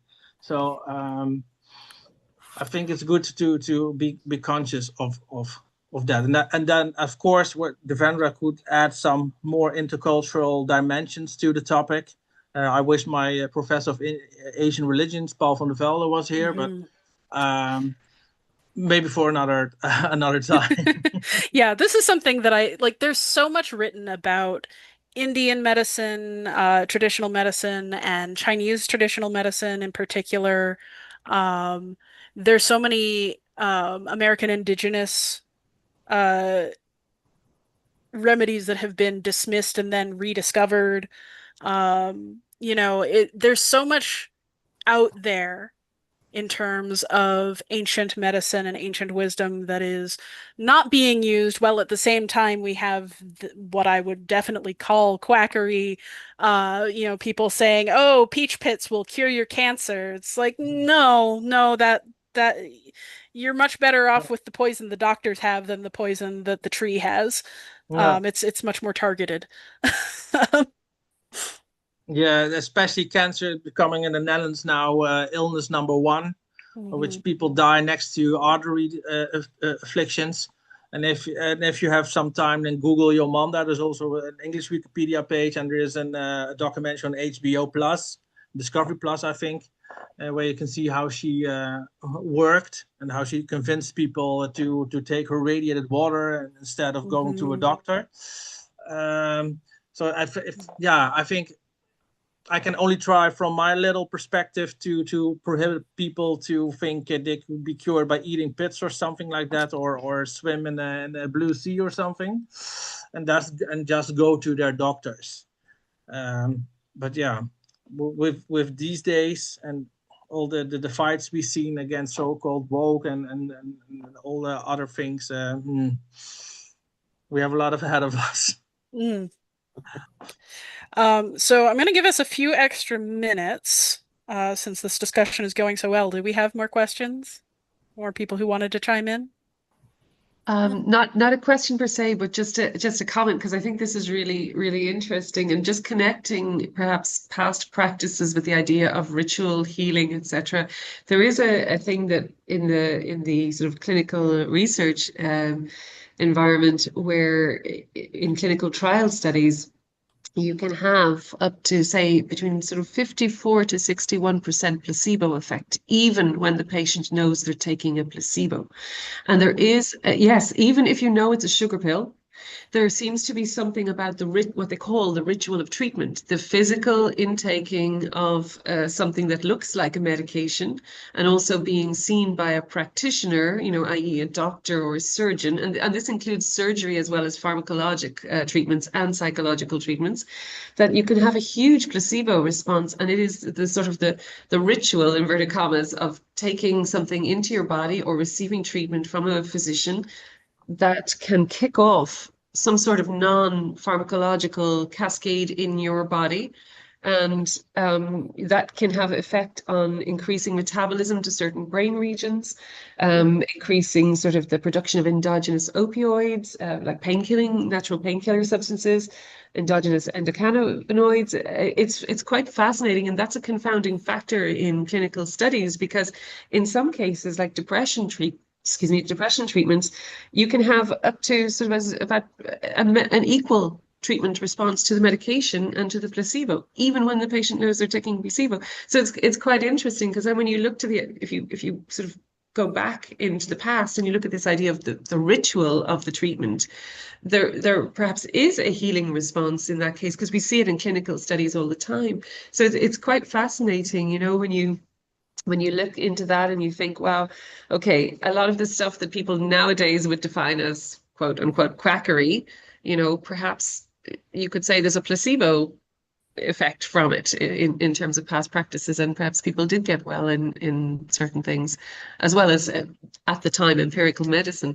But it's just an interesting connection between I think modern times and past times, in a day and age where we're in a very studied empirical medicine, that we still have this confounding factor that nobody can really explain why this happens, that patients do get well even after sham surgery, for long-standing complaints in the back. It's fascinating, and like the acceptance of acupuncture now for certain treatments, whereas before that, until relatively recent times, as you correctly said, would have been seen in Western Orthodox medicine as quackery, but actually the pain response is very, very good. So anyway, thank you. Just wanted to add that in as a sort of a ritual of treatment in modern times. No, but that's very important, because Olympia Panagiotou has recently published a book about the placebo effect of incubation rituals within the Asclepius cult, and also taking in poppy to hypnotize people, use as narcosis, but also implementing neurocognitive sciences to these rituals. So this is very present day research, applying the placebo effect and examining what really happens in the brain. And what I do know from sleeping, that it can cure small afflictions, and that is evidence-based proven that sleeping or having a good sleep can cure some minor afflictions. I think there's even a journal which I encountered last week called Journal of Sleep Medicine. I never knew that it existed. So, but I think that we have there a big interesting theme, what you address now, from how is it possible that people know they're taking a placebo and still don't have a headache anymore. Right, so it's absolutely amazing. And you can put people in functional MRI scanners and watch regions of their brain light up in response to placebo. And, they're reporting subjective pain relief from long-standing osteoarthritis. It's fascinating. It's a whole other discussion, but I just thought the concept of the ritual of treatment is in some way as relevant today as it was in the past in healing modalities, whatever they are, simply because of the human mechanism involved in the brain. I don't think it's such an odd thing to say, because in Antiquity, where people were collected by the priest by night to go to the inner center of the temple, the abaton, they had to sleep on a bed or on an animal skin. But before that, they went to a dark corridor where they see all the slabs with all the yamata, the Greek healings on it. So now some scholars say they were hypnotized, and they were just that part of the brain were just activated. So they know, okay, now I'm going into this holy space and I'm going to get healed right now. Even they didn't know if it would work in advance, because what we know from incubation rituals is that people suffer mostly from chronic diseases from which they had to return many, many times. So people stayed sometimes for weeks or maybe months of years at Asclepieion. For example, Aelios Aristides, for example, he stayed for 17 years at the Pergamene Asclepieion before he was healed finally. So I think it's not at all a weird thing to say. Yeah, certainly. And there's also some evidence that even simple touch is a healing element for certain things, in the same sort of placebo way, where we know that touch produces certain hormones, and for something like depression, it alone can be an accelerant to getting better or something like that. Again, I'm a disclaim medical knowledge. Rona's definitely several legs up on me there. Several legs hanging in the background of the Asclepius temple. Um, but I do want to just reinforce this idea of like, yes, there is some component to not just ritual, but also being seen and touched, that can have an effect on the human body. And we don't know the extent to which that was at play in some of these ancient. I mean, we're only really learning about it now, as Rona was saying, the extent to which it can really affect somebody, even in a serious medical setting. And then that just gets overblown into, oh, well, you can wish yourself into being healed, or the power of positive thinking or whatever. Yeah. Because moving your body in certain ways can affect, like our physical therapy can affect your muscle and bone conditions. Well, maybe if I put you on a swing, that'll fix your cancer, right? Like that's, it's those leaps. A lot of these quacks are taking something that makes at least a modicum of sense, and blowing it out of proportion. And that's a lot of, I think, what makes it credible to people. I think one of the big problems of today's quackery is, for example, that in Antiquity, exorcisms were used to cast out an evil spirit, and now people are using exorcisms to get healed from being homosexual or something like that. I think that they can be cured like that, by that. Such here as happened in the Netherlands last week, where someone almost died because he wasn't ready for that spiritual shock. And of course, but that's all being discovered by eager journalists who hear the stories and go look, and then they found out where all these people are hiding, because of course they're not just here to be found in the street from, I can cure you by an exorcism or something like that. So I think that was also one of the topics from Quackery today. I think it's not very visible. I think you have to hear it from someone else, or vice versa, or to know from where those people are. Yeah, I think that's part of why this keeps happening too, is like, you have this certain amount of effect that you get from something, no matter what it is, right? And so, like, just the effect of being treated, the effect of knowing that somebody else thinks it'll work, right? But I think also the attractiveness lies also in the fact that we don't know everything about. For example, with the vaccines with COVID, they were produced very quickly.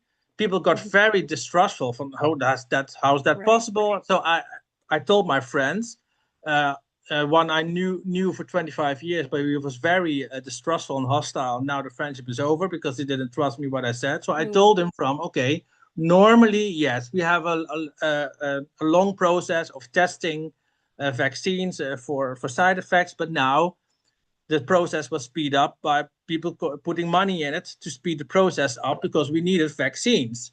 But because there was some kind of mist, not everything was clear, and people are going to look for on Facebook, all these little clips appeared from, you get autism, or the vaccines change your mRNA. I think so that's. But I try to explain it to people, but they just wouldn't listen. because we know you see the clip, but you see the clip, but you don't trust anything you see or read at once. But that, yeah, I think that is also why all those alternative theories or practices are still being so attractive, because they are quick and they can help you in an instant. From they're quick and they're easy to wrap your mind around. Right. And with normal medicine, of course, sometimes it takes years. For example, cancer treatment can take up for years. Taking oncolytica or all those chemotherapy, taking rest in between treatments, so you can have more energy for the next treatment. But if someone says, "Oh no, I can heal you right now," yeah, of course that's attractive. And it's the same in antiquity, right? Like we have these accounts of places that were known for their healing qualities, and you have people who are going to them over and over and over again, and presumably getting some benefit out of just being in that place. And then you have the people who are looking for, right now, give me an option. Like give me something I can just do this and get back to work. And I think that attitude is sort of persistent. And also the fact that people don't understand what they're being told about how much we know about their own bodies. The communication to the general public about what medicine is continues, and very much was the case in ancient Greece, for sure.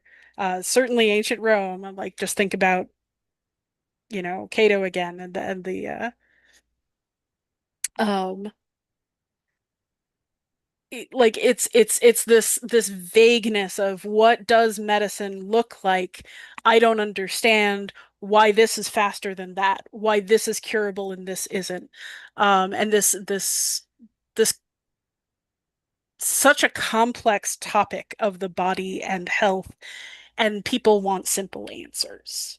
Yeah, but also the broader medical historical context, such as being born in a time where there are epidemics, the plague of Cyprian, the plague of Justinian, but also the problem with water quality, which was addressed in one of the presentations at the start of the conference. From how can we prevent taking in polluted water, but still water is very important in rituals to get purified. So you can wash in that, but you can drink it. So how do we know when water is polluted or not? And of course, in the Roman Empire, all the aqueducts and there was better water management, but still it took a long time to get a good grasp on how do you have to respond on our environment, not just focus on the body and what a doctor or someone else can do, but also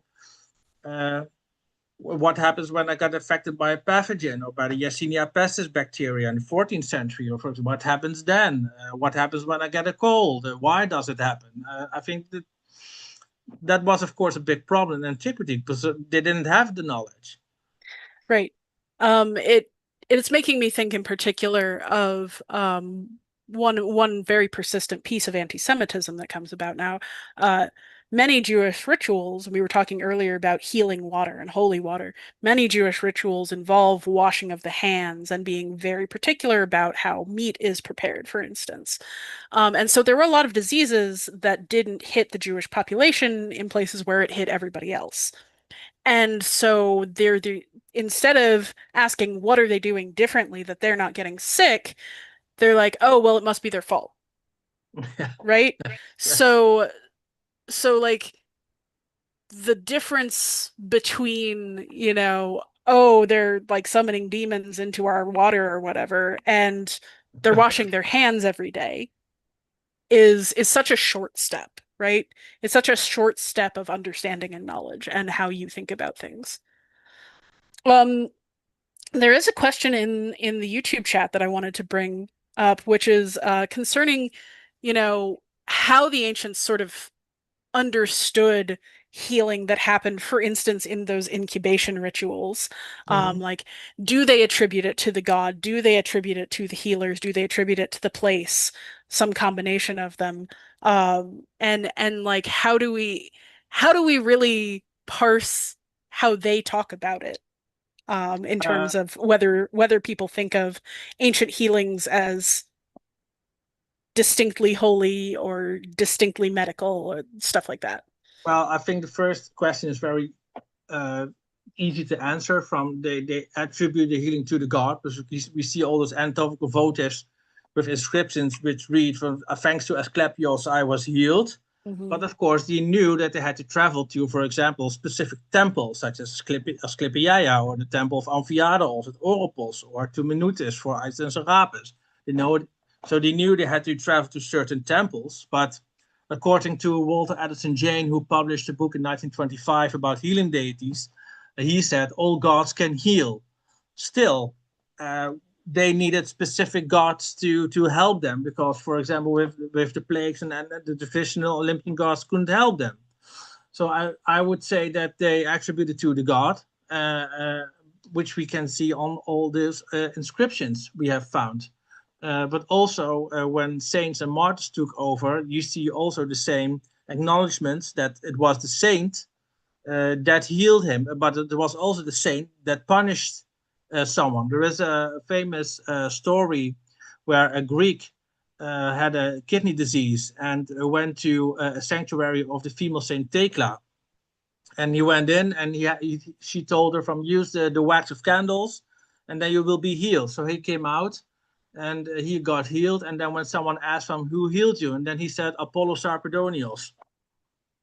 So that, I think you see all those miracle collections I have studied, you see that gods, heroes, saints, martyrs, angels, apostles, those are the ones who are being thanked. I never saw an inscription from, okay, I went to Epidaurus, and there I was healed. It's always the divine figure who heals the patient. Those are the ones who appear in dreams, using their hands, operate, or give a prescription. Yeah. And there's like a part 2 of this question of like who's interpreting these dreams for people, and that we have a lot of priests mostly, and prophets. The priests. Like there's a very famous story in the Bible, actually, of Joseph interpreting dreams as half prophet, half healer, right, to the Pharaoh. And that dream interpretation is seen as sort of a healing practice, even as it is a prophecy. Sorry, go ahead, please. No, you're right. I just wanted to add there's a step before that, because in the Greek rituals, the non-Christian Greek rituals, you see that people offer to the goddess Mnemosyne, the goddess of memory. So when they woke up, then they could remember what they saw in their dreams. And then there were priests who helped them to explain what they saw. And now we would translate it as REM sleep. From you had a dream during REM sleep, and that's why you can remember the dream. And everyone knows how longer you go away from waking up, you cannot remember the dream anymore. So and I think what you're describing is the same. It's still you see that not only with Judaism but also with the ancient cults is remembrance and dreams, and are still a red thread to all these stories. Yeah. And dreams are in ancient Greece, dreams are sent by the gods, Hypnos most prominently.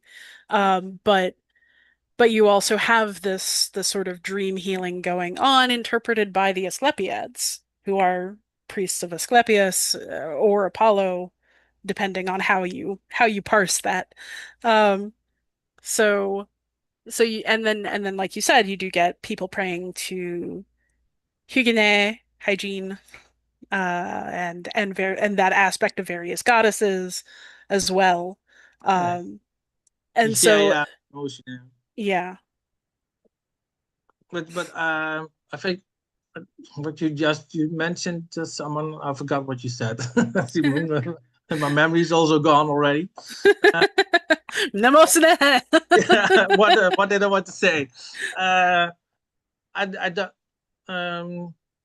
I think, yeah, about interpretation of dreams from, okay, normally it was the patient, him or herself, who woke up and told the priest what happened. But it also, we also have some examples where people dreamt for someone else. There's an example for a mother who dreamt for her daughter because she was too ill to come to the temple. So yeah, that you see also that.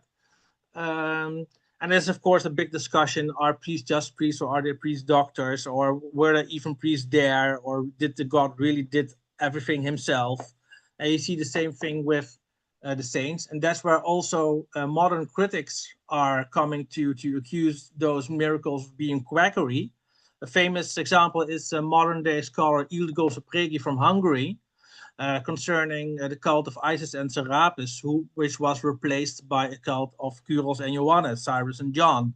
And she said, well, I don't know. To me, it's just merely propaganda, just to spread the cult a lot. But you see the same with Asclepius, with all those crazy healing miracles, which can never be true from a biomedical perspective. So isn't that just merely propaganda to spread the cult? And maybe that's a bit of a synonym for quackery in antiquity. But still, it was a very popular way to get healed. Rona's asking about anybody have reading resources on the swinging treatment. I'd have to dig them up. It's swinging? Yeah, the thing that Nero was took as a popular remedy into court, where they constructed these medical swinging couches, more or less. I have a few resources on it, but I'd have to look up what they are. So I only know swinging from when I was a Latin dancer, but it was a long time ago. Swing a lot. Yeah. So I'll try to look that up at some point when I'm not on camera. I would advise the book of Vivian Nutten, Ancient Medicine. He has written a great handbook about ancient medicine. In 2013, the second print came out, and he also wrote a very nice book on Galen, which I also reviewed. I think Vivian Nutten is a very important ancient medicine scholar, just as Helen King, for example. Yes, Helen King, I would recommend for sure. Yeah. Nutten. Thank you very much, both of you. If you're trying to search for it, what I would probably go for is Roman medicine, or from Kruse. She wrote a book on ancient Roman medicine. Yeah.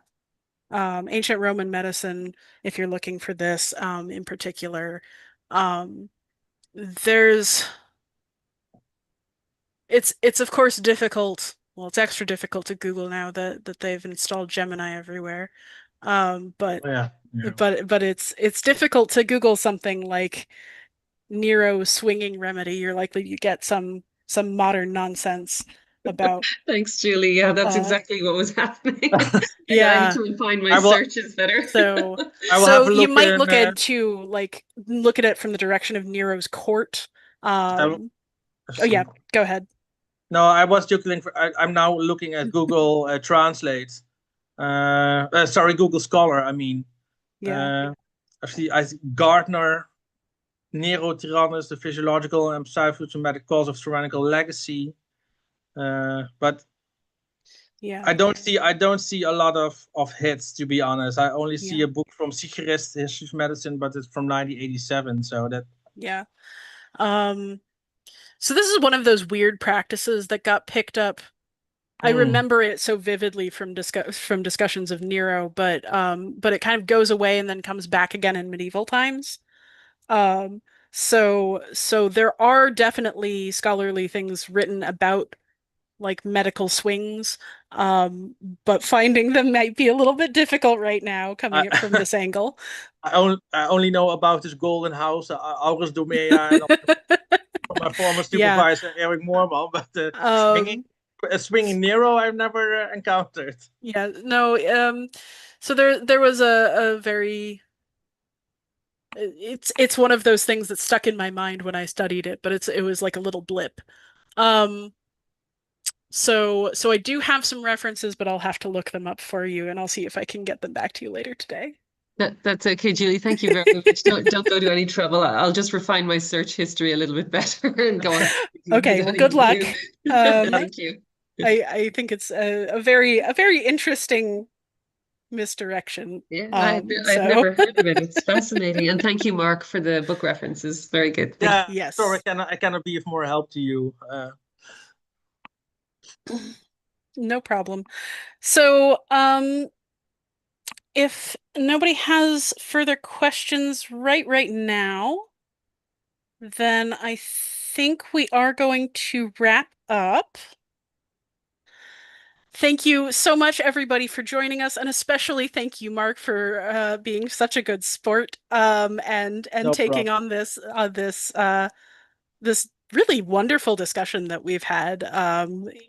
Thank you particularly to those of you who have spoken up, Rona and Charlotte and Mary and Jennifer. It's just a real pleasure to have a good conversation about this, and I'm really glad that we were able to do it. So now going to ask those of you who were just here for the special session to go ahead and sign out of Zoom. I hope you will continue watching from wherever you're watching on streaming. And oops. And we are now going to move on. We're going to have a hopefully fairly short Q&A session with the directors of SASA, which is me, the managing director, and David Danzig, our founder and executive director. Okay, thank you. Thank you so much for joining us, especially you, Mark. You're welcome. You're very welcome. Oops.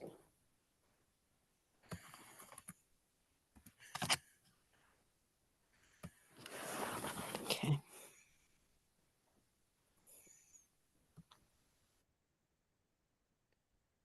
I'll just take a moment here to remind everybody to please take a moment to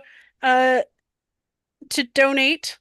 It would be absolutely wonderful if you could, if you're enjoying this conference, if you enjoy any of the work that we do at SASA, if you believe in our mission of making ancient studies more accessible and more fun, it would be wonderful if you could donate even just a few dollars to keep us running. We are supported by viewers like you. So please, if you have any inclination whatsoever, we'd love for you to click the donate link. You can support us for as little as $3 a month if you want to be a recurring donor, and that will get you access to special donor perks. So thank you so much. We are now going to move on to our Q&A.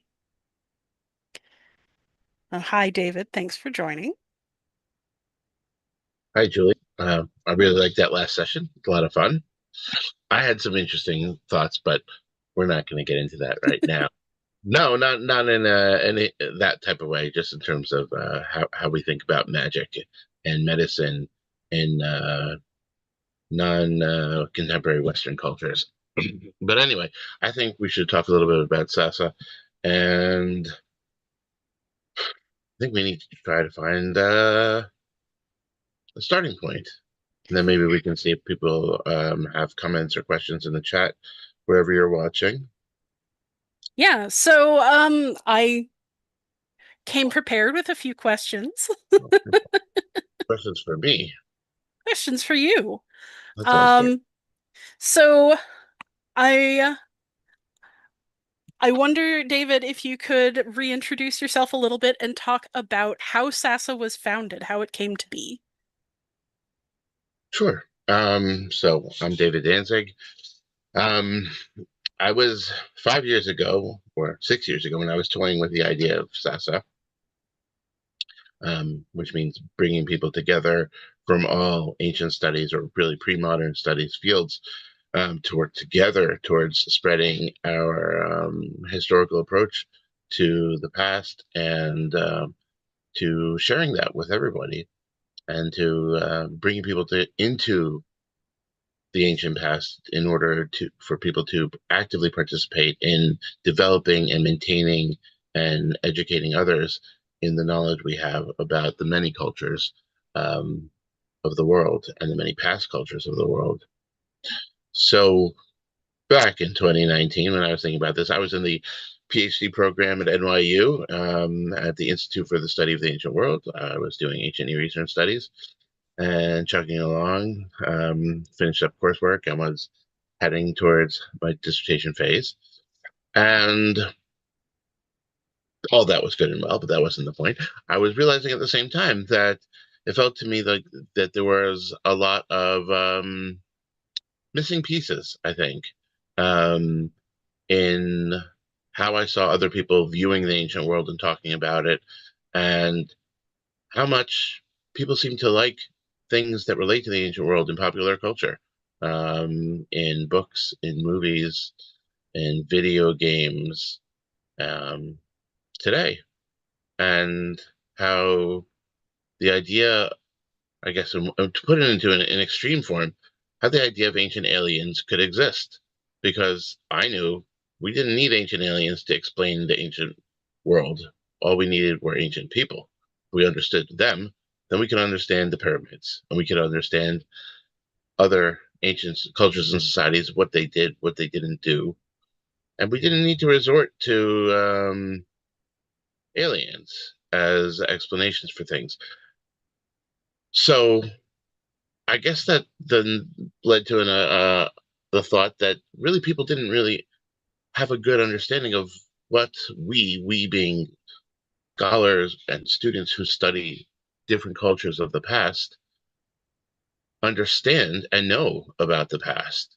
And to me, that seemed like such a shame, because all the people I know who study the ancient world are absolutely enthralled with it. They love it. I love it. And I don't think there's anything that specifically unique about us. I think it just ends up being that we were exposed to it and we fell in love with it. And being able to potentially share that with people, I thought would be a great way of connecting people to the ideas of human cultures and societies, and particularly in terms of how they're similar and how they're different from one another, so that people understand that there are lots of different ways to be human, and there are lots of different ways to be socially human, because humans are inherently social animals. So I think that was sort of the starting point. And then I somehow decided that I had ideas for how to do this, or at least initial ideas. But I didn't really know enough people to do it with. And so that was the initial forays into reaching out to random people. I don't really have memory of who I was able to make contact with in different ways. But I think the starting point then was deciding I was going to lay down the money to start building a website. And once that started going, and for the first time, I opened social media accounts. And at that point, people started responding to me. So, and then things started moving, and I was actually moving forward. And then the pandemic hit, which was very odd, because the pandemic hit, and then it seemed like all of a sudden everybody had a lot of free time and was happy to be available online and looking for things to do. And I had always thought of SASA as something that would be more connected through the internet, because you don't have to put a lot of money into that. You can get enough money, we would love your donation, to run things and to organize things. But when you use the connectivity of the internet, you're able to reach a much wider audience. So that's how things got started. And we've had some really wonderful, great people, especially at the volunteer and team leader level, who came on and helped really pave the way. Plenty of the ideas have not been mine, but most of the work has also not been mine. so many great people. Hundreds of volunteers and interns have been part of the SASA family, and I think we really do feel like a family. And the virtual conference was a great idea at the beginning. I thought it was absolutely insane to make a conference, but it seemed like such a great idea. We could share ancient studies with thousands of people viewing it at the same time all over the world. Yeah. Just had to get enough people together to do it. And here we are in the 5th iteration. It's really incredible to me. Like it has been ever since I started hearing about SASA, just how many people are willing to put their time into this project, and mostly they do volunteer their time for free. And and it's really been fun to see as managing director. Hundreds, David's not exaggerating, the hundreds of people who are willing to put their time into this, who love the ancient world that much, or who care about our mission of education that much. And like it really is just kind of an honor to be a part of something this directed and this special. I do want to take a moment to just encourage people in chat. If you have any questions for either of us about the running of SASA, please ask. We've got, a few more minutes before our next presentation. We get to talk in. So just to put my perspective on this, I've been with SASA for 3 years now, and it's really it's been an incredible experience. I have seen teams go from just a seed of an idea to a fully fleshed out program. This is, the third time I've been involved with the conference, and really our viewers are wonderful. Our viewers are so wonderful. Thank you so much for joining us. I don't know if y'all saw that last section, because I know that there are a bunch of you watching on various platforms right now. Thank you all so much. Those questions, those comments, the contributions that y'all made are incredible, and we're really lucky that we get to keep having you here. So, thank you. So David, how much of your time proportionally goes into the running of SASA, would you say? Ooh, how much? Plenty of my time. I guess you'd have to call it a passion project. That would be the best way to say it. It definitely varies day to day, week to week, but I'd say a good half to a third of my time. I've got 2 days of my week dedicated to SASA, usually in endless meetings where we're working together with different teams and different individuals to help move things along in a lot of different ways. So there's plenty of time and effort for me, and I think that that's reflected across the board. Always meeting with different teams and different people. I know you do all the time in your role, and each group is working on its own unique areas of work. Basically, we're divided into 2 different main sections. There's the organizational teams, the ones that work on internal things that aren't necessarily public facing. Well, we can include communications in this, which is public facing, but it's the work that's done to the nuts and bolts to make things actually operate and to communicate to other people what's going on.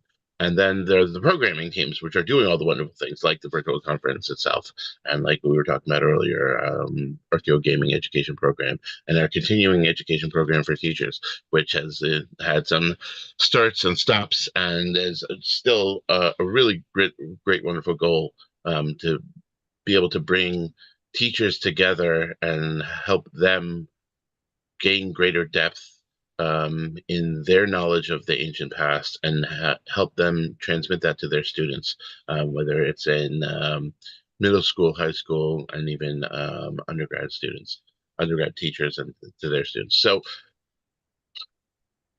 there are definitely lots of things going on at SASA at any given time. So I try to keep my hand in all of them or none of them. Depends what we need at any given moment. So I see in chat we have a question. Are you thinking of including coordinators of those who speak other languages besides English to increase our audience? Yes, actually, we do have quite a bit of content now in both Spanish and Arabic. Our conference is always open to submissions in Spanish and Arabic. We were hoping to have some panels in those languages, but we didn't get any submissions in them. But additionally, we are working on getting our website fully translated, and if we can get volunteers to long-term coordinate in those languages, we can start putting out content on social media in those languages as well. If you were here last year, you will have seen that we had the conference live translated into Spanish and Arabic, which is why we stuck with those languages for now. In the future, it would be lovely, oh, pardon me, if we could get a few more of the major world languages. We really would love to have some of the other major languages represented. We'd love to have more participation from East Asian countries, and from from African countries in particular, as we are having more and more volunteers that come from these areas, particularly Africa. We've got several volunteers, including Esther, who was our host earlier, who are based in Nigeria. We have some folks in South Africa. We have some folks who are looking to come in from Morocco. We also have folks in India. We have lots of Indian volunteers from various different states across the subcontinent. And we do have some volunteers from China, and yet the only people who are really focused on translation at the moment, because it's such a weighty task. We really need full teams to work in those languages before we can really make content in them beyond just translating what we have. So yes, we would love to, is the short answer. Yeah, and the reason behind that is that we really think that everybody should be involved in ancient studies to whatever degree makes sense to them, and that past and the deep past of all cultures is important to everyone, especially for people and cultures today who believe that their society and their culture stems from a deeper past. It 1,000% makes sense for those people to be involved in creating and maintaining and passing forward the knowledge about their pasts that we make today, and combine their traditional methods of learning, which all cultures have traditional methods of doing their own history, together with contemporary methods of doing history. And I think that combination is actually very important. One thing we're very committed to is the view of ancient history as not isolated in any one corner of the world. Everywhere has its ancient history, and it's all connected the same way any other period of history is. So what's happening in ancient Africa is connected to what's happening in the ancient Near East, is connected to what's happening in ancient China, and you can't really break them apart. Even though that's usually how an individual wind up studying. And I think people understand that on an intuitive level. Like when we make content that involves people from a wide array of ancient, like when you see something, even something silly like, I don't know, Robin Hood Men in Tights is for some reason the thing that's coming to mind. And they have like a character from the Arabic Golden Ages is there because why not? Because it's the same time. But to take a better example, more modern example, the recent Assassin's Creed, where you have an African man who historically was a samurai show up as his character in historical Japan. Like the world is not disconnected into these little isolated groups. And I think that's part of my goal with SASA has always been that to reconnect these disconnected bubbles. I used to call myself a an ancient international relations enthusiast. Yeah, I definitely hear that. That has a lot of appeal. When I was getting into my studies about a decade ago, I thought I was definitely going to be doing third and second millennium international relations across the ancient Near East. Things didn't end up going that way, but I still end up focusing on intercultural contact a lot. I think you learn about how cultures and societies are change on their own internally, but also with a lot of contact between them and others. And of course, there's no line between that. It's all one blur. But that's what's so fascinating about people and cultures, that there's so much complexity. Yeah, I mean, my scholarly work also was definitely that direction. Like I was working with historical linguistics, and once you start learning about Proto-Indo-European, like you kind of can't go back, right? Because then you see the threads weaving through all of these different cultures that you think of as studying individually, like the ancient Celts and the ancient Indians and the ancient Greeks. They're all connected if you go far enough back, but they're all connected because they're also exchanging words all the time. So, like, you can follow, okay, yes, this word traces back to Proto-Indo-European, we can figure that out. But then you also see, like, Baltic loanwords in Finnish, right? Which is a completely different language family. So Yeah, you have to point that out. so like it's we see Arabic loan words in ancient Greek all the time, all the time. And those two languages are not we can't go far enough back. We can't prove that they have any relation, but we can definitely prove that this word has not gone through the sound shifts to have been in Proto-Indo-European. This came from Arabic at the same time, right? Um, that's it comes from people interacting. It comes from trade and travel and life, and I love that about the ancient world. Um, so we've got a follow up on the language coordination stuff.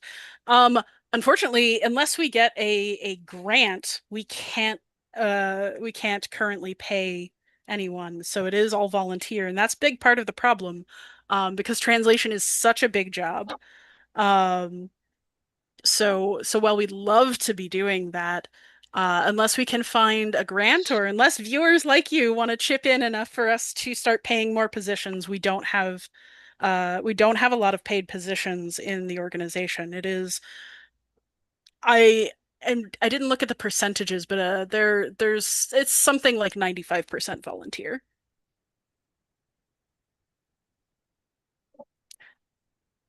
Are there any other And not to leave that questions for hanging, us? but we're working on changing that percentage all the time. So, Yes. and to be a telemarketer, your $5 can help us save ancient studies. It's true, though. Especially in this time where they are very directly endangered in a lot of places in the world, but including the US and where a lot of universities are, where a lot of the study happens. Um, so, you know, it really does help when we have independent funding. But we are trying to change that all the time. And David is really the person who is seeking out these grants and making attempts to get them. So last year we had a grant for those live translators, and that was wonderful. We'd love to be able to do that again.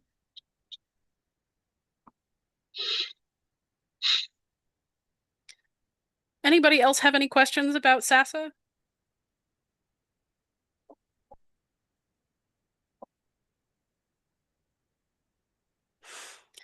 Okay. Well, think this is probably a good time for us to wrap up then and move on to our next session. Thank you, David, so much for coming on and chatting with me about SASA and how we got here. Of course, anytime. And thank you, folks, for listening along. We are now moving on to our next session.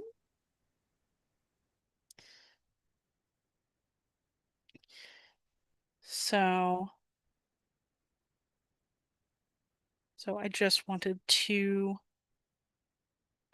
make sure that, oh, that is not looking correct at all. My apologies. I don't know why that happened.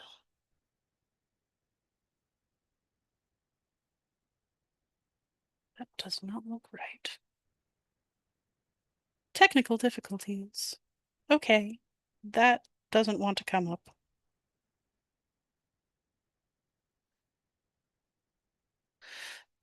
So, I guess without the slides, then we will proceed. Oh, there it goes. Okay.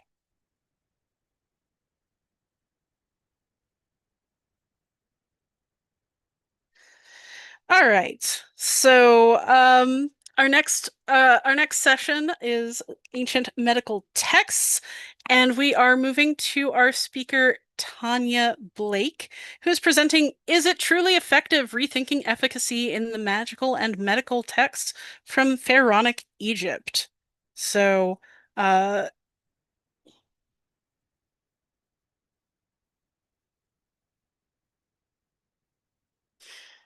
Tanya is, if you would go ahead and turn on your camera.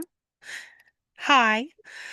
With a fascination for ancient Egyptian culture and languages, Tanya Blake completed her Master of Research in 2022 at Quackery University.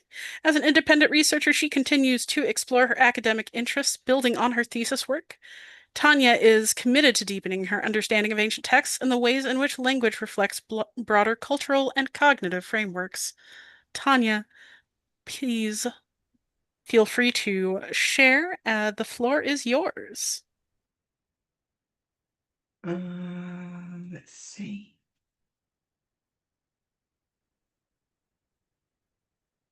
Can you see that? Yes, that looks good. Thank you. Awesome. Okay, so good morning or good afternoon, depending on where you're zooming in from. I'm zooming in from Sydney, and it's currently turning on 5 o'clock in the morning, and it's a brisk 6 degrees Celsius here. We've got quite a bit to cover today, and I hope that you find the topic as interesting as I do. So let's dive straight in. Let's see if I can get this to work. Okay, so what is efficacy? Efficacy refers to the capacity of a specific intervention, treatment, or action to achieve the desired or intended result under ideal or controlled conditions. It's a term frequently employed in fields such as medicine, psychology, and other scientific disciplines to assess the effectiveness of a method when applied directly. In other words, the efficacy of a drug is determined through controlled clinical trials where researchers observe whether it successfully treats the condition for which it was developed. As a patient seeking medication for an illness, you can be confident in its effectiveness because its efficacy has been rigorously evaluated in these trials. So how does this concept apply to an ancient setting? In ancient Egypt, the perceived efficacy of remedies was supported by the documentation of healing recipes on papyrus scrolls. Given the labor-intensive and costly production of papyrus, it would be unlikely that ineffective prescriptions would be recorded on such valuable material. But how can we identify which remedies were considered the most efficacious in ancient times?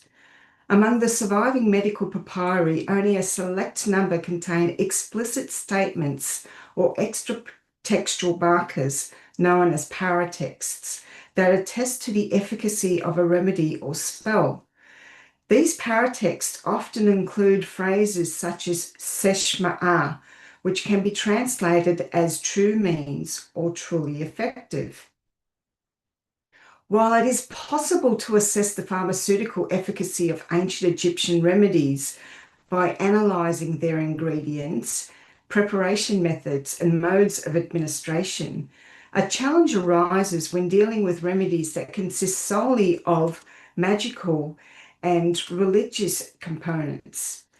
These remedies often lack the physical or chemical elements that can be tested through modern pharmacological methods. In such cases, we must consider the cultural and symbolic frameworks that shaped the ancient Egyptian beliefs about healing. Magical and religious remedies were deeply intertwined with the Egyptians' worldview, where health and disease were not just physical phenomena, but were also seen as spiritual or metaphysical concerns. Illness could be perceived as an imbalance caused by supernatural forces, malevolent entities, or divine will.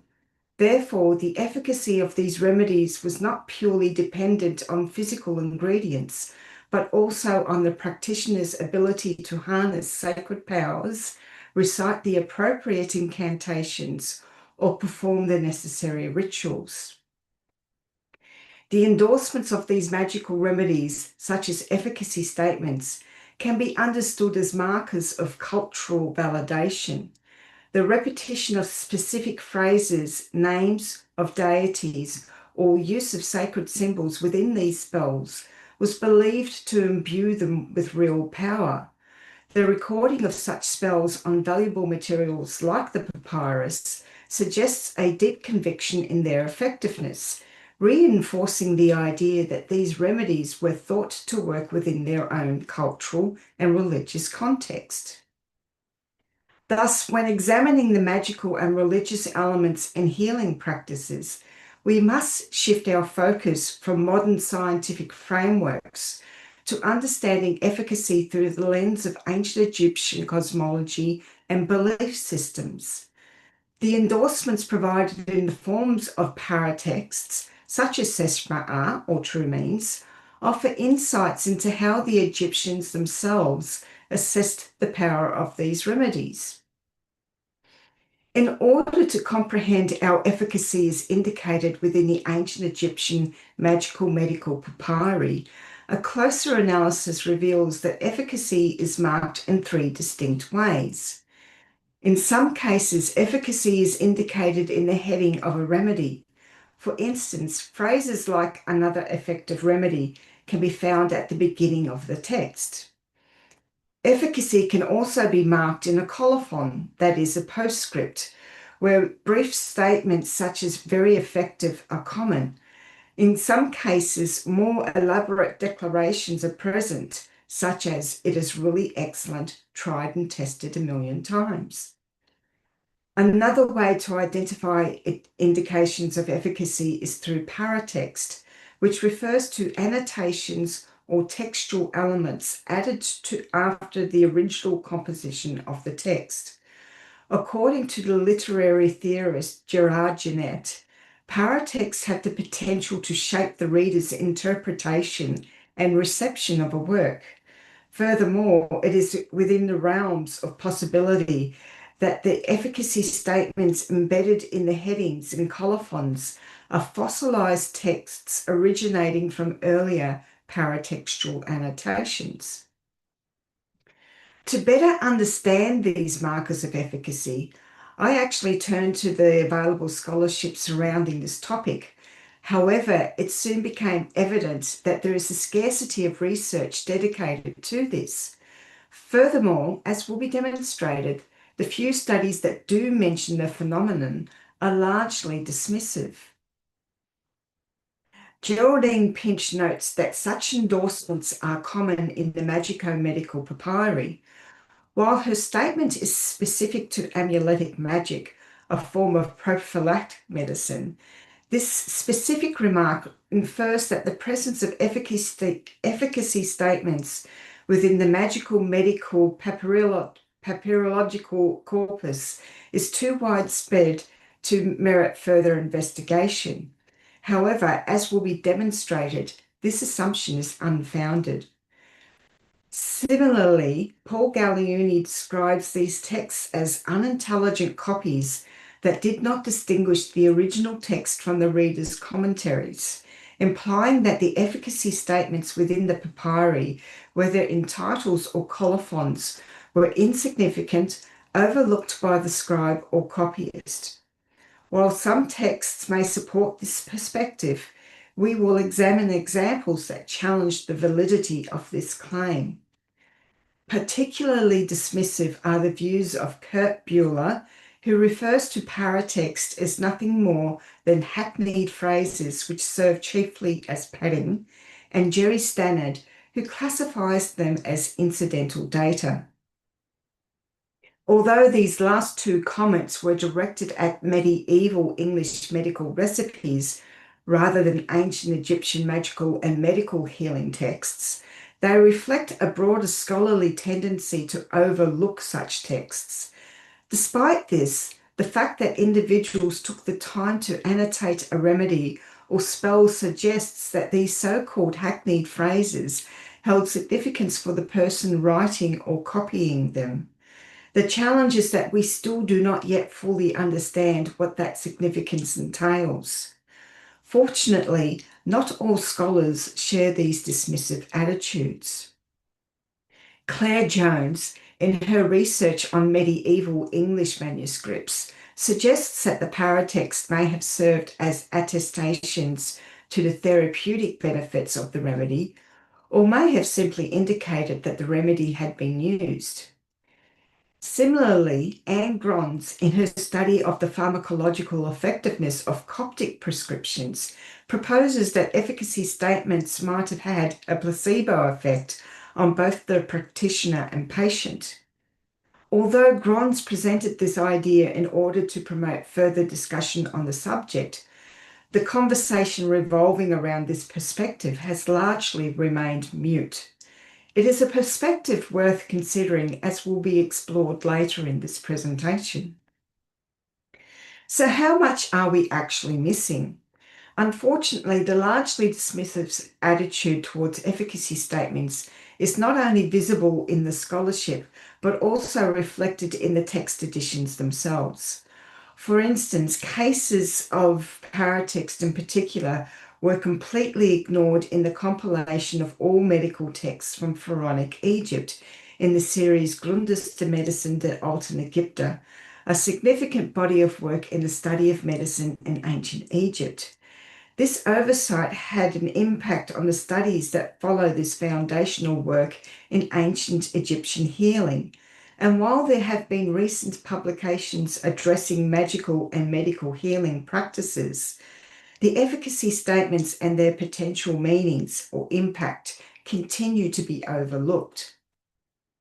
In light of the limited scholarship on efficacy statements, several key questions arose concerning how efficacy is marked in these texts, as I have already touched on briefly, the frequency of these markings in terms of wording and placement, their overall occurrence, and what insights they might provide about their function or intended meaning.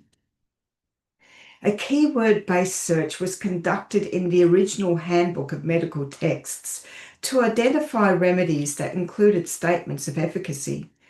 Among some of the key terms used were nefer, good or effective, ma'ah, true or real, ach, useful, and phrases incorporating the verb ma'ah, to see or witness, which refers to observing an effect. Each instance was cross-referenced with the modern digital corpus of medical and magical texts on the Science in Ancient Egypt website to verify that the expression identified was indeed a statement of efficacy. The verified data was then compiled into a concordance, facilitating a systematic analysis. As with any research, certain limitations must be acknowledged. The primary challenge was the preservation state of the papyri. The more fragmentary the texts, the less reliable the data. In such cases, other scholars' text editions were consulted to help analyze the material. The incomplete nature of the surviving corpus inevitably affects any statistical assessment.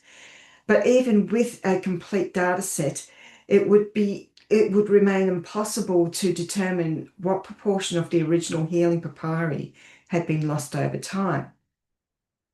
So after all the data had been collected, what did it actually tell us?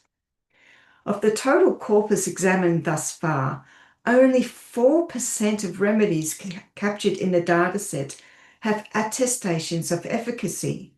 That is, 82 remedies out of a total of 2,048.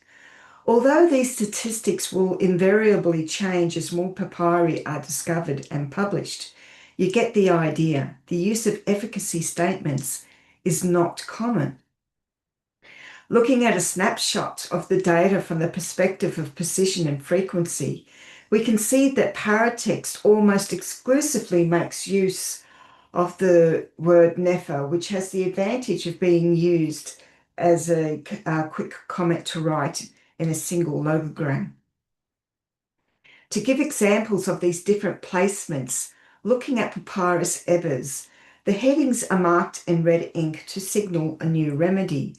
And we see here that we have a heading stating that it is another effective remedy. And here we see a postscript stating that the remedy is really excellent, tried and tested a million times, also written in red ink. The fact that both remedy and efficacy statement were clearly written by the same scribe may give the impression that this colophon is mindless rather than judicious.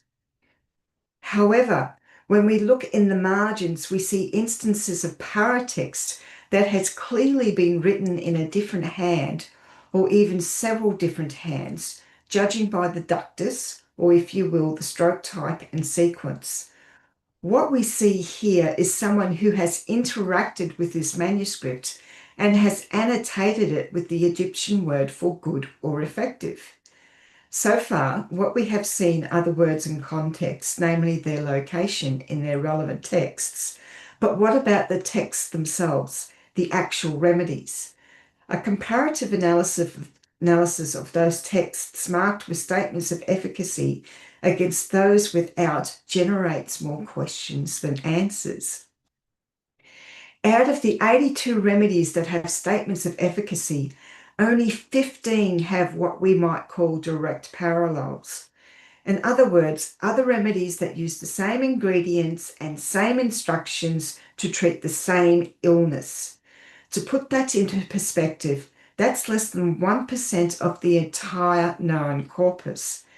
Out of those 15 direct parallels, only one also indicates a statement of efficacy. The rest are unmarked. Notably, around half of the parallel texts are found on the same papyri as those remedies that do contain efficacy statements. It's important to note, though, that these figures are approximate and based solely on the data collected thus far and should not be taken as definitive. So what does it all mean? The fact that parallel versions don't include efficacy statements is a good indication of these efficacy statements not being fossilized in all cases. Rather, practitioners marked specific cases as efficacious that their colleagues did not regard as such. Consequently, these marks only filtered down into headings and colophons in manuscripts from certain practitioners or schools. The data that we do have shows the physical process of writing and copying. The fact that parallel remedies with and without efficacy statements are found in the same papyri is perhaps an indication that scribes copied these texts from other papyri currently not known to us.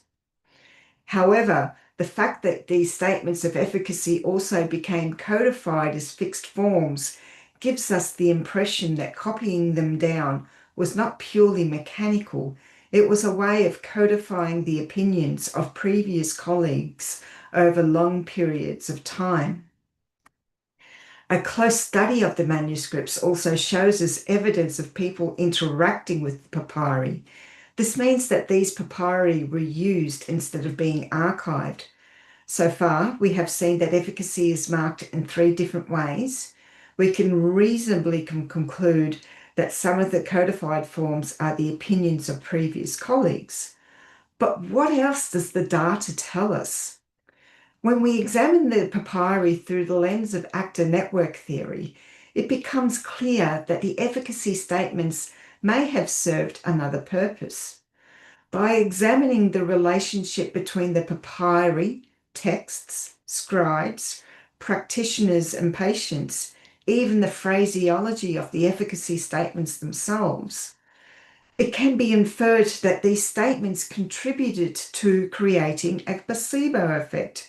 The words used could act as verbal or contextual cues, setting expectations and providing the necessary motivation and psychological conditioning to ensure the desired outcome. However, this explanation is too simplistic. Recall when I referenced Anne Gron's suggestion that efficacy statements might have produced a placebo effect for both the practitioner and the patient? Since it was the practitioner, most likely the physician, who first engaged with these endorsements rather than the patient, it could be argued that these efficacy statements don't function as a direct placebo in the traditional sense. Instead, they may have played a role in what we might call an indirect placebo. In other words, by reinforcing the physician's confidence in the remedy, the efficacy statement helps to create the conditions under which the patient in turn can place trust in the treatment. Put simply, for the patient to believe in the remedy, the physician must first believe in it himself. So these statements must have served to strengthen the physician's trust in the treatment, which is a crucial part of the therapeutic staging of the healing process. While it is possible to infer the general function of efficacy statements, such as reinforcing the perceived reliability of a remedy, legitimizing a practitioner's knowledge of or affirming ritual potency, the precise meanings and implications of the various statements remain poorly understood. As indicated previously, these statements appear in a range of expressions suggesting that different types or degrees of efficacy may have been implied. However, the lack of explicit commentary within the text themselves make it difficult to determine whether these linguistic variations were simply stylistic, regionally influenced, or indicative of deeper conceptual distinctions. As a result, while patterns can be identified and interpreted within a broader framework of ancient Egyptian healing practices, the full semantic range and pragmatic use of these efficacy statements remain an area requiring further investigation. Thank you.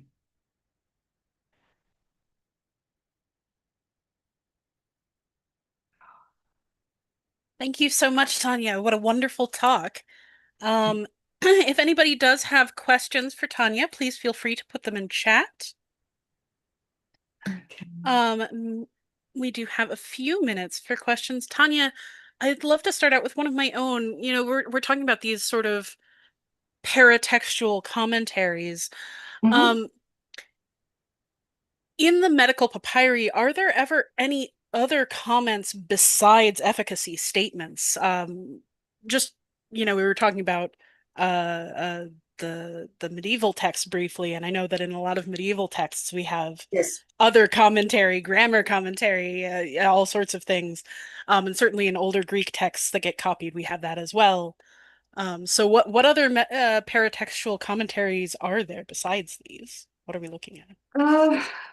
Well, from when you're talking specifically about the magical and medical texts, when you've got these paratexts, they are basically a commentary about how effective these remedies are. So you have some texts that all have in their headings saying that this is the correct method of achieving X, Y, and Z. You also have, curiously, some texts that say that this was effective during the reign of a particular pharaoh. Yeah, so it's these different variations of expressing why this particular remedy is better suited over an equal one is the one that's got me, really curious, because it's a form of human judgment, so to speak. Why did they perceive it this way? And as I alluded to, when we're talking about healing texts that don't have any ingredients in them, so they're purely oh, I don't want to say magical, but you get the idea that Purely ritual, at least. Purely ritual. Then how can we how can they say that that's the case? I mean, we're so used to being in a research environment where we've got to be able to replicate certain procedures, certain combinations of ingredients, and that to see whether we get the same outcome. And we don't have that in the ancient texts. So yeah, that's sort of the rabbit hole that I wound up going down. Yeah, so that sort of speaks to a question that we got in chat. What inspired you to work on this particular topic? How did you find yourself here?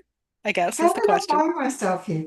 Well, that's actually quite funny because when I embarked on my master's thesis, I'm a very esoteric person at heart. I like looking at the tarot, the astrology, that side of things, the mysticism and all that sort of stuff. And I wanted to go down that path. And my supervisor, my very, very brilliant supervisor at the time, gave me a handbook of magical texts by a gentleman with the surname of Bergutz. And she said, read through all these spells and tell me what grabs your attention. And it was these magical spells. There are probably 9 or 10 that had statements saying, this is really effective. And me going, well, how can you prove that these are effective? And that's where it went to. And I said, look, this is what I'm interested in. And she said, okay, so why don't we have a look at the medical side of things and see whether we see the same things? Which is, and I went off being a good little girl and went off and did that and found that, yes, there's a lot of these statements in the medical texts as well. So we decided to go down the medical side of things because there is a lot of study, of course, on the pharmacological side of it and the archaeobotany side of it. So it was just a matter of trying to work out or, see how these different remedies compared against the ones that can be tested scientifically. And again, I'm sort of going down a rabbit hole. But that's how it started. Yeah, so Jasmine asks, and I think you started to talk about this earlier, do those efficacy statements appear more in some texts than others? Like, is there a pattern to that? Because I know that you were saying there's kind of a question mark there. So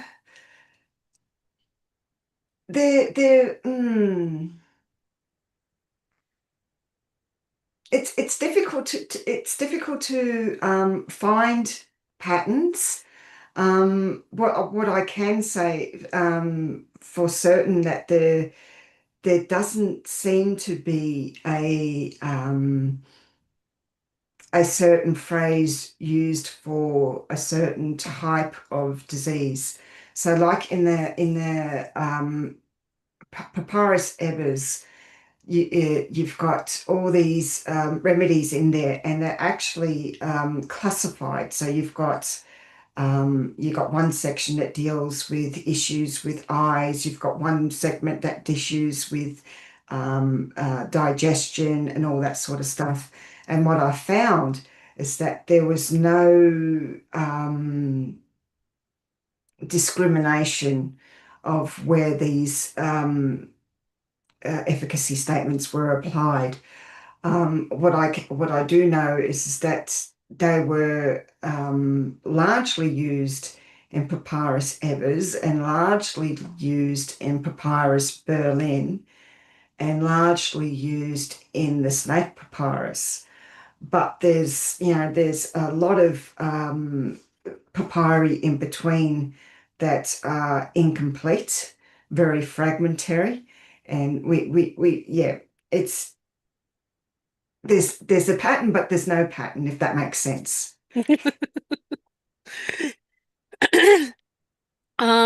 So we also have a question. Do you plan to expand your study to perceived efficacy beyond the paratextual phrases, such as copying? Charlotte says she's thinking about pregnancy tests in particular. I'm actually look, I'm going to try and complete. Let me backtrack a little bit. The master's thesis is you can find by obviously a word count. So there was a lot of information that I had to excise. So I'm in the process of going back and taking that data and actually putting it into a monograph for publication. So that will capture all that in the medical texts. But I've also found that these statements are found in other literature. So you've got the funerary literature as well. So the next step would be to have a look at that and see if we can help pinpoint what these definitions may have meant. Like I said towards the end of my presentation, that we don't understand what the difference is between, saying that it was effective in the time of Amenhotep to saying that it was really good to saying that it was really effective, tried and tested a million times. There's obviously different grades of efficacy, something being really, really potent to something going, oh, yeah, it works, to be able to nail that down in terms of other literature as well would probably help us more in terms of, understanding their thought process and, their ideas of human judgment and all that sort of stuff. I'm not too sure whether that answered the question. I'm sorry. It seemed like it to me. But feel free to follow up in chat if you have more. So the next question is, are there ever any negative comments like, don't do this, this is harmful, don't do it? Negative efficacy commentary?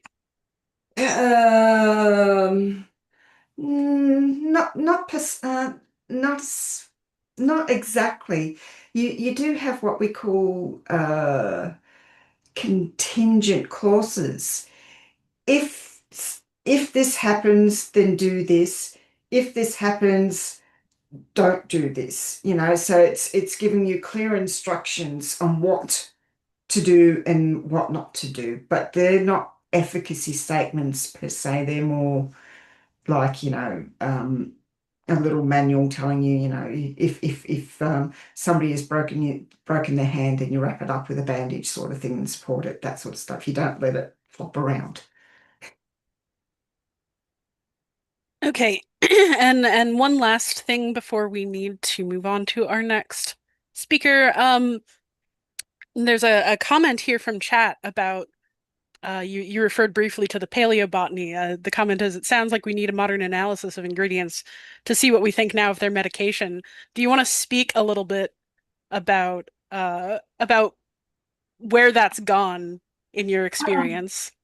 So I'm not an expert in this. I mean, the expert in this side of things would probably be Tanya Pomerening. She recreates a lot of these recipes to try. What I do know is that with the manufacturing process is that some of the manufacturing processes actually destroy any pharmaceutical benefits that the ingredients may have had, yet because they've been documented, then they're being perceived as efficacious. There's a lot of documentation in regards to in regards to paleobotany, identifying what these ingredients are from a linguistic perspective, as well as looking at the tomb art to try and marry up the words and that sort of stuff. I think the current trend at the moment is to, if we can't identify a plant 100 with 100% accuracy, then we'll keep the original term, like sheni sheni tar is a term for the grass of the earth. But what does that mean? What does that mean? I mean, it Could be anything. It could be dill, like dill, it looks like grass sort of thing. But we don't know for certain, so we keep it like that sort of thing. And that's where the experts like Tanya Pomeranian, she'll try these different ingredients to see whether they'll come up with the same sort of effect that the remedy is stating will do. Well, thank you so much, Tanya. That was really wonderful. And thanks all of you in chat for a lively participation. We are now going to move on to our first keynote speaker. Thank you, Tanya. So, welcome, Casey Kirkpatrick. Thank you. Casey is going today to be speaking on... Did the slides work this time? No. Why does it do this? I'm sorry. I'm going to just go ahead and skip the slides. So, Casey Kirkpatrick is here today speaking on a multidisciplinary approach to health, disease, and medicine in ancient Egypt. Casey is an assistant professor in the Department of Archaeology at Simon Fraser University, an adjunct research professor in the Department of Anthropology at the University of Western Ontario, and a guest researcher at the Max Planck Institute for Evolutionary Anthropology. She's also head of osteology on the BYU Egypt Excavation Project and director of the Preserving Theban Archaeological Heritage (PTA) project, through which she excavates an ancient Egyptian tomb in the Theban necropolis. Dr. Kirkpatrick earned a master's in ancient Egyptian culture from Swansea University and a PhD in anthropology, specializing in bioarchaeology and archaeology, from the University of Western Ontario. She also completed a postdoc at the Max Planck Institute for Evolutionary Anthropology. She's a bioarchaeologist, biological anthropologist, with a regional focus on Egypt and research interest in human health and disease, trauma, and mortuary archaeology. Her multidisciplinary work includes methodological studies and biocultural approaches to understanding ancient health and disease. Some of her studies have focused on sacral spina bifida occulta as a morphogenetic indicator of kinship, photogrammetric methods for dental age estimation, and diagnosis and social cultural perceptions of dwarfism in ancient Egypt. She's also studied trauma in Egypt's Fag el Gamus cemetery, which was previously considered to be evidence of early Christian martyrdom, and the Jebel Sahaba skeletal collection in the British Museum, which is considered to be the world's earliest evidence of mass violence. Dr. Kirkpatrick has also contributed to the study of cancers in ancient remains and is a co-founder and former executive director of the Paleo-Oncology Research Organization and the Ancient Cancer Foundation. Lately, she's been working on tracing the evolution and spread of diseases through the study of ancient pathogen DNA, and recently co-authored a groundbreaking study that addresses the long-standing debate in the origins of syphilis and other treponemal diseases. Casey, thank you so much. Welcome. My pleasure. Thank you so much for having me here. Okay, let me see if I can share this. Just one second.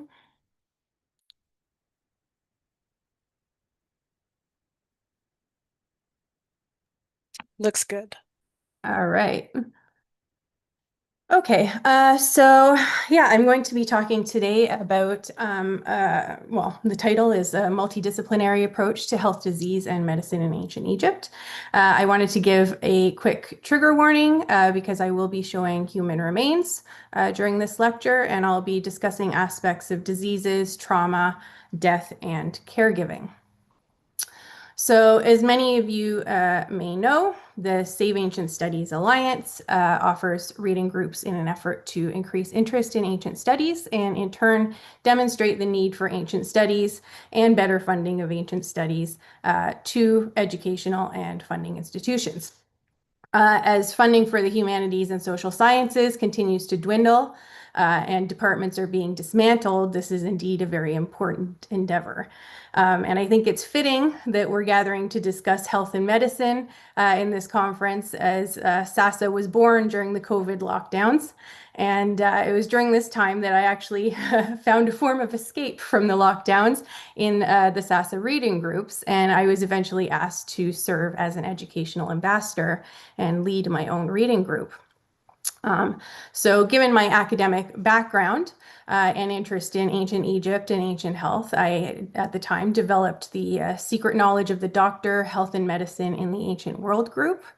And throughout this reading group, we read translations of Egyptian medical papyri, as well as articles that integrated non-textual information on health and medicine in ancient Egypt. As I firmly believe that this is the best way to understand health, disease, and medicine in ancient Egypt, I'll take up this multidisciplinary approach again here. As many audience members are likely new to ancient studies or perhaps focus on areas outside of Egypt, this lecture will kind of serve to provide some basic knowledge about ancient Egyptian health and medicine, its social significance, and how we can integrate different lines of evidence to piece together the past. And of course, given my background in bioarchaeology, I will focus especially on how the study of human remains can be integrated into this multidisciplinary method and contribute to our understanding of ancient Egyptian medicine. Well, it's not changing. One second. Okay, there we go. Okay, so ancient Egypt provides a rare opportunity to combine physical evidence and ancient documents to learn more about health, disease, and medicine in the ancient world. There are several known medical papyri dating from the Middle Kingdom to the Late Period, though some of them are believed to be copies of much earlier versions that no longer exist. The papyri tend to focus on specific topics, with some papyri focusing only on obstetrics and gynecology, some on proctology or snake bites or trauma and surgical interventions. And if multiple topics are covered in a medical papyrus, the prescriptions are generally grouped according to the topic, so it's quite systematic, which is quite nice. Some of the papyri also take a relatively modern clinical approach, providing a brief description of the condition of the patient, the diagnosis, a prognosis, and the prescribed treatment. What we know from these papyri is that the ancient Egyptian medical system attributed illness to both physical and spiritual or religious factors. And so treatments could likewise use physical and or spiritual methods. And these papyri are, of course, invaluable for learning about ancient Egyptian perspectives on health and medicine, but they do, of course, have their limitations. For example, there are only a limited number of medical papyri, so we don't really gain necessarily a comprehensive view of past medical beliefs. We don't necessarily also have a good idea of how medical beliefs may have changed over time, or if they differed based on, regional geography. Many of the papyri are quite fragmentary or incomplete or damaged.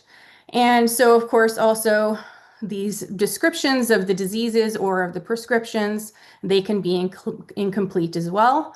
The language can also be vague or have unclear meanings to modern readers just by the way that they phrase them.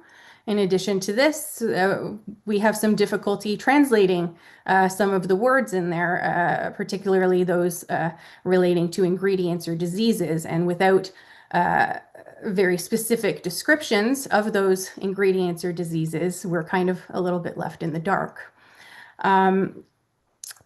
So while medical papyri are often the main focus of studies of ancient Egyptian medicine, we can also learn from other documents, such as demographic data from censuses, or legal and financial documents, or worker attendance lists, or letters, or literature, or even travel diaries. For example, the writings of Herodotus, while he was allegedly traveling to Egypt, provide some insight into ancient Egyptian medicine. And he wrote, the practice of medicine is so divided among them that each physician is a healer of one disease and no more.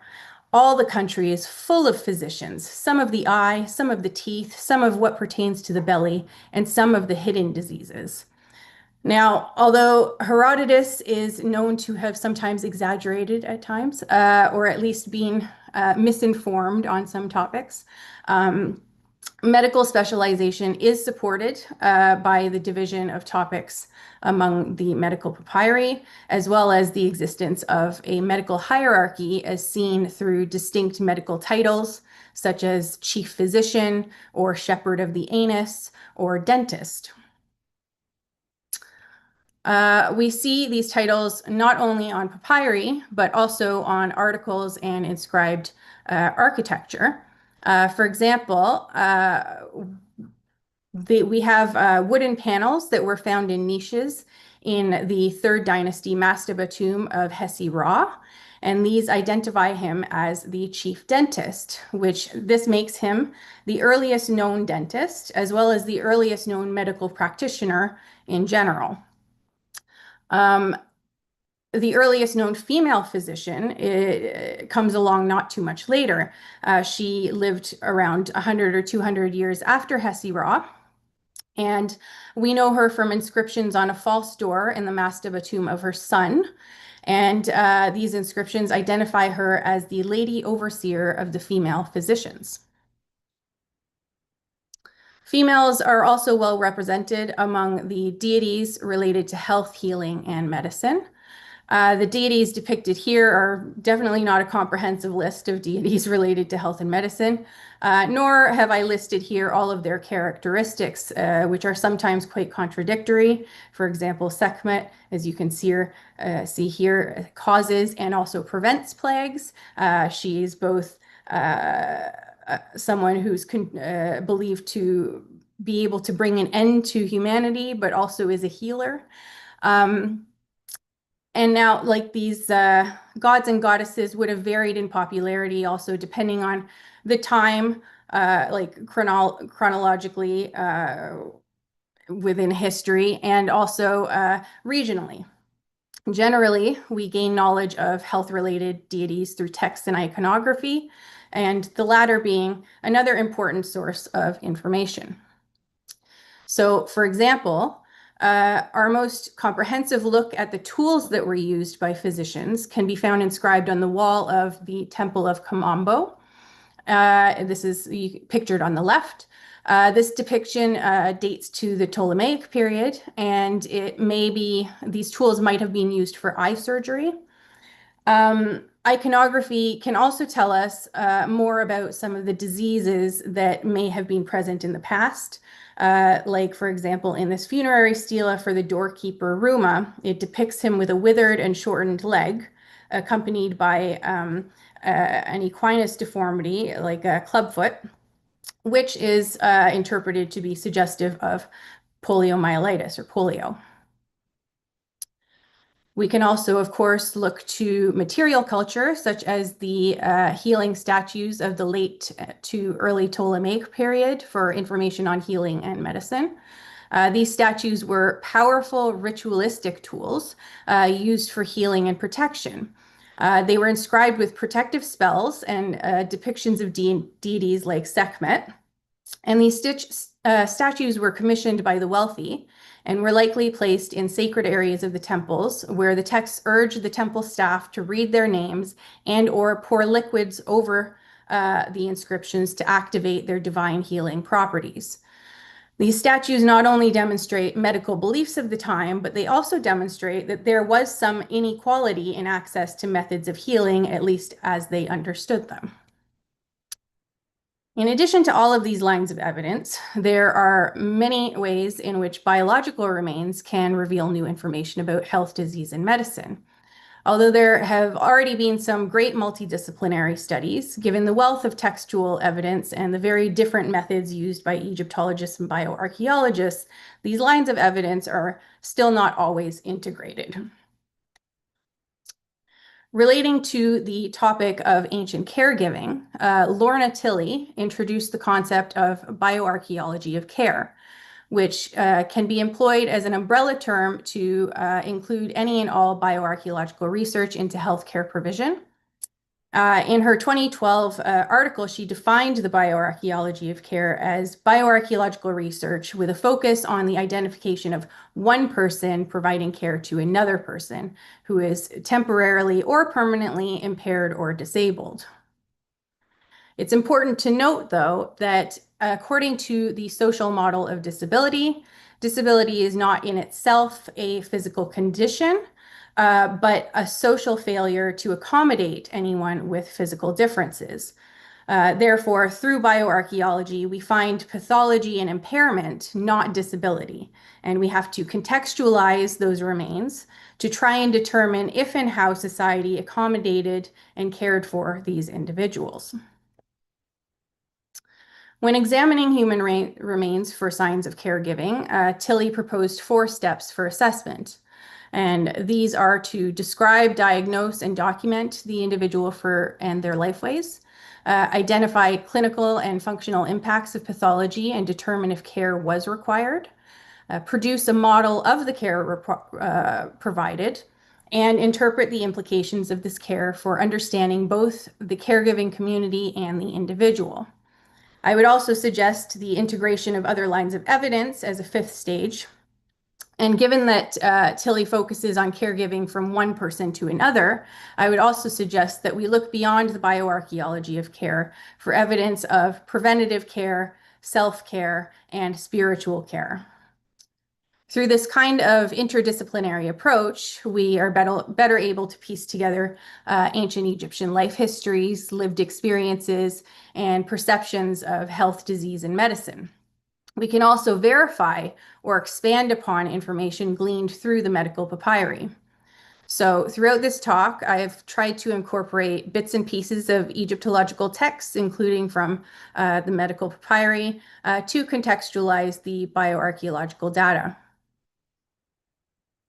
So I'll start at the beginning of life with childbirth. Several medical papyri include discussions of obstetrics and gynecology. The Kahun papyrus is solely focused on this topic and is the oldest known medical papyrus, dating to the Middle Kingdom. In the various medical papyri, there are prescriptions for contraception, infertility, gynecological concerns, induction of labor, perhaps even abortion, and various ailments that they linked to the womb.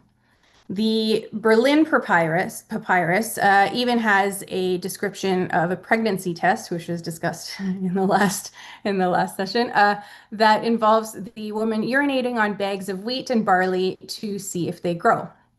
Interestingly, though, there are no descriptions of the process of childbirth or any of the rituals associated with it in the medical papyri. Based on texts and iconography, we know of at least 10 deities who were appealed to for the protection of the mother and child during pregnancy, childbirth, and infancy. Some of these include Bes, Taweret, Isis, Hathor, Nephthys, Heket, and Meshenet. Small amulets relating to some of these deities have been found and were likely carried or worn by the expectant mother for protection. based on depictions of birth, including those on temple walls or in the so-called mamises, the birth houses, and on a single birthing brick that has been discovered. We also know that women were most likely, if not exclusively, acting as birthing attendants or midwives, and that women primarily gave birth either kneeling or in a crouched position, sometimes with the aforementioned birthing bricks or a birthing chair. Roth and Rohrig wrote a really interesting article linking the birthing bricks. So you can see that single birthing brick from Abydos in the upper left corner. They linked it to the 4 magical bricks in the bottom left that are often included in burial chambers. And the authors also mention a text that says that at the time of birth, Thoth writes on the god Thoth writes on the birthing bricks the fate of that child. You can also see on the right these bricks just above the balance. You can see 2 rectangular bricks with heads personifying the childbirth goddess Meshenet. They are represented at the weighing of the heart ceremony, which determines if the person can go on into the afterlife. A quote pertaining to the birth appears in the Papyrus Westcar saying, "They washed him after his umbilical cord had been cut, and he was placed upon a cushion or on bricks." This cutting of the umbilical cord, and perhaps also male circumcision later in life, was done with what is perhaps the oldest known surgical instrument, which is called the pesishkef, difficult to say, also known as the fishtail knife. And it dates back to the pre-dynastic period. And this object is particularly interesting because dull versions of it, as you can see on the right, were used in the post-mortem opening of the mouth ceremony that is meant to revive and restore the senses and the bodily functions of the deceased person, allowing them to eat, drink, breathe, and speak in the afterlife. So this object therefore links birth and perhaps circumcision to the ritual revival of the person after death. Of course, there were risks involved with childbirth. The oracular amuletic decree proclaimed, "We shall keep her," meaning the mother, "safe from a Horus birth, from an irregular birth, and from giving birth to twins." So the Horus birth, it has been interpreted by some as meaning a premature birth. The irregular birth, it's being interpreted as either a miscarriage or some kind of developmental abnormality or any other labor complications. But it's also interesting that giving birth to twins is mentioned in this negative light. And you can see a couple complications here that happen during birth. And on the right, you can see this is a pregnant woman who was mummified with the body of a fetus wrapped between her legs, but the cranium of that fetus was still stuck inside the pelvic cavity. And it turns out that this woman was actually pregnant with twins, and it was later found that that second fetus was still inside her abdomen. So twins, they do have a higher risk of breech birth, which seems to be the case here. The child was coming out feet first. And unfortunately, sometimes when this happens, instead of having the chin tucked down for the birth, the chin goes up. And this means that there's a wider area that needs to pass through that pelvic cavity. And sometimes this is what happens, and the head becomes entrapped within that pelvic cavity. So this might be one of the reasons why the mention of twins in a negative light happens in that quote. On the left side, you can see this is actually an adult individual, but you can see these are the upper arms, the humeri, okay? And you can see the humeral heads, they are deformed, And this deformity has also affected the growth of those bones. So those upper arm bones are shortened. And this is called humeral varus deformity. And this likely would have happened as a result of the midwife or birthing attendant pulling too hard on the arms during birth. And then it becomes a permanent issue. Of course, once a child is born, child care is necessary, and one of the major milestones to independence is weaning. The instructions of Annie said, when you were born after your months, she, your mother, was yet yoked to you, her breast in your mouth for 3 years. Pay attention to your offspring, bring him up as did your mother. This text mentions the weaning of age of 3 years for children in ancient Egypt. And this actually aligns with a large-scale stable isotopic study of human remains in the Decca Oasis by Tasha Duprat and colleagues. And they showed that goat or cow milk was actually introduced to infants at around 6 months of age, and that weaning was generally completed by the 3-year mark. Scott Fairgrave and El Malto, they also hypothesized that weaning onto goat milk may have caused folic acid deficiency-related megaloblastic anemia, which would explain the high rates of cribororbitalia, which is the porosity inside the eye orbit, which you can see on the left, the high rates of this condition in the remains of Roman period children in the Decca Oasis. In addition to these projects relating to weaning and childcare, paleodemographic studies in the Decca Oasis have demonstrated dismal juvenile survival rates and the high risks to women of childbearing age in the ancient past.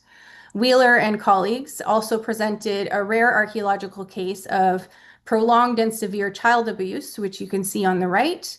This child had multiple bone fractures in various stages of healing, meaning that it wasn't a single incident. Of course, these are only some of the issues that relate to childcare practices and don't take into account complicating congenital or developmental conditions that last into adulthood. Oh, it doesn't want to move again. 1 second. So the instructions of Amenemope relates to some of these long-lasting complications, saying, do not laugh at a blind man, nor tease a dwarf, nor cause hardship of the lame. Do not tease a man who is in the hand of God, nor be angry with him for his failings. So it should be mentioned that Lichtheim notes that in the hand of the god may mean someone who is ill or insane. But if we look to the equivalent modern Arabic saying, we might assume that this meant that that person was developmentally delayed. Some people have argued that this statement indicates that people with disabilities were treated well in ancient Egypt. However, as Zakraszewski has pointed out, one might also argue that the fact that this statement needed to be made is an indication that kindness towards differently abled individuals was not a given. Some accounts from the Roman period, such as the late 2nd century letters written by Gemellus Horion of Coranus, show that people could be quite cruel towards differently abled individuals. And he claims that 2 individuals harassed, attacked, abused, and manipulated him. They vandalized his house, stole his property, and cast a spell on him due to the fact that he had a missing eye and blindness in his remaining eye.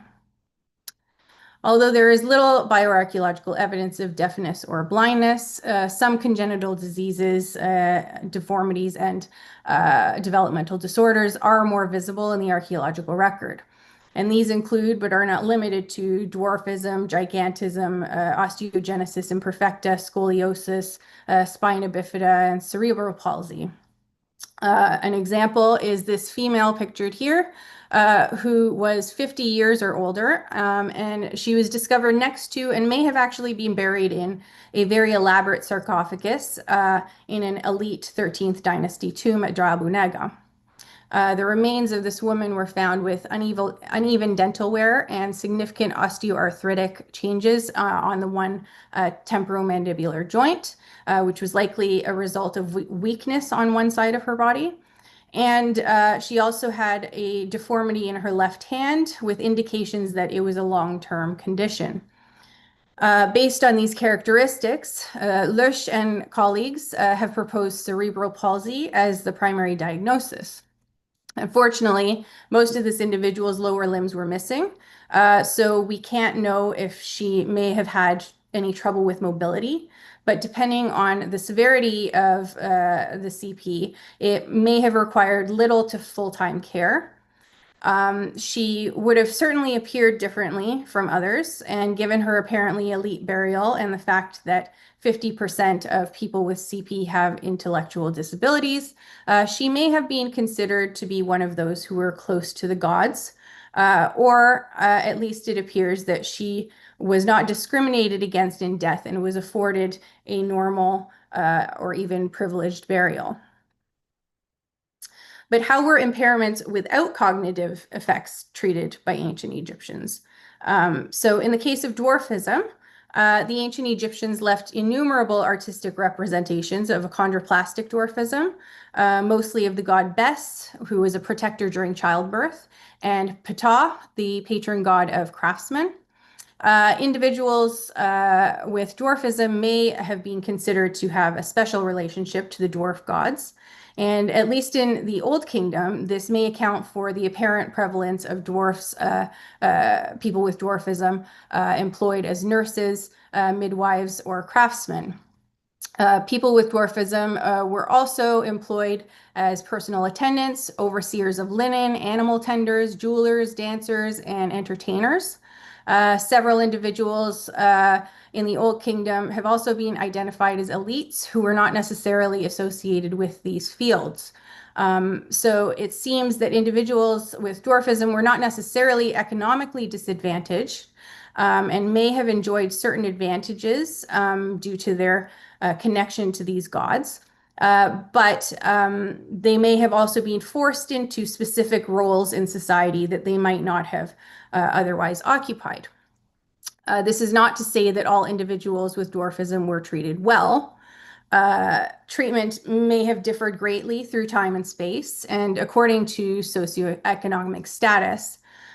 We have to remember Pharaoh Pepi II's letter to Harkuf, in which he expresses his excitement about the capture or acquisition of a person with dwarfism for his entertainment, who was originally listed along with material acquisitions from abroad.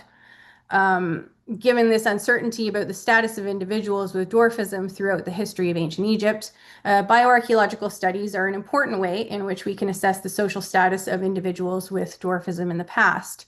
And here you can see on the left an individual with hypopituitary dwarfism, which is a proportional type of dwarfism that I published with El Malto. And on the right is an individual with achondroplastic dwarfism, which is the type of dwarfism that is most commonly recognized in the bioarchaeological record. And to date, the remains of several individuals with dwarfism have been recovered in Egypt, and all have been granted respectful burials, though further comparative analysis of these individuals could provide more information about the treatment of these people and how this may have changed over time and space. Of course, regardless of whether one was born with a congenital disorder, everyone is vulnerable to disease during their lifetime. So this begs the question, how are people with acquired diseases treated? So leprosy, which is also known as Hansen's disease now, is perhaps the most stigmatized diseases in the world. And I'll use the word leprosy here because early accounts of leprosy, so-called leprosy, was likely applied to multiple conditions affecting the skin and were not necessarily related to Hansen's disease as we know it today. Perhaps the first preserved mention of leprosy occurs in the Ebers Papyrus, which likely dates back to the 16th century BCE. And it provides a practical treatment made up of onions, sea salt, and urine to apply to skin lesions. And there's no indication that there was any associated stigma or need for magical intervention. Much later text written by Manetho in 300 BCE, however, may indicate that leprosy was stigmatized, as he claims that those affected were banished from Egypt. However, this text is very controversial, and it may have been more of a way of slandering the Jewish population, who he seemingly associated with both leprosy and pollution. Despite Manetho's text and the long recent history of stigma associated with leprosy, the human remains in ancient Egypt may tell a slightly different story. So, for example, several individuals with Hansen's disease have been recovered from sites in the Dekla Oasis from around the same time period as Manetho's writings. Some have suggested that these individuals were indeed banished to the oasis. However, their burials are integrated normally with the burial population in the cemetery. And in some cases, the individuals were found in close proximity to monumental tombs for local governors. Stable isotopic studies have shown that more than half of the individuals with Hansen's disease in Kellis had migrated from the Nile Valley. However, it's been suggested that these individuals would have had to have been wealthy enough to relocate independently, and/or they would have been living with family in the oases, which may be more likely given the need for care in later stages of Hansen's disease. Amanda Groff also hypothesized that it's likely that individuals with leprosy were attracted to the oases for the therapeutic properties of the warm water springs. These springs, they had natural deposits of a material called alum, which is an astringent with desiccating properties that likely actually helped soothe and heal these skin lesions.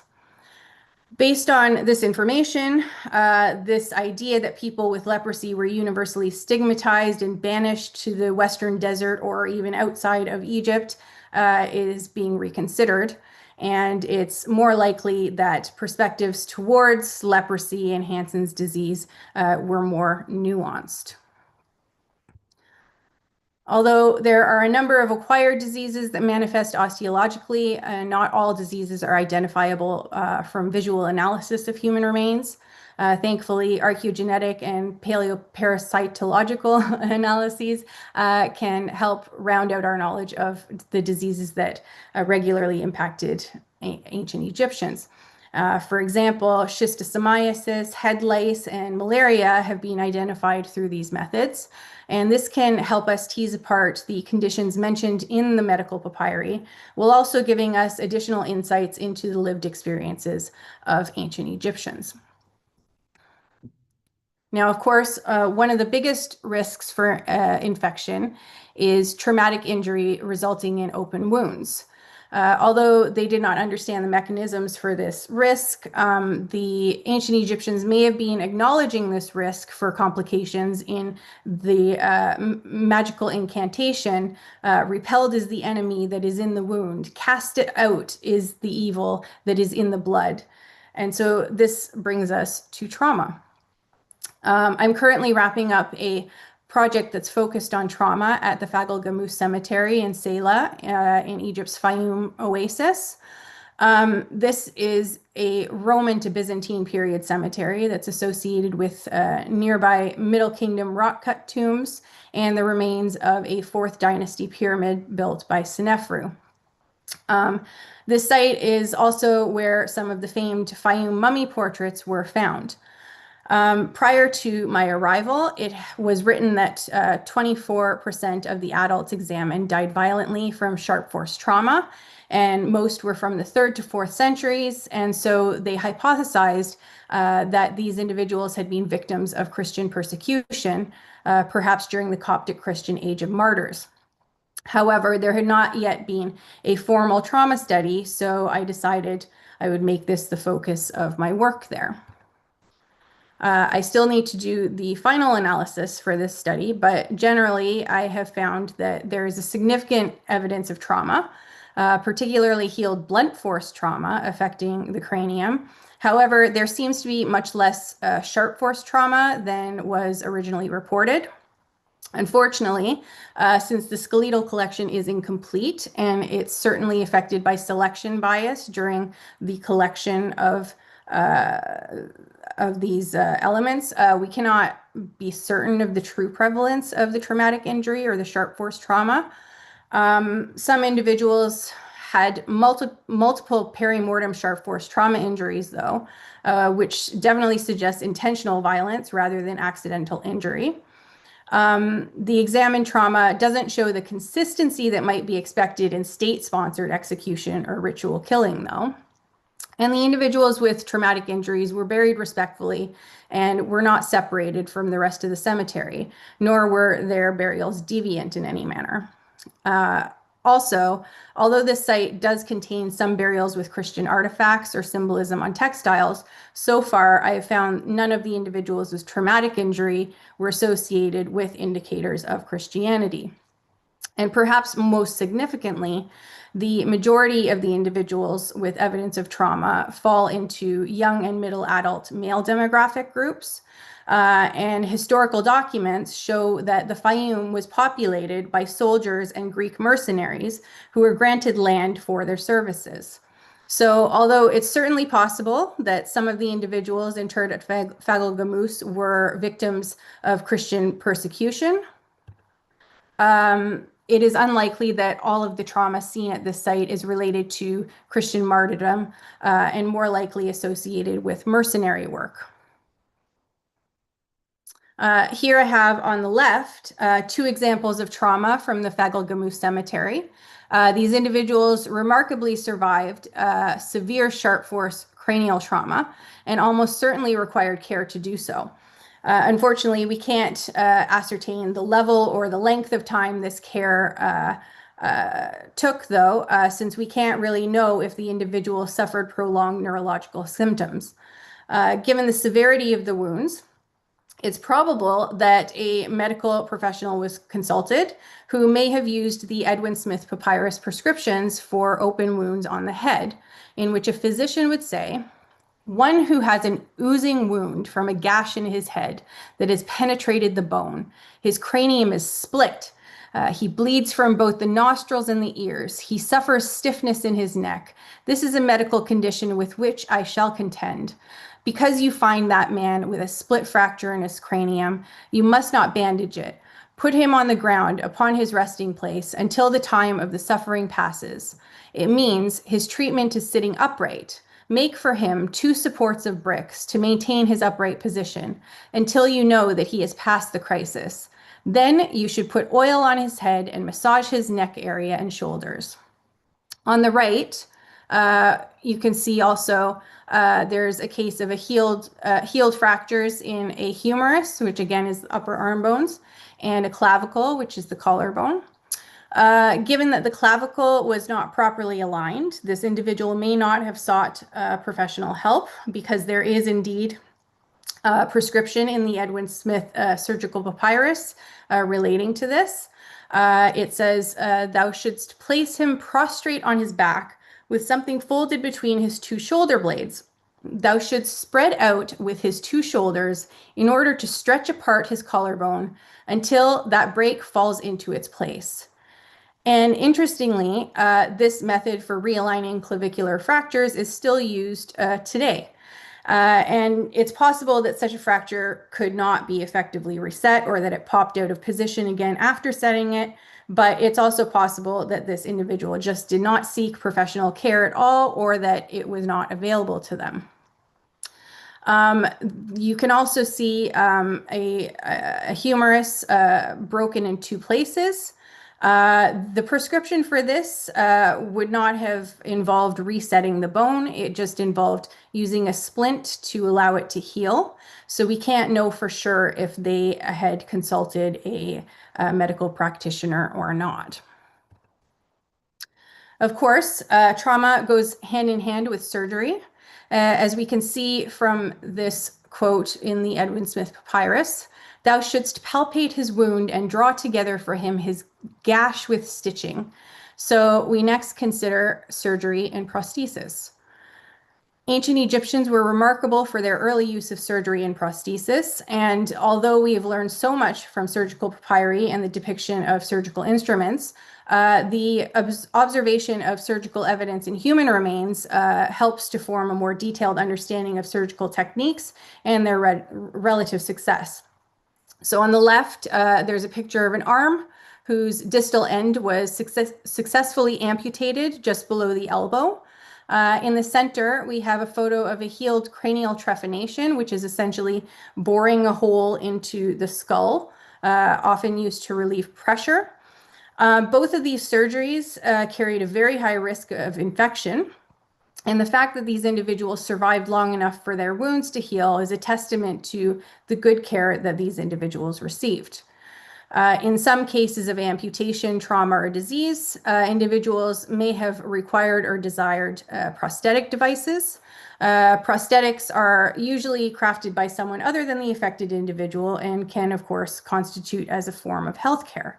Of course, caution must be taken to try and distinguish between prosthetics that were used during life and those that are more commonly placed after death. However, there are 2 cases of prosthetic big toes that show evidence of use during life. And the one shown here on the right was expertly crafted for a woman after her toe was amputated. We don't know whether that was intentionally or not. This is no small feat, no pun intended, given the difficulty of properly designing and fitting functional moving prosthetics. But what if you want to avoid all these troubles and medical interventions? Well, ancient Egyptians also had their own forms of preventative medicine. We know from a variety of sources, including human remains, that the Egyptians had several beneficial hygienic practices, such as shaving, bathing, washing laundry, and the use of wax head cones that might have prevented some parasitic diseases. They also physically protected their body with the use of garments that covered sensitive areas, and sometimes wore sandals that would protect their feet. Additionally, we know that the use of kohl eyeliner may have prevented some eye infections and reduced eye strain resulting from the glare of the sun. In many, if not all of these cases, the Egyptians would have recognized the health benefits of these practices. However, bioarchaeological research has revealed an additional form of preventative medicine used in at least some Egyptian populations that the Egyptians were likely not even aware that they were doing. So this is the ingestion of tetracycline, which is an antibiotic used to treat infections today. So studies in the Decaloasis have revealed that the bones and teeth of the ancient people had intermittent fluorochrome labeling, resulting from the periodic ingestion of this antibiotic. Cook and colleagues have proposed that this tetracycline was produced by a bacteria, Streptomycetes, that occupied the bottom of grain stores. Consequently, the ingestion of this antibiotic would only happen periodically when the grains at the bottom of the stores were being consumed. And it's difficult to know for sure, but the amounts of tetracycline ingested may have had a therapeutic effect on the population. And so some of the staple foods, such as beer and bread, may have actually been medicinal, at least periodically. In addition to these more practical methods of preventing disease, ancient Egyptians also turned to apotropaic magic and symbols, including the use of amulets that promoted fertility or protected the individual from a variety of things, including malevolent forces, snake bites, illness, or death during childbirth. Tattoos have been predominantly observed in females and often include apotropaic symbols and or are linked to Bes, Taweret, and Hathor. Because of these trends, Jeffrey Tassi suggested that tattoos may have been used like amulets to aid fertility and to protect against death during childbirth. Anne Austin adds that tattoos may have also been linked to a profession relating to magic and healthcare. With the help of this preventative self-care, many Egyptians made it to old age, which of course presented its own perils and requirements for care. Consequently, the instructions of Annie recommend to double the food your mother gave you, support her as she supported you. For example, like today, many ancient Egyptians were affected by osteoarthritis, which can be painful, and in some cases, the affected individual may have required assistance or even the use of a mobility aid like a walking stick. A variety of age-related spinal conditions that can be observed in the archaeological record could also contribute to pain and mobility challenges. Osteoarthritis, intervertebral disc disease, and ankylosis are shown in the images on the left. The image on the right shows an articulated femur and pelvis from the Fagel-Gamoos Cemetery. Post-mortem breakage of the bone revealed inside that the bone was osteoporotic, and this means that it was more susceptible to fracture, which is what happened here. The femoral neck fractured, and it consequently became deformed and osteoarthritic, affecting also the pelvis. At the time of the injury, this individual would have experienced pain, and they would have been unable to walk. And this type of injury is often found in the elderly, and it's actually very dangerous because it can lead to excessive internal bleeding, infection, and/or death. This individual, of course, would have required a significant amount of care during their recovery and likely continued to suffer from pain and mobility issues for the rest of their life. Interestingly, concern for health did not stop in old age. It extended to the afterlife through the preservation of the body through mummification. For example, efforts were put into the restoration of the body for the afterlife, such as the inclusion of post-mortem prosthetics. Rituals were also performed to ensure the functionality of body parts in the afterlife, as we discussed before with the opening of the mouth ceremony. Food and drinks were also provided to ensure good nutrition in the afterlife. On top of all these precautions and more, ultimately the goal was for the deceased to reach the field of reeds, which was a paradise mirroring the life on earth, but it was described as having no illness or suffering. There's a quote that says, "Health is not just a blessing, it's the foundation of everything else."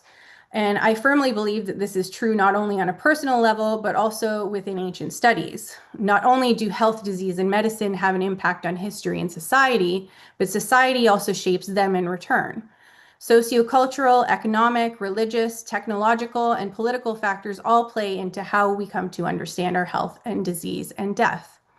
Consequently, by gaining a better understanding of health, disease, and medicine in a population, you can gain a better understanding of that society as a whole. And as I've shown, a multidisciplinary approach affords researchers the best opportunity to gain a more holistic perspective. I aim to apply these principles to the Ptah Project, which is a joint Egyptian-Canadian mission currently led by myself and Dr. Abdulghafar Wagdi.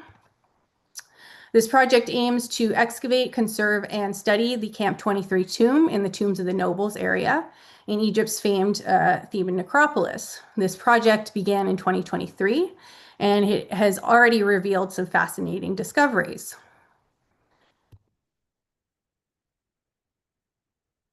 There we go. Upon entering, we found several statues in need of repair. Some of these have ties to concepts of rebirth and revival, and also healing. And in the doorway, we discovered the name and the title of the tomb owner, Amenmos, or Amenmes, mayor of Thebes.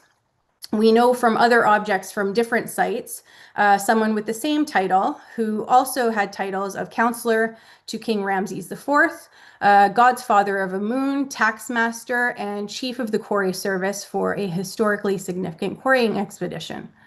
All of these titles are notable, especially because the decline of the New Kingdom has been attributed in part to the increasing power of Theban officials like Amenmos, which destabilized power in Egypt.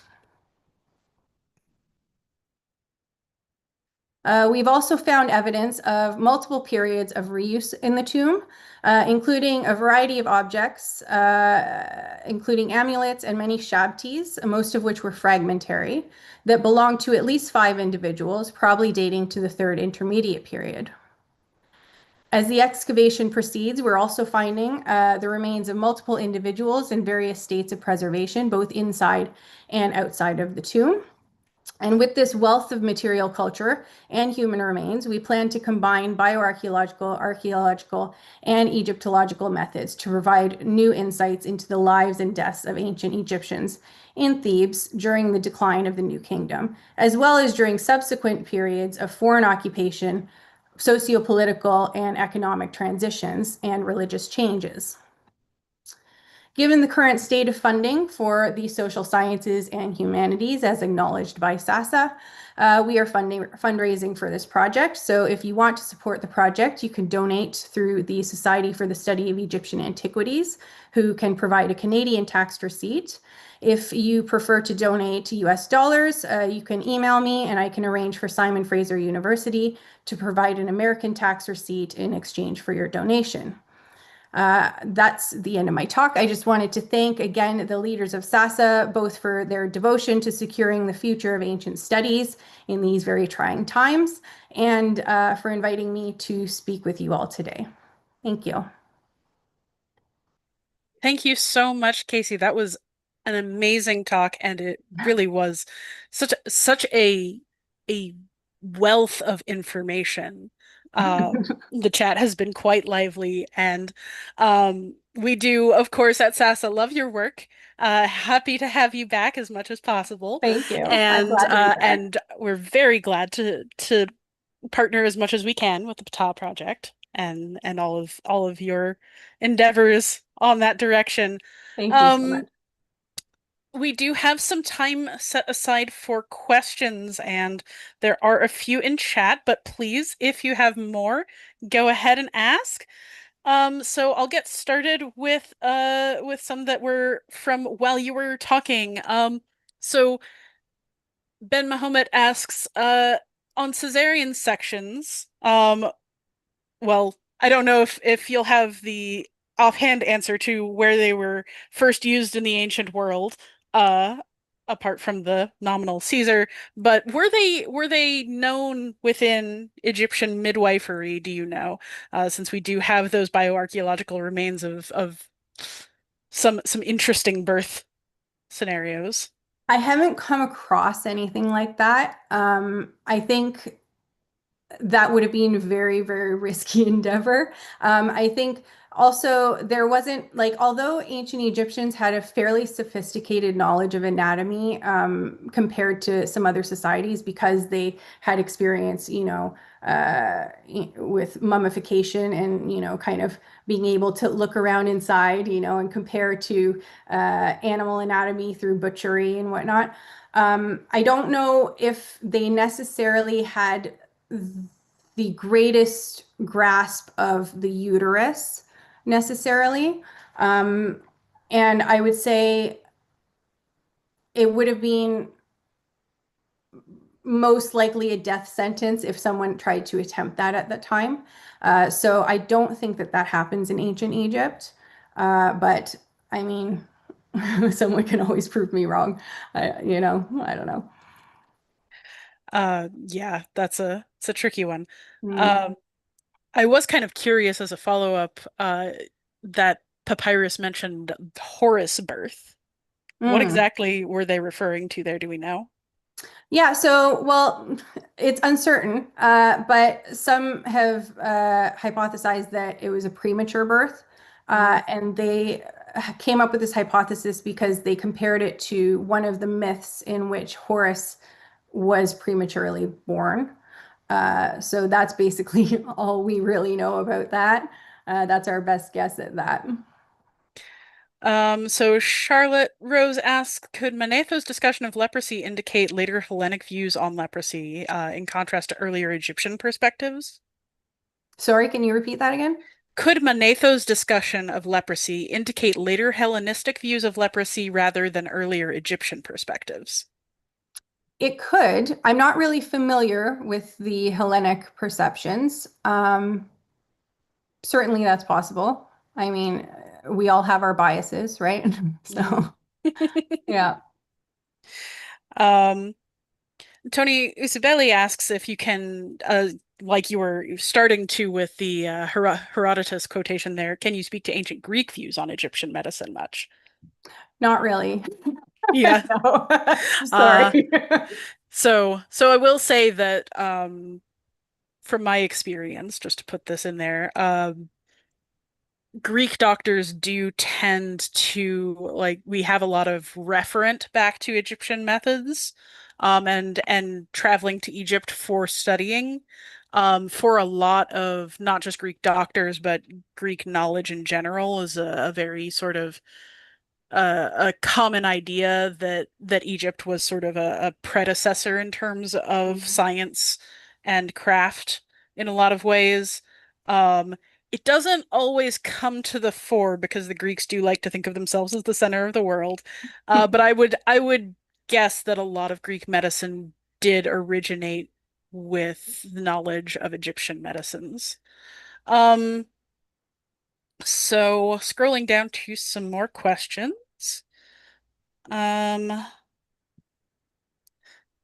Is the Ptah project accepting students to work in the field?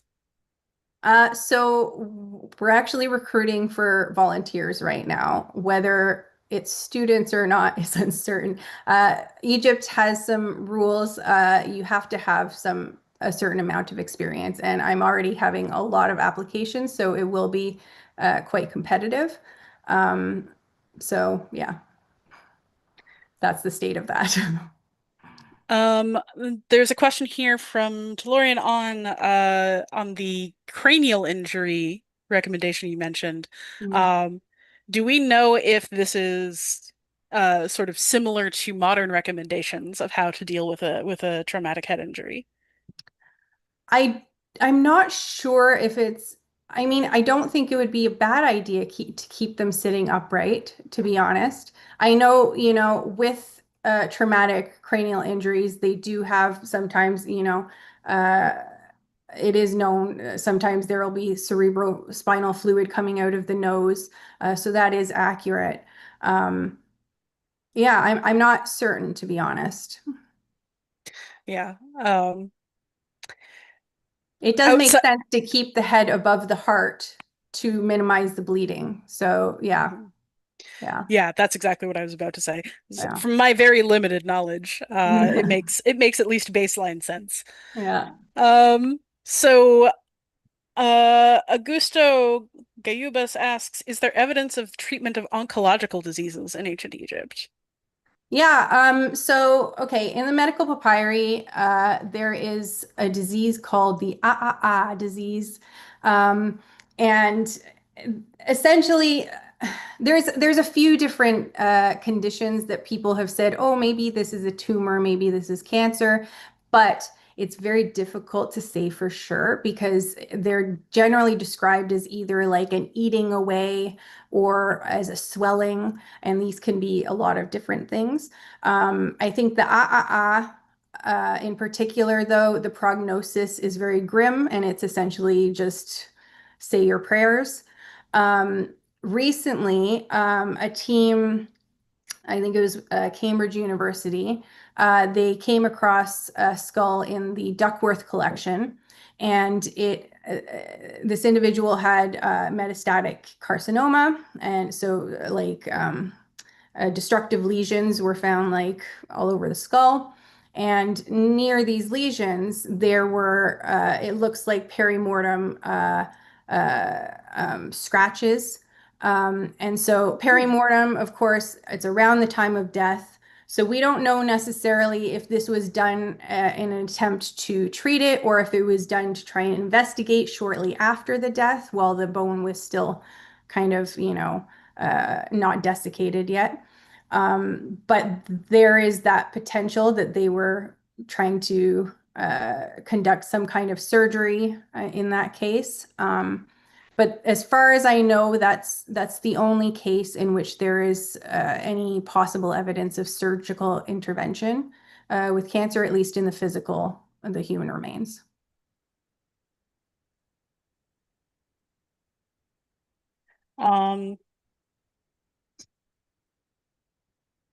So another question on the dwarfism.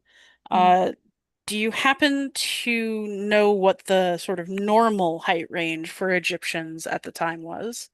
At the time where we're seeing these varied people with dwarfism having some amount of status that you were talking about.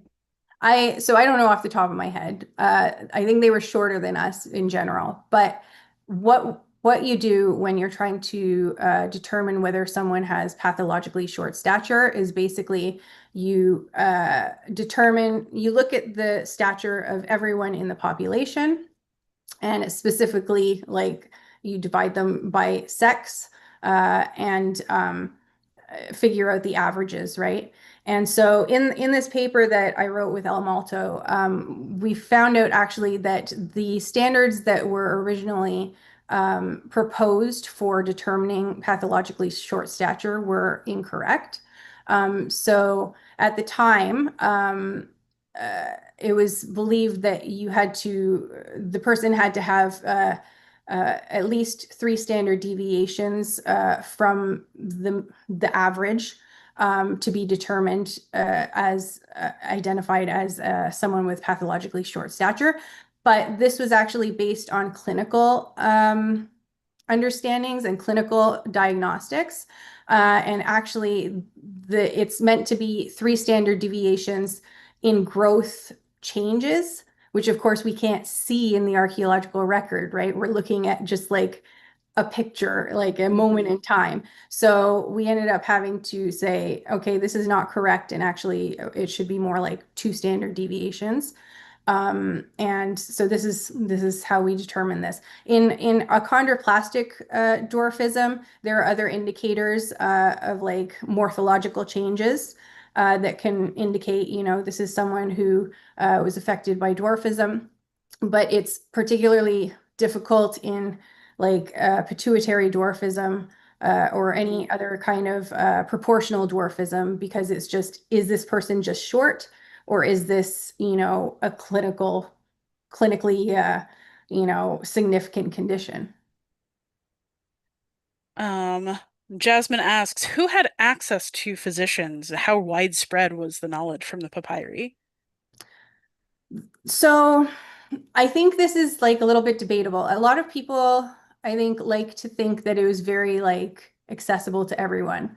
But like I said, with those healing statues, that's a form of medicine, and it just wasn't accessible to those who couldn't afford to do something like that, right? Of course, Herodotus says there's doctors everywhere, everyone's a doctor, but this isn't really true. So there are, of course, going to be limitations to how many people a physician can see in a day. And,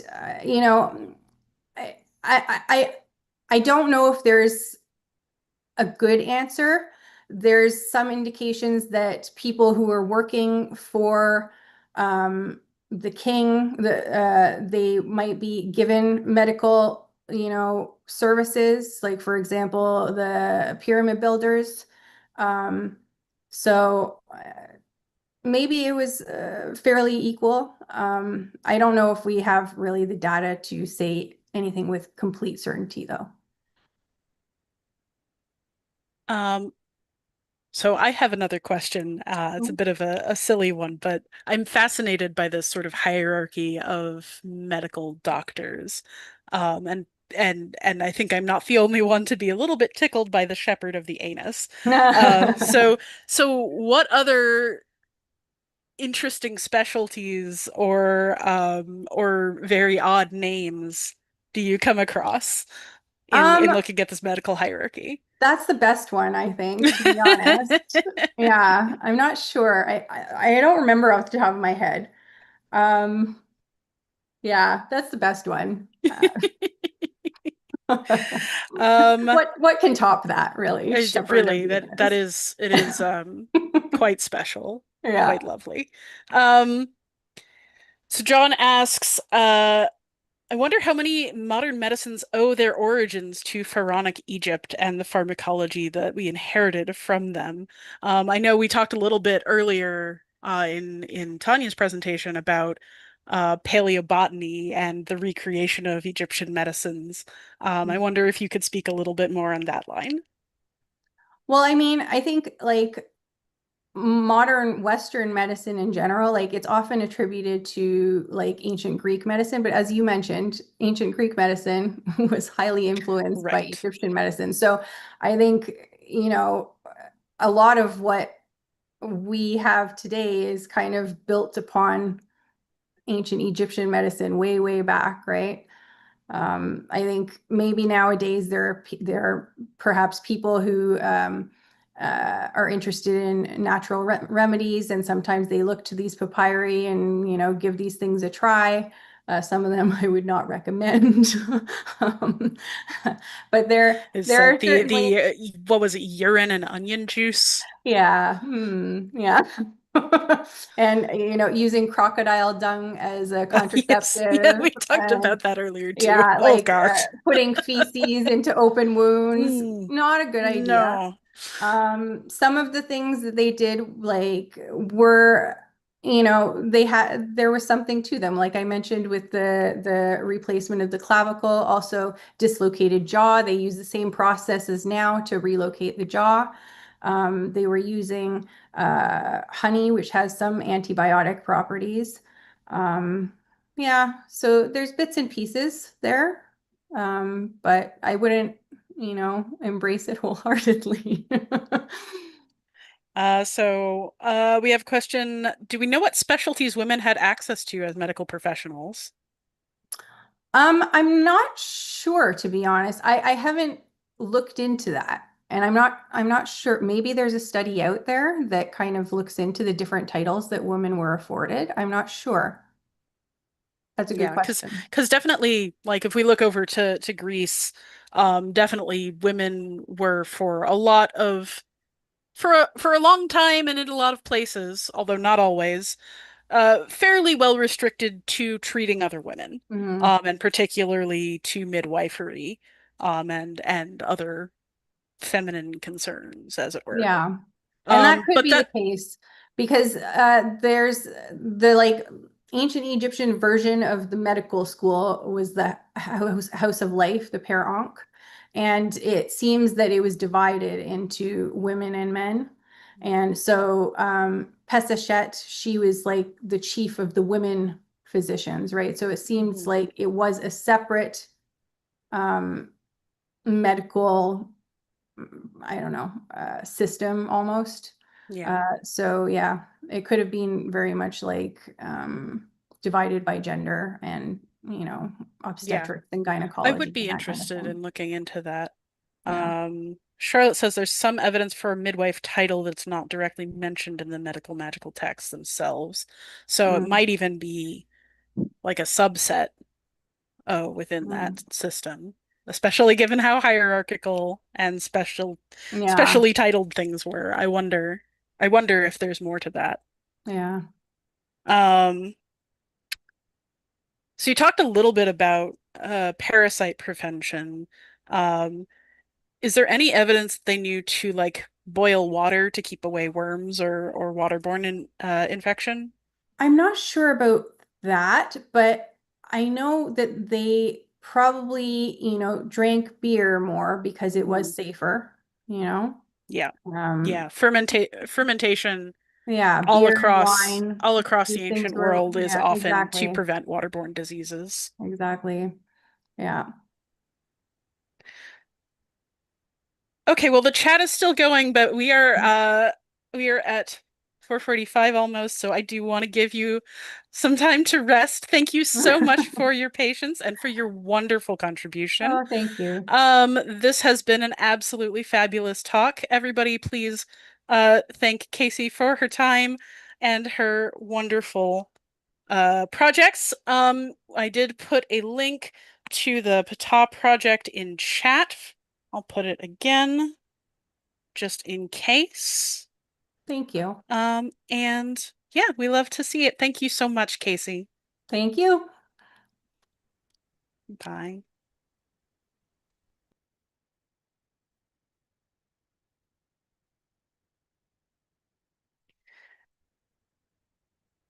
That does conclude our first day of the SASA conference. Thank you all so much for coming along. We also would like to give a great thanks to various organizations who've partnered us and sponsored us in the past, as well as those of you who are streaming our content on your platforms. Thank you so much. We could not be where we are without you. And again, I do just want to say to those of you who might have the opportunity, we are a volunteer-run organization. We have very little funding to go into these wonderful projects, and it would do a great deal of assistance if you would consider contributing to our SASA donation fund. Oops. Technical difficulties again. So you can make a donation at saveancientstudies.org/donate. You make all the difference in the world supporting our programming. Thank you again to our wonderful host from this morning, Esther Brown, and to our founding director, David Danzig. Thank you all so much for joining us, and we will see you again tomorrow. Same time, same channels. Thank you so much. Have a wonderful evening.